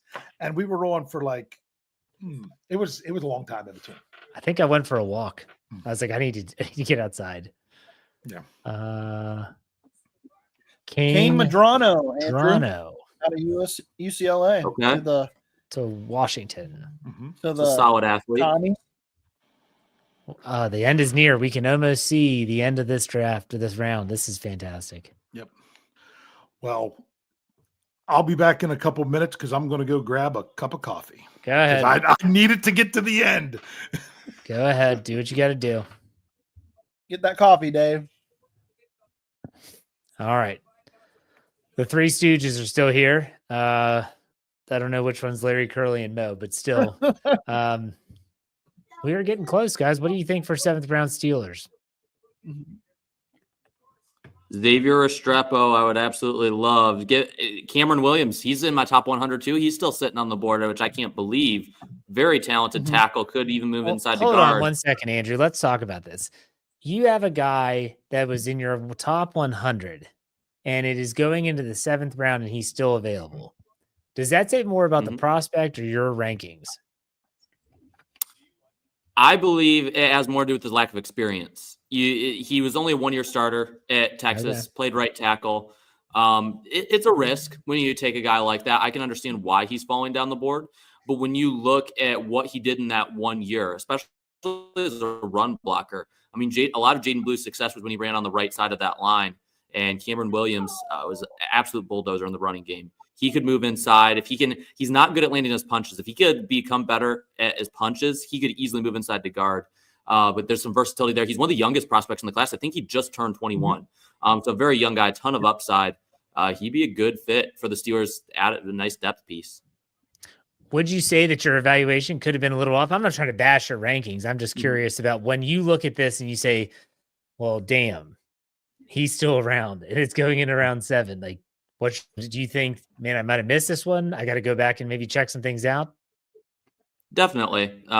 Whenever a player goes this early on, or the player goes way earlier than expected or later than expected, you always have to kind of reevaluate, okay, what's going on here? And I think a lot of it also is not, I've obviously never interviewed this guy. He's actually one of the guys I tried to interview. I tried to reach out to his agency, but they never reached back out after they had promised to set up a time like 5 times for an interview on the DDP, but it never ended up happening. But, with any of these guys, like not being in the meeting rooms, not knowing them personally, that has, I think, a bigger deal than even the tape that these guys put out. And that's not something that we have access to. I'm just going strictly off of what I see, what I think, and I just go with it. And that's fair for all people that are not within an organization that have to do big boards, rankings, etc. You're just basing it off of what you know, and you're basing it off of secondhand information. Yeah, I'm not upset with anything. And like Remix says in the live chat, Mel Kiper misses every year. They all miss every year.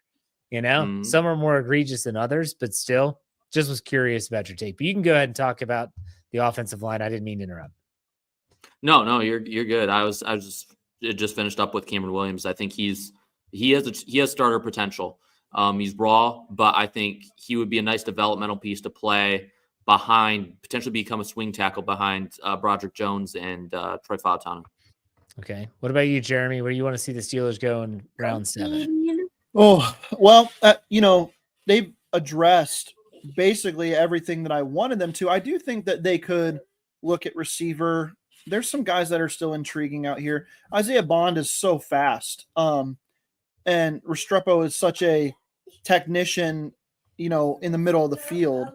But even a guy like Brew McCoy out of Tennessee, who was, yes, that's good. Even a guy like Brew McCoy, who was kind of a higher ranking prospect at one point in his college career, fell off because of poor production over his time in college and some injuries. But I think that his skill set is interesting. So I wouldn't mind a wide receiver, but I think the next line, sorry if I'm cutting out here, I think the next play is offensive line, like Andrew's talking about. Sorry. Cameron Williams was just taken by the Eagles. Sorry if I'm cutting in and out over here. My internet. The Bills took Chase Lunt, UConn, offensive tackle with pick 30 in this round. And then Cameron Williams at 31, 207 overall goes to the Philadelphia Eagles. So right on cue, Andrew. There you go. Eagles are having themselves another great draft. Only 9 picks left in this round.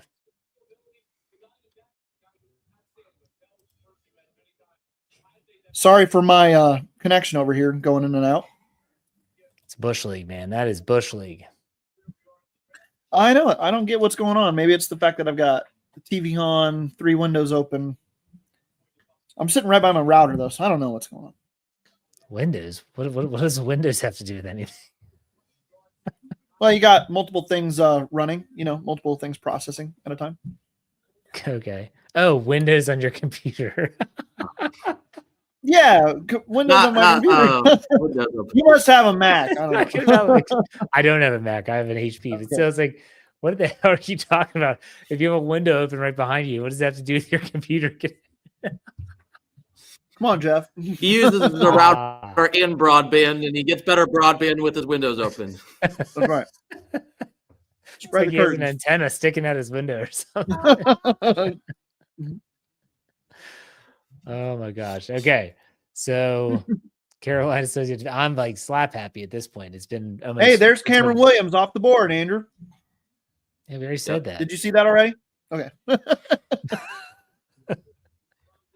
Up until I was 15 years old, in our house, we had an indoor antenna where like we had to you had to set it up a certain angle on the couch. And I can't tell you the amount of different positions I had to put my body in just to get the TV to come in. If you move a muscle, it doesn't work. I can't tell you how many times I would watch Steelers games with one leg in the air because that was the only way to get the antenna to work.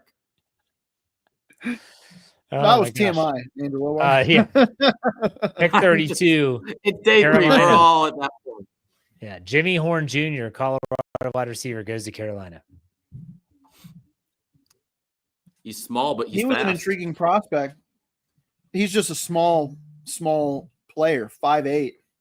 I think he's not even 180 pounds. How tall is Calvin Austin III? 5'9", I think.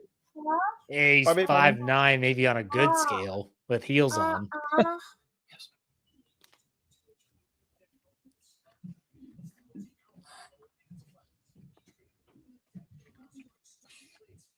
To answer John's question in the live chat, I was not an Arthur kid. I was more Curious George.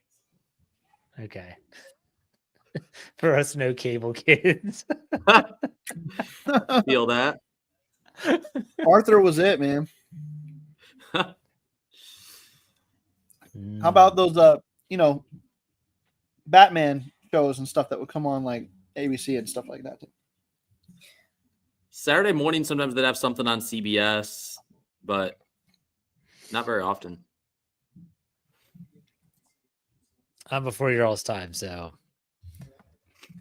different shows were on. Yeah.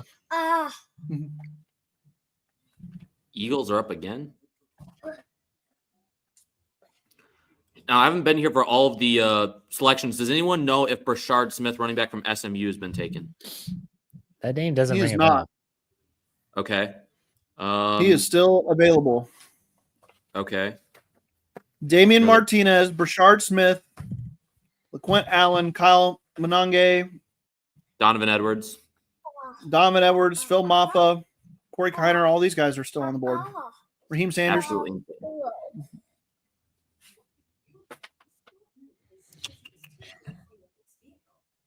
Tej Johnson, I think he's still available right at receiver. Yep.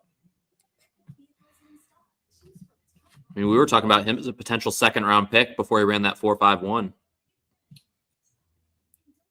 Yeah. He was supposed to be their wide receiver 1 this year. Matthew Golden wasn't even like projected to be anything more than a secondary piece, but Hey, he took over. Yeah.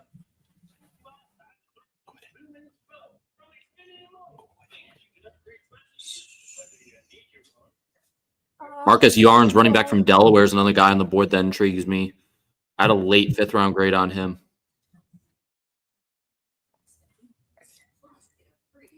Were you surprised at all by how late some of these quarterbacks stayed available?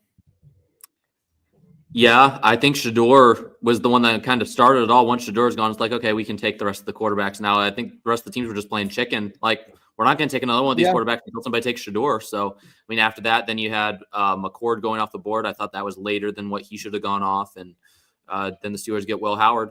So, I got 3 of the Steelers selections right. Just 2 of them were at the wrong pick number, Caleb Johnson and Will Howard. And, of course, the Derek Carmen pick. So. Right. I'm looking at the offensive line. I still like Clay Webb out of Jacksonville State. I like Joshua Gray out of Oregon State. Xavier Truss is a big, tall guard prospect out of Georgia. So there's some guys here still that are intriguing. The Ravens just selected Aeneas Peebles, Andrew. The Ravens? It's a good pick it's a good pick for the Ravens. Yep, he fits with them. He's undersized, but he does good getting low in that ground game and just being slippery enough to disengage.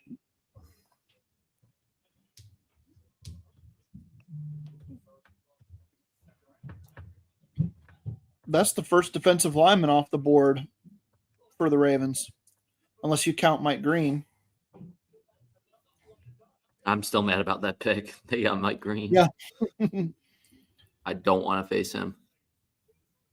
The Ravens' first 3 picks were really good value for them. And then it's kind of fallen off a little bit, in my opinion here. So Peebles.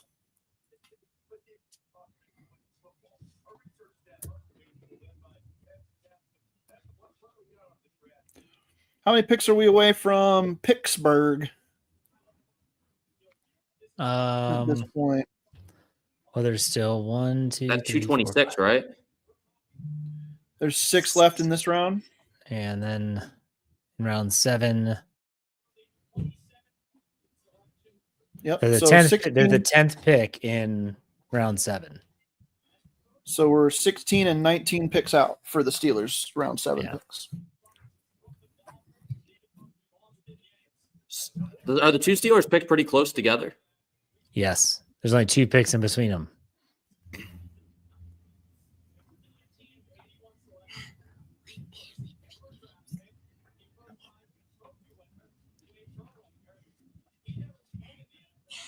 Would you have an issue with double dipping at running back, Jeremy? Not for the right guy, I guess, but it would need to be like a speed back at this point, like a Donovan Edwards, like a true home run threat. But why would you draft that guy? Home run threat, yeah. Yeah. Unless you're thinking, because Gainwell signed a 1-year deal, so unless you're thinking, okay, even if he's inactive most games, we'll have him for the years after. Maybe I get it, but this year, I don't think that would make much sense. Competition would be the only answer there. Yeah. Sweet smell. It's sweet. 4 dogs, 2 bones, if you will. True.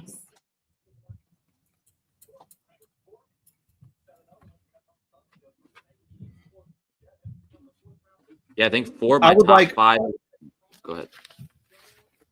Sorry, I was going to say I would like R.J. Mickens, safety from Clemson. That's a legacy player, not for the Steelers, but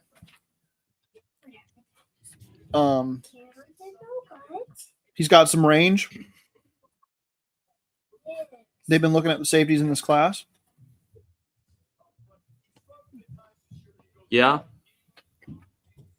I'm looking at where I've got him on the board. I think I've got him right inside the top 200. Yeah, I've got him at 194, right ahead of Maxon Hook, right below Katan Crawford from Nevada.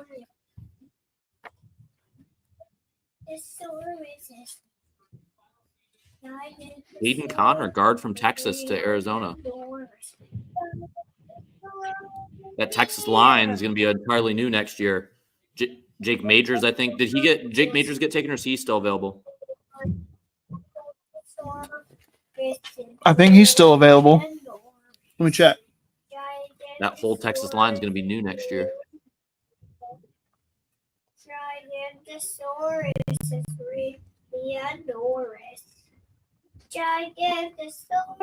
Yeah, he's still on the board. The Eagles have gone pretty much all defense in this draft, and they have plus Kyle McCord and Drew Kendall. Yeah, 10 picks, and then they go offensive tackle. Man, Eagles are having a good draft. Yeah, and their draft is over. They have made their final pick unless they want to trade back in for some reason. Howie Roseman's a genius. I wonder how many teams are all done picking. The Eagles, the Tennessee Titans are done. The Commanders are going to only end up with 4 picks in this class. The I still Jets find are it done. hilarious. Huh? I still find it hilarious that Kalel Mullings actually went ahead of Donovan Edwards. Yeah, I did too. Uh-oh, here we go. Big G's joining. Big G. Gentlemen, what is cracking with y'all, man? What's going on? Good to see all you guys. I had to double dip, as you can see. I represent my Steelers, but my daughter, we didn't know that my daughter was going to be honored for the Ohio State University from the education department. We found out last night. So they had all this honors banquets and meals and all whatever else. And then I'm sitting in all these locations and I started seeing these Steelers draft them Buckeyes, and I said, well, let's go Bucks. let's go Bucks. Run them to the podium. So yeah, I'm a little bit better today concerning the Steelers draft, considering what we did, and I really like what we did, man. I think we plugged the holes. The issue now is, does 12 sign? And if 12 signs, then we got a shot. We got a shot to fight for our division, because you win your division first before you start talking about playoffs and everything else. If 12 signs, we got a shot, man. We got a legitimate shot. Let's talk about those Buckeyes. The 2 that they've taken in day 3. Yeah. Jack Sawyer, Will Howard. Run it down, Big G. What do you think? Will Howard is a project, but if you hit with him, you got something. I mean, he's Josh Allen's body. He doesn't have Josh Allen's arm, but he's Josh Allen's body. And he's an athlete. This kid's like a legit. I mean, I saw him run. So, I was at the combine workout for the Ohio State Buckeyes. I was at the Woody Hayes Center. I've been around him and seen him. All these guys, I've been around them because of my son-in-law, what he does for him. And he graduates from Ohio State University today as a GR. So, man, I mean, a GA. So a lot going on with the Buckeyes. So I've been around a lot of these kids and saw them, man. And so Howard fits if we can develop him from a project standpoint. He's got a stronger arm than what a lot of people think, too. His arm is a lot stronger. Howard's issue is he has to have confidence. If he knows what he's doing and he's confident in knowing what he's doing, we might have stole one. realistically might have stole one. And we might not have to go get big time in 2026 if we can develop him. Now, Jack Sawyer, on the other hand, I'm telling y'all, he's a pro's pro. And so some folks was like, he's too small to play in the defensive line rotation for Pittsburgh. Absolutely not. But that's not where he's going to play. He's going to rotate with Highsmith, with Watt, with Herbig on that outside.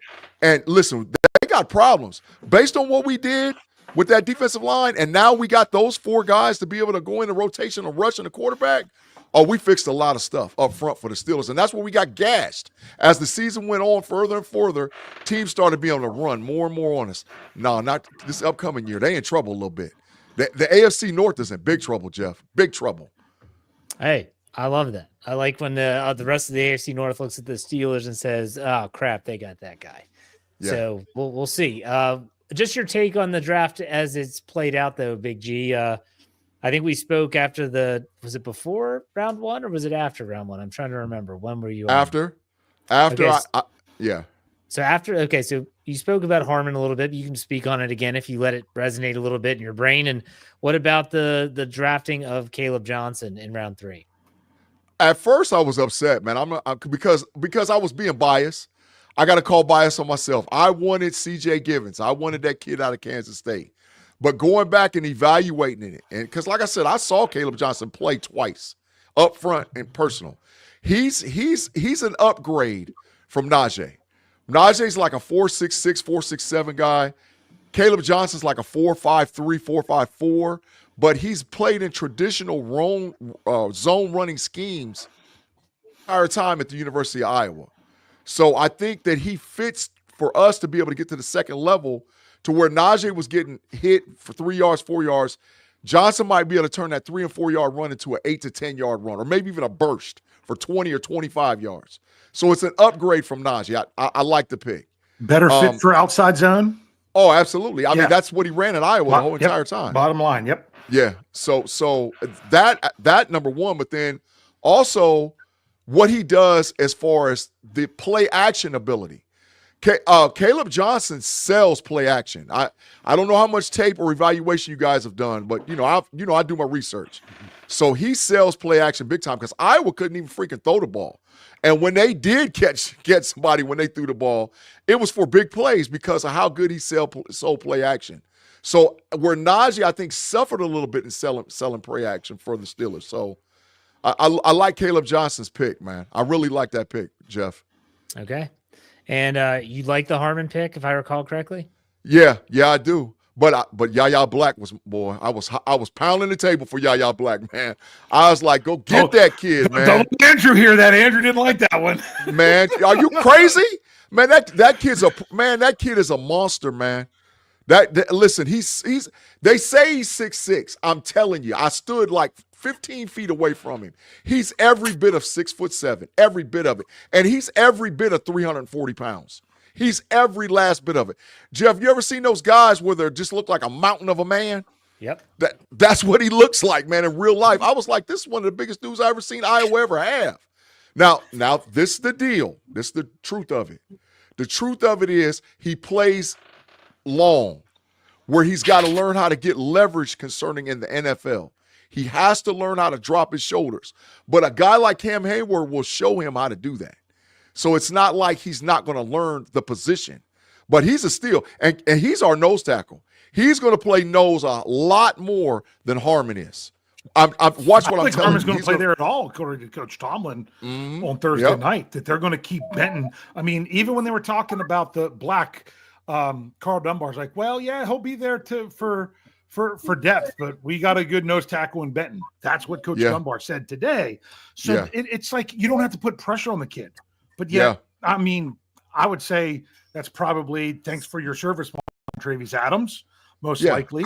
It's an upgrade. It's there. So and that he can just play in certain. I mean, kind of like what they did with Mark Robinson, where he just played against the Ravens. He could literally be a guy that you're like, we're going to lean on you in 2 games this year. Be ready for them. And I think that he's got a chance, like, to be your answer to short yardage goal line type plays and maybe somebody who pushes back on the tush push. You know, he's a gap filler and a heavy person in the middle of the field that you just haven't had in Pittsburgh for a while. Yeah, I hope that they come to the understanding that they need to move Keanu Benton off the nose. Mm-hmm. I hope they come to that understanding and put him in his correct position, you know, as far as a 5 technique defensive end. If they move him and now you got Keanu Benton, Hayward, Jack Sawyer, because he can slide in and out, Yaya and Harmon, man, yeah, we're cooking with gas a little bit, man. We're cooking with gas a little bit in Pittsburgh as far as the defensive line. And we will not get gashed. It's not going to happen. You're not going to come and run for 299 yards on us in a playoff game. That's not going to happen, man. It's not going to happen. As long as everybody stays healthy. That's a lot to do with it too. But I like the picks, man. I think and like I said, I think with Will Howard, now listen, they already said they're going 4 quarterbacks. Well, we got 3. We know we're waiting on 12. So you add 12 to the mix, there's your 4 quarterbacks. You got a wily old veteran that maybe a young kid can learn something from. And we got 2 picks to go. So I'm going to be biased. I'm telling you, I hope the Steelers pick a running back. I hope they take Rock Sanders. I swear I hope they take him. Because now somebody's going to have to step up to be that guy. You know, we only got Warren for what's the 1-year deal? Yeah, go get Rock, man. Go get he's faster than Caleb Johnson. Rock's 4.42 at 228 pounds. So go get Rock. You know, put him in there, man. This is what I've been saying. I know. Sorry that I was gone so long to get my coffee. I got a phone call, but Jeff knows how that is. Mm-hmm. To me, these last 2 picks is when you have to take off. Sorry, I'm going to pick on Andrew a little bit because he's in the tie, man. He's Mr. Draft Expert. You got to take off your draft expert hat and put on your friggin' Pittsburgh Steelers hat and start to think about, oh, I like this person. I like this person. Where is there a spot that they can actually make the roster? Yeah. You know, that's really what, you know, and that's why I want to ask you guys. We're almost here to round 7. What do you think these 2 positions are? Because, I mean, you could say, oh, wow, they add a running back, but is he going to make the roster? Yeah. I mean, he could be maybe number 4. I mean, that's why did the defensive tackle / fullback ever get drafted? Yes. No. Did he? To the Raiders. Oh, did he? Okay. That's what I couldn't remember with everything. But I mean, something like, where are you going to use someone? Like Andrew saying, wide receiver. Unless they keep 6, they're not going to make the roster. Facts. So that's why it's like you've got it could be a wide receiver, but it's got to be someone that the Steelers think they're going to be special to us, that they're going to be better here with us than what everyone else is having them. And that's why, and they're going to overachieve that where they are, because if not, they're probably going to be someone who you doesn't make the 53 and you hope to get on the practice squad, you know, maybe, and we'll see. I think it's very concerning that players that don't make the Steelers 53-man roster over the last several years aren't landing on other 53-man rosters. Facts. Yeah. That means they're not deep enough. Yes, facts. If you're actually getting enough players to where now, hey, you're going to be cutting players like a Montravius Adams, maybe a DeMarvin Leal or Isaiah Loudermilk, players like that could instantly get caught up in waivers. We look at that as a bad thing, but it's actually a good thing because it just goes to show that you actually have that roster, that bottom end of the roster that's attractive to other teams. Yeah. That's our history, Dave. If you go back when we were very successful as a franchise and, you know, contending for Super Bowls, we cut a guy and they wouldn't even make it through the freaking waiver wire. Yeah. A team would pick him up. They'd be like, man, I get that dude right now. Yeah. You know, so yeah, that's our history, man. So that makes a lot of sense, man. A lot of sense. Jeff, you probably have picks update, don't you? We're almost out of the 6th round. Cam Miller, North Dakota State quarterback, just went to Vegas. You had mentioned the North Dakota State quarterback. Yeah. I just heard people talking 2 more about quarterbacks before Quinn Ewers too. You had Tommy Mellett out of Montana State as well. Ewers is hurt, fellas. Ewers is banged up real bad. He's hurt, man. He's hurt. He's got nagging, lagging injuries. Nagging, lagging injuries, especially with his feet. His feet aren't any good. Ugh. Yeah. That's not fun. So the Broncos are on the clock. That is the last selection pick of of round 6. 6. Yes. Hey, Jeff, Dave, Andrew, and Jeremy, how y'all like Kobe Bryant, the defensive back from Kansas? That'd be great. Yeah, I've been looking at him too. I've been paying attention to Kobe Bryant, man. I haven't heard. Actually one of the few that was on my radar this late in the draft. That's very rare for me. Yeah, I've been watching Kobe Bryant to see if he falls because I'd love to pick him up too. I like Kobe, man. There's a couple names to keep an eye on at corner that could be better slot options. I think like that's the way the Steelers are looking at Kendall Paul from East Texas A&M, cornerback. Yeah. Got extreme speed. He ran, I believe, a 4.29 at his pro day. His tape's pretty solid. He's got some good ball skills. And then Jacob Robinson, from BYU. His tape was fantastic. I believe he had 5 interceptions this past year, a few extra pass breakups. Just a really solid all-around corner. He's physical at the line of scrimmage, can play man or play off coverage. He's a really versatile guy. He's going to be limited to the slot in the NFL because of size, but he's a fighter.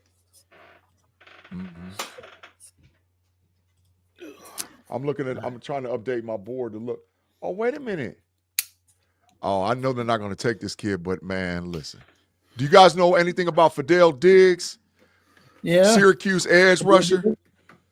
Yep. That'd be crazy if they went 2 edge rushers. He's an athlete. I look at Dave when you talk about what position groups would a guy make the team on. That plays into like what position groups do you keep the most on your roster of? And that's offensive line. Yeah, I think an offensive lineman here would make sense. Yeah, you keep 9 offensive linemen most likely, or at least 8. And sometimes, right? Sometimes 10. Yeah. So I think that's where they would go next here, probably. But I don't. The picks are don't back to back, undervalue- so you got to group them together since there's only 2 in between them. Yeah, I don't know. If you strictly say, is a guy going to make our roster before drafting him? Because with competition comes some people rise, some people fall, and so you're not married to Kenneth Gainwell. You're not married to some of these guys. So like if you go get another running back and he ends up being the better option or the better fit, then you go a different direction. Maybe somebody becomes a trade candidate, or maybe you're able to cut somebody and lower your cap hits and your roster size. So there's a lot of ways to look at it, but I think if you're going to go with somebody who could help your team this year, you're probably going offensive line at this point. Yeah. I don't bet, but in the event that Donovan Edwards was there in the 7th or fell to undrafted free agency, I would, if I did bet, I would bet a good bit of money that he could beat out Kenneth Gainwell for a roster spot. You love your Michigan facts, Andrew. It also hasn't been out of the realm of possibilities of the Steelers keeping 4 running backs. It's a lot harder under Arthur in an Arthur Smith offense as well. But it's harder under Arthur Smith because of the number of tight ends that they keep. Correct. So it's not impossible. I could, like I said, you could go running back here, and that would be fine because once again, 7th round picks are guys that are undrafted free agents that you don't want to fight for, that you know you have the rights to them. So you really could go anywhere. But I'm saying if you're trying to get super position specific, it is a lot easier to say, the Steelers still haven't added a blah blah blah. It's just tough because you're never guaranteed to make the roster, and I say 5th round and beyond. So these are guys that, hey, you take a flyer, and notice they've had their lower round of draft picks for the last 2 years, just so happened to spend pretty much the whole season on IR. Facts. So what if you keep the Big Ten vibes rolling here, guys, and you draft a Jack Nelson from Wisconsin, or you draft a Thomas Fadone, tight end out of Nebraska. He's got some upside. I'm going to be biased. I want Seth McLaughlin, center guard, Ohio State University. I'm going to be biased. I think he feels a huge. I think he feels a huge need. He can swing. He can swing behind either guard, and he can play center. I mean, to me, that's a huge need. Jeff, we're in the 7th round. The Denver Broncos took a punter. Jeremy All right. or Crawshaw. We are in the 7th round officially. That is Rich, absolutely Jeff, you should give Big G your trivia question from earlier since he's an Ohio State fan. See if he gets it. Okay, I still remember.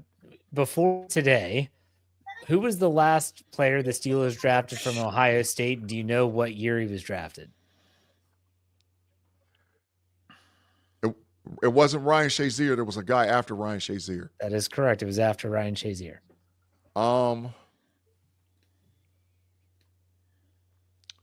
So it would be 2000. Was it a tackle? Nope. The defensive secondary. Oh. I don't know that. That's wild.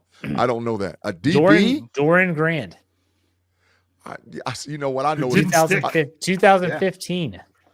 You know what's crazy? I know his brother. That is so funny, man. I know Taj. His brother's name's Taj Grant, man. I know Taj really well, man. So that's crazy. I didn't know Dorian. I didn't remember Dorian got drafted by Pittsburgh. You got to remember. That's why sometimes you got to say when things happen later in the draft. I mean, he only played 3 games in the NFL, and he was a 4th round pick. Yeah. I remember. Yeah, he did. I remember him starting at Ohio State. But he was a tweener at Ohio State. He was between a safety and a corner. They played him. They played him at both spots. If I recall, when he was drafted, they classified him as a corner, but I think he was playing safety for the Steelers. Yeah, he was a tweener at Ohio State. Or it might have been. They might have drafted another safety that same draft too. So maybe it was corner. I can't remember. Yeah, I remember him at Ohio State. See, because what year was it? 2015. He was along with Wes Golson. Yeah. He was a tweener because that's when we had Marshawn Lattimore. This is right after the national championship team. Mm-hmm. So Marshawn Lattimore pushed to start with Malik Hooker, and what was the other kid that played the opposite corner? Oh, I can't think of the kid's name. He played against my high school here. And he's a beast. Look at that Steelers draft in 2015. They took 3 players in the secondary: 2nd round, 4th round, 7th round. They played a total of 3 career games, all by Grant. Yeah. That's it. That's all they got from in this. Took 3 secondary players and got nothing from them. Well, the run of defensive backs during that time, Dave, was horrible. Yeah. I mean, we drafted Artie Burns somewhere in that run. In the 1st round, it was horrible. He was horrible, man. Get on. I think it might have been. He was horrible. Horrible, man. Telling you, man. I couldn't take it. That's why they had to turn around some and draft classes to forget from that era. That's why in 2016 they had to draft in the 1st and 2nd round defensive backs because they took them in 2015 and none of them worked out. Mm-hmm. Yeah. All right, so not to interrupt the conversation, but the 7th round is underway. The Dallas Cowboys took I think it's Toia, UCLA, defensive tackle. The Atlanta Falcons are on the clock. The Steelers are only 8 picks away. Woohoo! 8 and 11. That's right. Jerry Jones. Toia is a big dude. Yeah. That's a big dude. He is 340 pounds. Holy smokes. Jerry was out there talking all that. Yeah, 6'2" frame. He is big and compact. They didn't get Dak no help. Jerry was talking. Jerry was talking strong. They didn't get that dude no help, man. Same old Cowboys, man. I can't stand Dallas, y'all. If y'all didn't know, man. It's sorry. Over. They still have 2 more picks. It's over. It's over. They're going to make a big difference in the 7th round. Yeah. Jerry out there bumping his guns. I got a personal bias towards the Cowboys. Jack Nelson, offensive tackle, Wisconsin. Ooh. Oh man, that's my guy.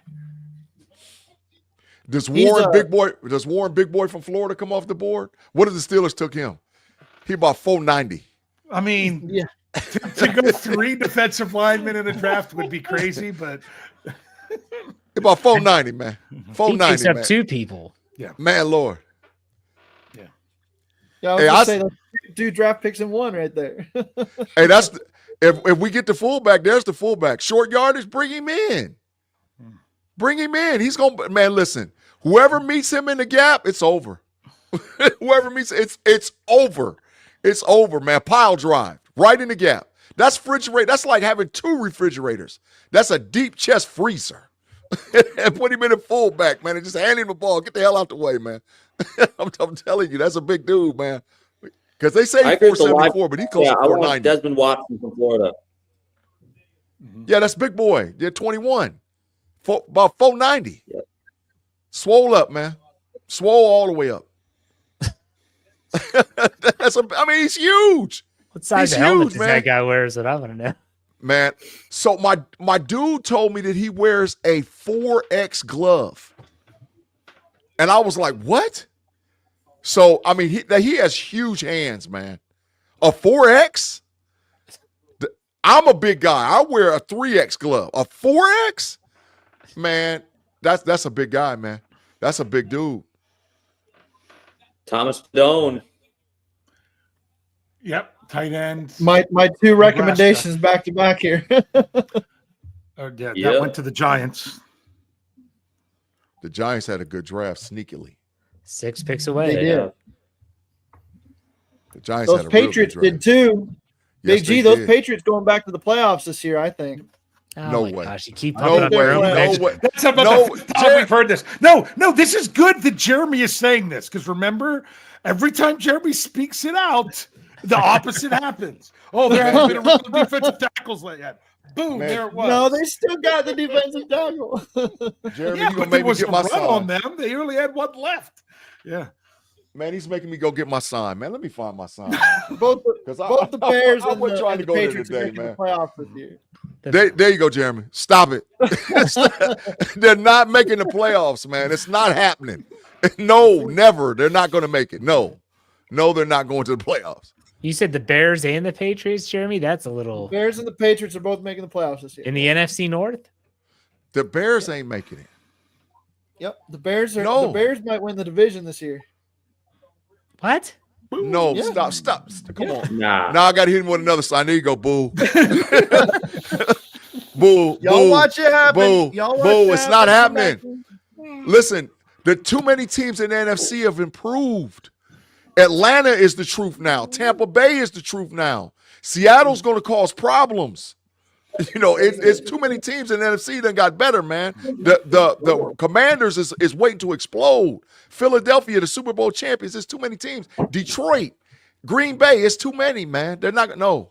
I would They're- argue they're- Detroit they're got, close. I would argue Detroit got worse this offseason because they lost the best offensive coordinator in football and one of the best defensive coordinators, and it's hard to come back from 2 guys like that. The Eagles couldn't do it a couple years ago. But to fall all the way out of the playoffs, that would be a long fall. I'm not saying that. Yeah. I just think the Bears, with their improvements, are in the running for that division now. No, it's all going to come down to the injuries. It really The is. Vikings are going to be playing an inexperienced quarterback this year. Hasn't taken an NFL snap before. The Packers is the Packers. They'll probably be in play, but how much At do you least- trust Jordan Love? at I trust least Ben one- Johnson. At least one playoff team from each division is not going to make it this year, and it's probably going to be injuries more than anything that causes them to drop. I mean, I'll say this: if if there's an injury to Jaden Daniels, you're probably not going to see Washington in the postseason. That's facts. Yep. So that's one of those. I mean, honestly, if there's an injury to Baker Mayfield, I don't know. I mean, are they ready for someone behind him in Tampa? I mean, but then again, I think between Tampa and Atlanta, you're still only talking one playoff spot, probably for the division winner. And the Buccaneers Maybe. did nothing to improve their defense this Yeah. offseason. Yeah, They've got a tough defense, struggle of a defense, and I'll believe it when I see it with Raheem Morris in Atlanta. I've bought into them too many times only to be let down. So we'll see. Yeah. We'll see, Big G. But Atlanta I can get still after think Atlanta the can get Bears- after you, man. Atlanta can get after you. They can They get after can. you. They can now. We'll see if they can turn it into actual production here. Tell you what. Well, I don't know. Jeremy's. I don't know what it is in North Carolina. If you can do this, if they have DraftKings where you can do it in North Carolina. Do they? They do. Yep. Okay. You need to go in and take those two teams for making the playoffs because you could probably get pretty good odds on them right now. Yeah. Even if it's just $1, and then you say you put your money where your mouth was, and then you say, "Hey, I won that bet." There you go. And if you don't, then you just say, "Man, I just threw $1 on that." That's right. The Pats ain't making it. Yeah. The AFC is too tough. The Pats ain't getting in, man. That's wasted bread. That's not happening, man. They're not. The AFC is entirely too tough. Speaking man. of the Patriots, Marcus Bryant, offensive tackle, Missouri, to the Patriots. Finally, that pick was taken forever. It took a long time to come in. They're trying to trade. No, teams aren't allowed to trade anymore. Jeff Hartman decreed it. That would take too long. Jeff said it was ridiculous. He said, "This is ridiculous. You're taking the whole time. Just run the card to the table." Seriously, you know who you're going to take. Just take him. Come on, make the announcement. That's fact. I mean, you should have your list, and all you have to do is say, "Okay, this is our guy. We'll wait till these 3 or 4 picks come in. As long as that's not the guy this late, then you take it." The only thing that screws that up is if someone does take it right before you go. Yeah, absolutely. But those player personnel departments on those teams, man, I've been privy to some of that stuff, man. It's ridiculous how much those guys fight. When they're set, well, like this group of guys is set on this guy.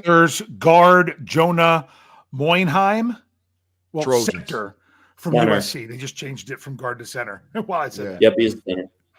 Mm-hmm. I forgot. He's got 30-inch arms. Yeah, he does. Ooh. I forgot Ricky White's still on the board. I forgot about that kid too. Ricky White a little different for UNLV. I like him too, man. I forgot he's still on the board. Both of these picks is going to be like, it's not going to move the needle for me a ton because I'm probably not going to know anything about them. And I'll just need to learn about them later. And then I'll, like I say with every pick, tell me when they're in the black and gold, and then I'll go fall in love with them. Dave, Black, the defensive tackle from Iowa. He's a dog, Dave. He's a dog. Is that your favorite one so far? I don't have a problem with that. Yeah. Is he your favorite pick so far? Nah, even over the Ohio State guys? Come on, man. You already know. Let's go Bucks. I'm biased. I'm biased, man. Yep. I'm biased. My favorite pick is still Caleb Johnson. Oh, we knew that one. That one was my dream come true there. But Derek Harmon's a close second to that because I've been eyeing him for the whole draft process. Okay, the Raiders. I didn't give their pick, did I? Cody Lindenberg, linebacker, Minnesota. Yeah. Wait, Lindenberg, wasn't that the blimp? That's the Hindenburg. Oh, okay. Hindenburg. Yeah. So Seattle's pick is in. Houston's on the clock. Then it's Arizona, then Pittsburgh. Hey, the Houston, this is another reason why New England ain't making the playoffs. The Houston Texans done regrouped. The Houston Texans is regrouped, man, and they ready to ride. They got both of them boys from Iowa State. Oh my, it's gonna get ugly. With Nico, my argument for the Patriots is that I think they're the second best team in their division now, behind Buffalo. Miami's fallen down, and You can make that argument. I'm not gonna dismiss that argument. I will not trust the Jets over what you can get now with the coach bump from Mike Vrabel. I mean, he's one of the few coaches that moves the needle for me in year one, like Jim Harbaugh did for the Chargers, to get you back in that conversation. Yeah, shout out to Braves, man. Braves, what's cracking, bro? What's going on, man? If you watching, wherever you watching out there, what's cracking, man? Shout out to Braves, man. Braves is an all-time Buckeye great, man. Great dude. Loves high school football here in the state of Ohio. I played against his brother. I'm just a little bit older than him, so I had an opportunity to play against his brother. But Braves has been the dude since he was in high school, man. The guy. That was the Sawyer comp on the NFL Network. Yeah. That was No. Sawyer's big. Now, don't get me wrong. Sawyer's a big kid. I'm just telling you that's what NFL Network had as their comp. Yeah, but Vrabel a little bit different now. Vrabel, that's a big dude, man. Mike Vrabel is a really big man. And he was like that in high school. He was freaking the two biggest dudes that I ran up against in high school, that as far as like skill position from a defensive standpoint. Vrabe's brother, but I saw Vrabel, but I didn't ever play against him. And Andy Katzenmoyer. Oh, Andy Katzenmoyer was freaking huge, man. Well, like at 15, he was huge. Seattle takes Damon Martinez, running back Miami. Oh, them Cowboys. That's a good pick for them in this round. That's a great pick.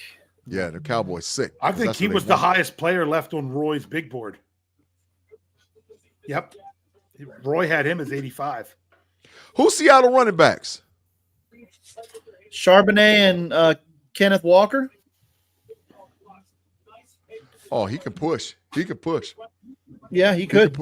Yeah, he could push. I had Martinez as the 4th highest rated player on my board, but at 89. Mm-hmm. Oh, that's value. That's value. You still have guys inside 89 available, Andrew? The Texans select I've got Hamilton. Okay, hold on. Steelers are on the clock. I've got Xavier Restrepo.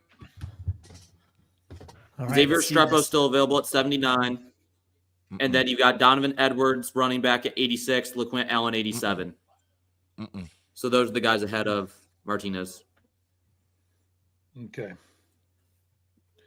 So give me Seth McLaughlin. Get Seth McLaughlin, Rocket Sanders, Kobe Bryant, or White, the wide receiver out of UNLV. One of those 4 dudes. And I'm okay. Like I said, anyone the Steelers think that they could sneak in as an upgrade to someone on the bottom part of the depth chart at a position, We'll have to take because they're getting good value here, go for it. Okay.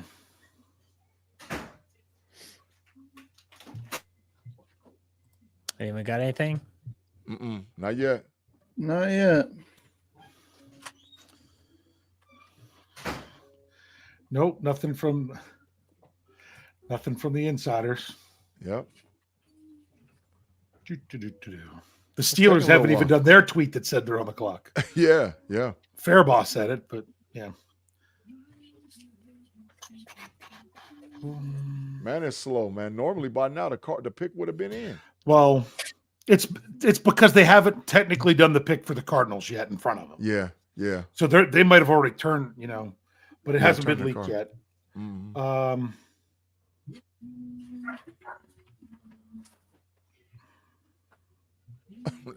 Dennis Boyd said Bond on his way to prison. I say a Bond ain't going to prison, man. Stop that. Stop that, man. That ain't happening, man. That's not happening. Stop that.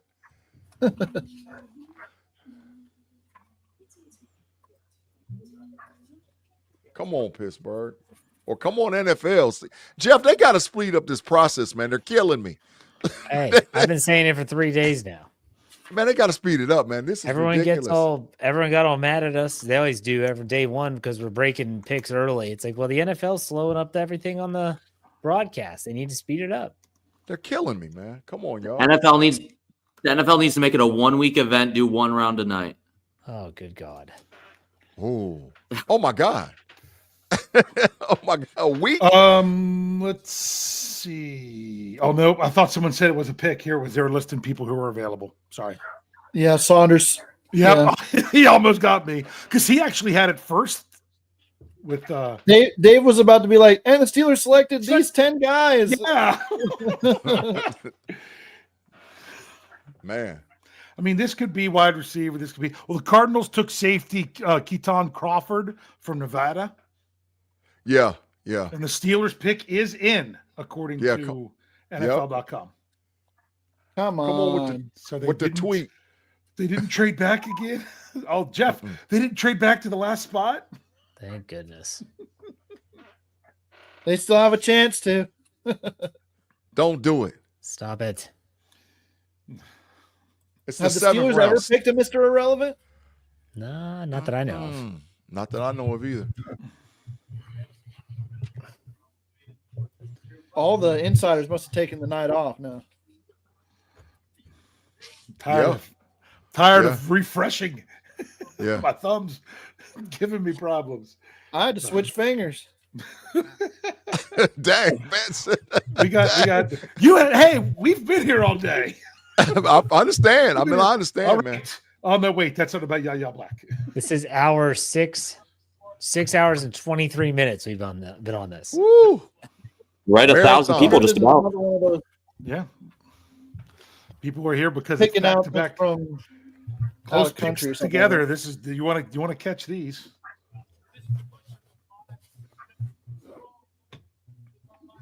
Jeff, are you doing 2 different articles or just one? 2. Okay. Man, come on. Run the card to the table. Do whatever you got to do.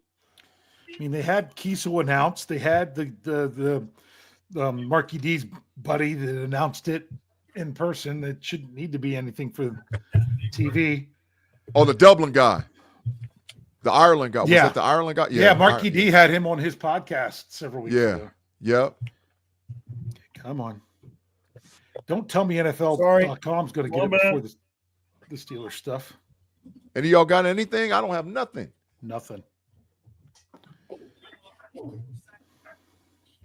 Bet you're letting me down. Sorry, You had Will Betts' Howard fingers is numb. early. my fault. I know. Betts' fingers is numb, man. He can't take it anymore.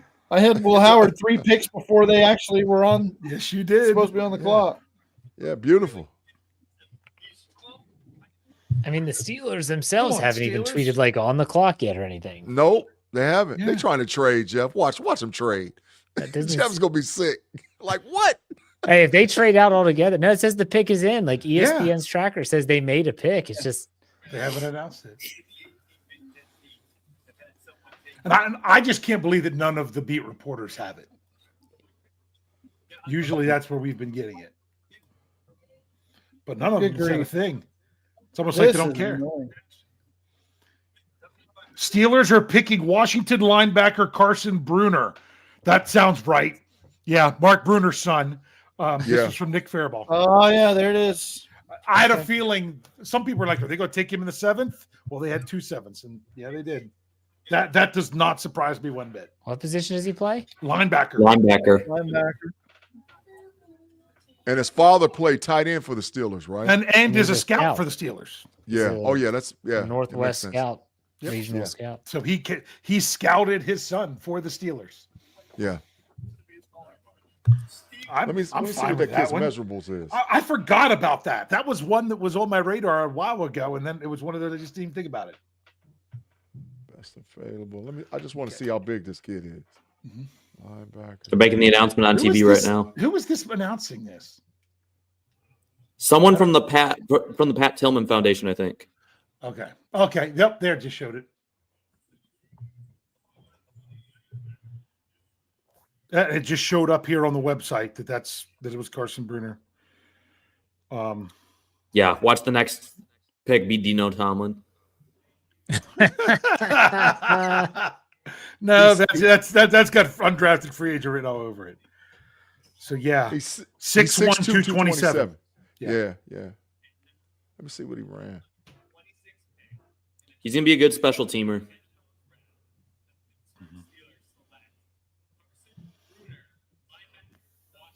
Let's see. Projected as a 6th to 7th round pick. So this is Does anyone have a tweet in the channel yet? do you need Come on, it? guys. Sorry. Nasty. Jeremy's done it every time. I We're haven't, in the 6th round. but Jeremy's 7th been- round. There you go. There's Thank the you. fair ball. He had a 4.58 40-yard dash.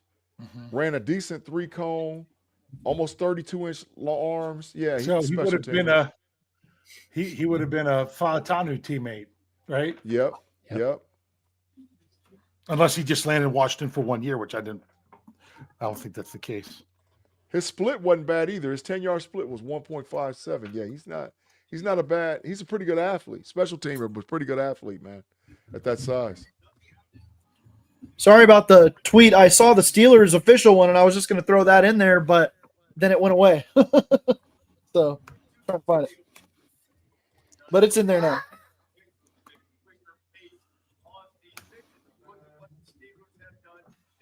He got nice sized hands. Yeah, he got big hands. Almost. He sheds blocks really well for a small guy. Yep. Shed blocks well. He's got good athleticism. His three Yeah. cone time was sick. He had a 6.77 3 cone time. Yeah, I just Played seen all that. 4 years at Washington. Yep. He's good instinct. Instinctive. Good size too. 5 interceptions, 3 of them last year. Yeah. He's gonna make an impact on 104 special teams year tackles in one. 13 games. That's not bad. Yeah. No. Yeah. You watch his games, he finds the football. He's got a good nose for the football. And he's honestly, he's relatively fluid in coverage too. He doesn't have elite speed, but I mean, he had 4.58 time at the 40, which was faster than what I thought he was going to run. And you watch him on tape, he's fluid when he drops into coverage. I think he's better in zone, dropping into zone than he is, one-on-one against a running back. But and what I saw of him, I was keeping pretty impressed. I had a early sixth round grade on him. He was my first 6th round grade I gave. I think he's 176 on the big board. So here at 226, that's not bad value. Yeah. Yeah. You know what that is to me? Gets to battle it out with Mark Robinson for the last spot. Yep. The Steelers are on the clock again because the Chiefs pick is in. Okay. Oh, did we say that Curtis Rourke from Indiana? Patriots now have Mr. Irrelevant. The Chiefs traded up. Yeah. So did you guys say about the quarterback from Indiana going to the Niners? The Chiefs took Curtis Rourke. Rashard Smith. Yeah, he just went. Curtis Rourke just went to the 49ers, like you said, Dave. Yep. I'm trying. Last one. Stop. All right, so here we go. Let me see. I know Jeff's busy working. Steelers are back on the clock. Got to get you the new. Let me see. Yep. I'm trying to get it refreshed to see if it'll refresh fast. It's not nothing. And the pick is it. Did someone say the pick is in? I didn't get it. Yeah, the pick is in. We don't know what it is yet. Yeah. Streppo, come on. Dino Tomlin next. For Streppo. Xavier, you're talking about Miami? Miami wide receiver Streppo? Dante Kent, cornerback. Dante Kent, cornerback, Central Michigan. That's from Dale. Let's go. Yeah. Oh, yeah, that's it. Is he a slot guy? He is a slot guy. He was one of the guys I highlighted on the Sleepers podcast for the Steelers and the DDP. He had, in 2022 and 2023 combined, he had 29 pass breakups. Yep. Had a down year this past year, didn't play as much, but you go back to his tape 2 years ago, this guy finds the football. He's aggressive on the outside. He's going to battle. He's going to be in the competition for slot. He's going to be playing slot in the NFL. I like him a lot. He's physical for a small guy. He's willing to help support the run. There's a lot to like about Dante Kent. I've got to see where I've got him ranked on the board, but I ended up ranking him a little bit lower just because of a lack of production this past year. But there's a lot of things to like about him. So even though my rating of him in general is lower, I like him a lot. Is this a battle it out with Beanie Bishop for a roster spot? Could maybe be. Find a way to get them both on. Maybe not. Could be. I had him at 259 on the board because he did practically nothing this year, but I really do like this pick, even though the ranking on the board may not signify it. There's a lot of things to like. There's a ton of upside with Dante Kent. Let me pull up his numbers real quick from his pro day. He had a really solid pro day. So he measured at 5'10", 187, 31-inch arms. He had a 1.53 split time, 4.38 in the 40, 14 bench reps, 7.153 cone, 4.38 short shuttle, 38.5-inch vertical, 10'3" broad. Yeah. And what's his arm length? What's his arm length again? 31. Yeah, slot corner. Yeah. 31's plenty long. Yeah.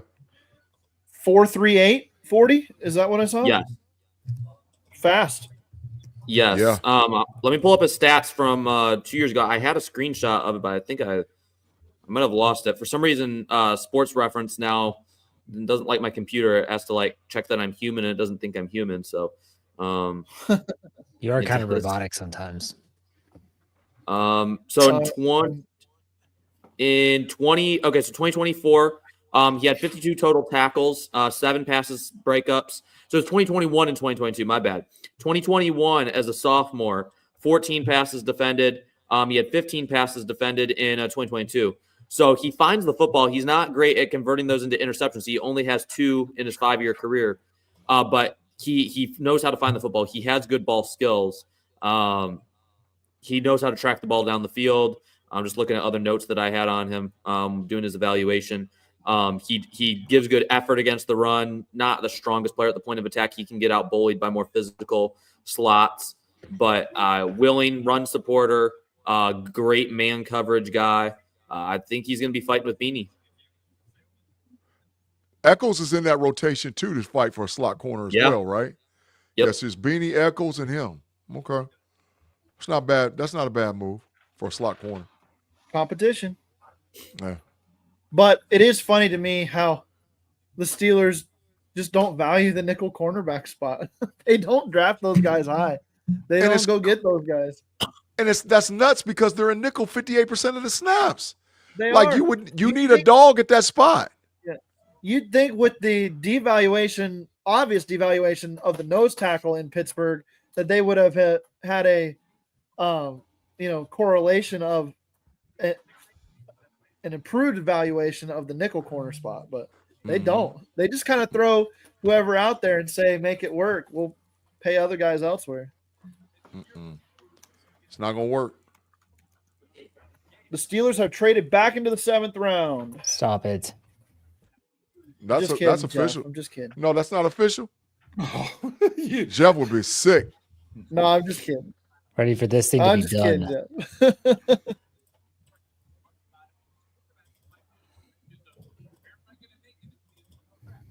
Yeah, I'm just joking. I know.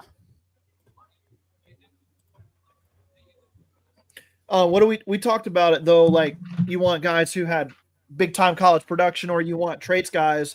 Both the last 2 picks for the Steelers were guys with big time college production. Correct. 4-year starters. You'll never know what happens in camp. That's a lot of guys, at some point it becomes value of position and pick, because are we going to keep a 2nd or 3rd rounder versus keeping a 6th or 7th rounder?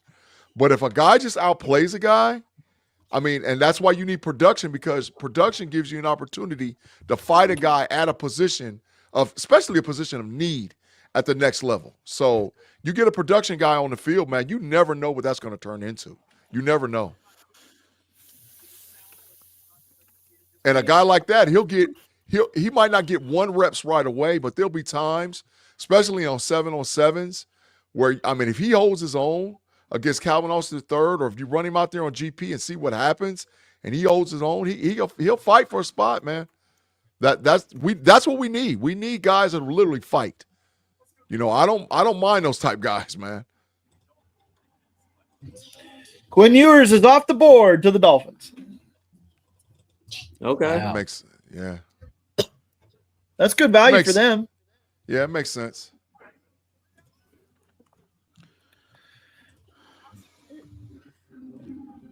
Who is that making that I selection? think I'm going to have to hop off now that this is over. Well, I'm going to be going here shortly to record. Unless someone wants to stick around for the whole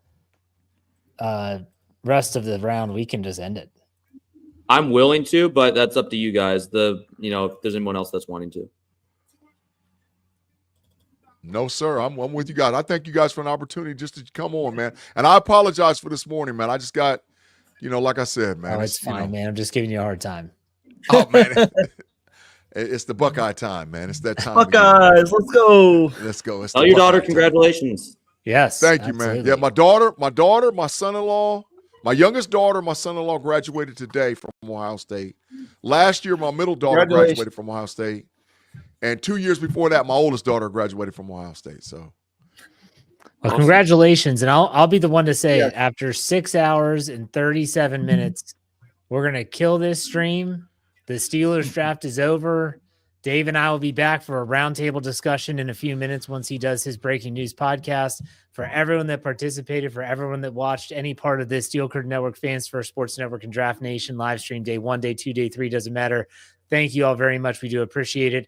Check out steelcurtainnetwork.com, FFSN.com, and draftnation.com. All of those. Hey, next year it's going to be even bigger because it's in Pittsburgh. So be on the lookout for that stuff. But in the meantime, thank you all very much. Lots of fun, guys. Thanks, everybody. Thank you all. Have a good. Thanks, everybody.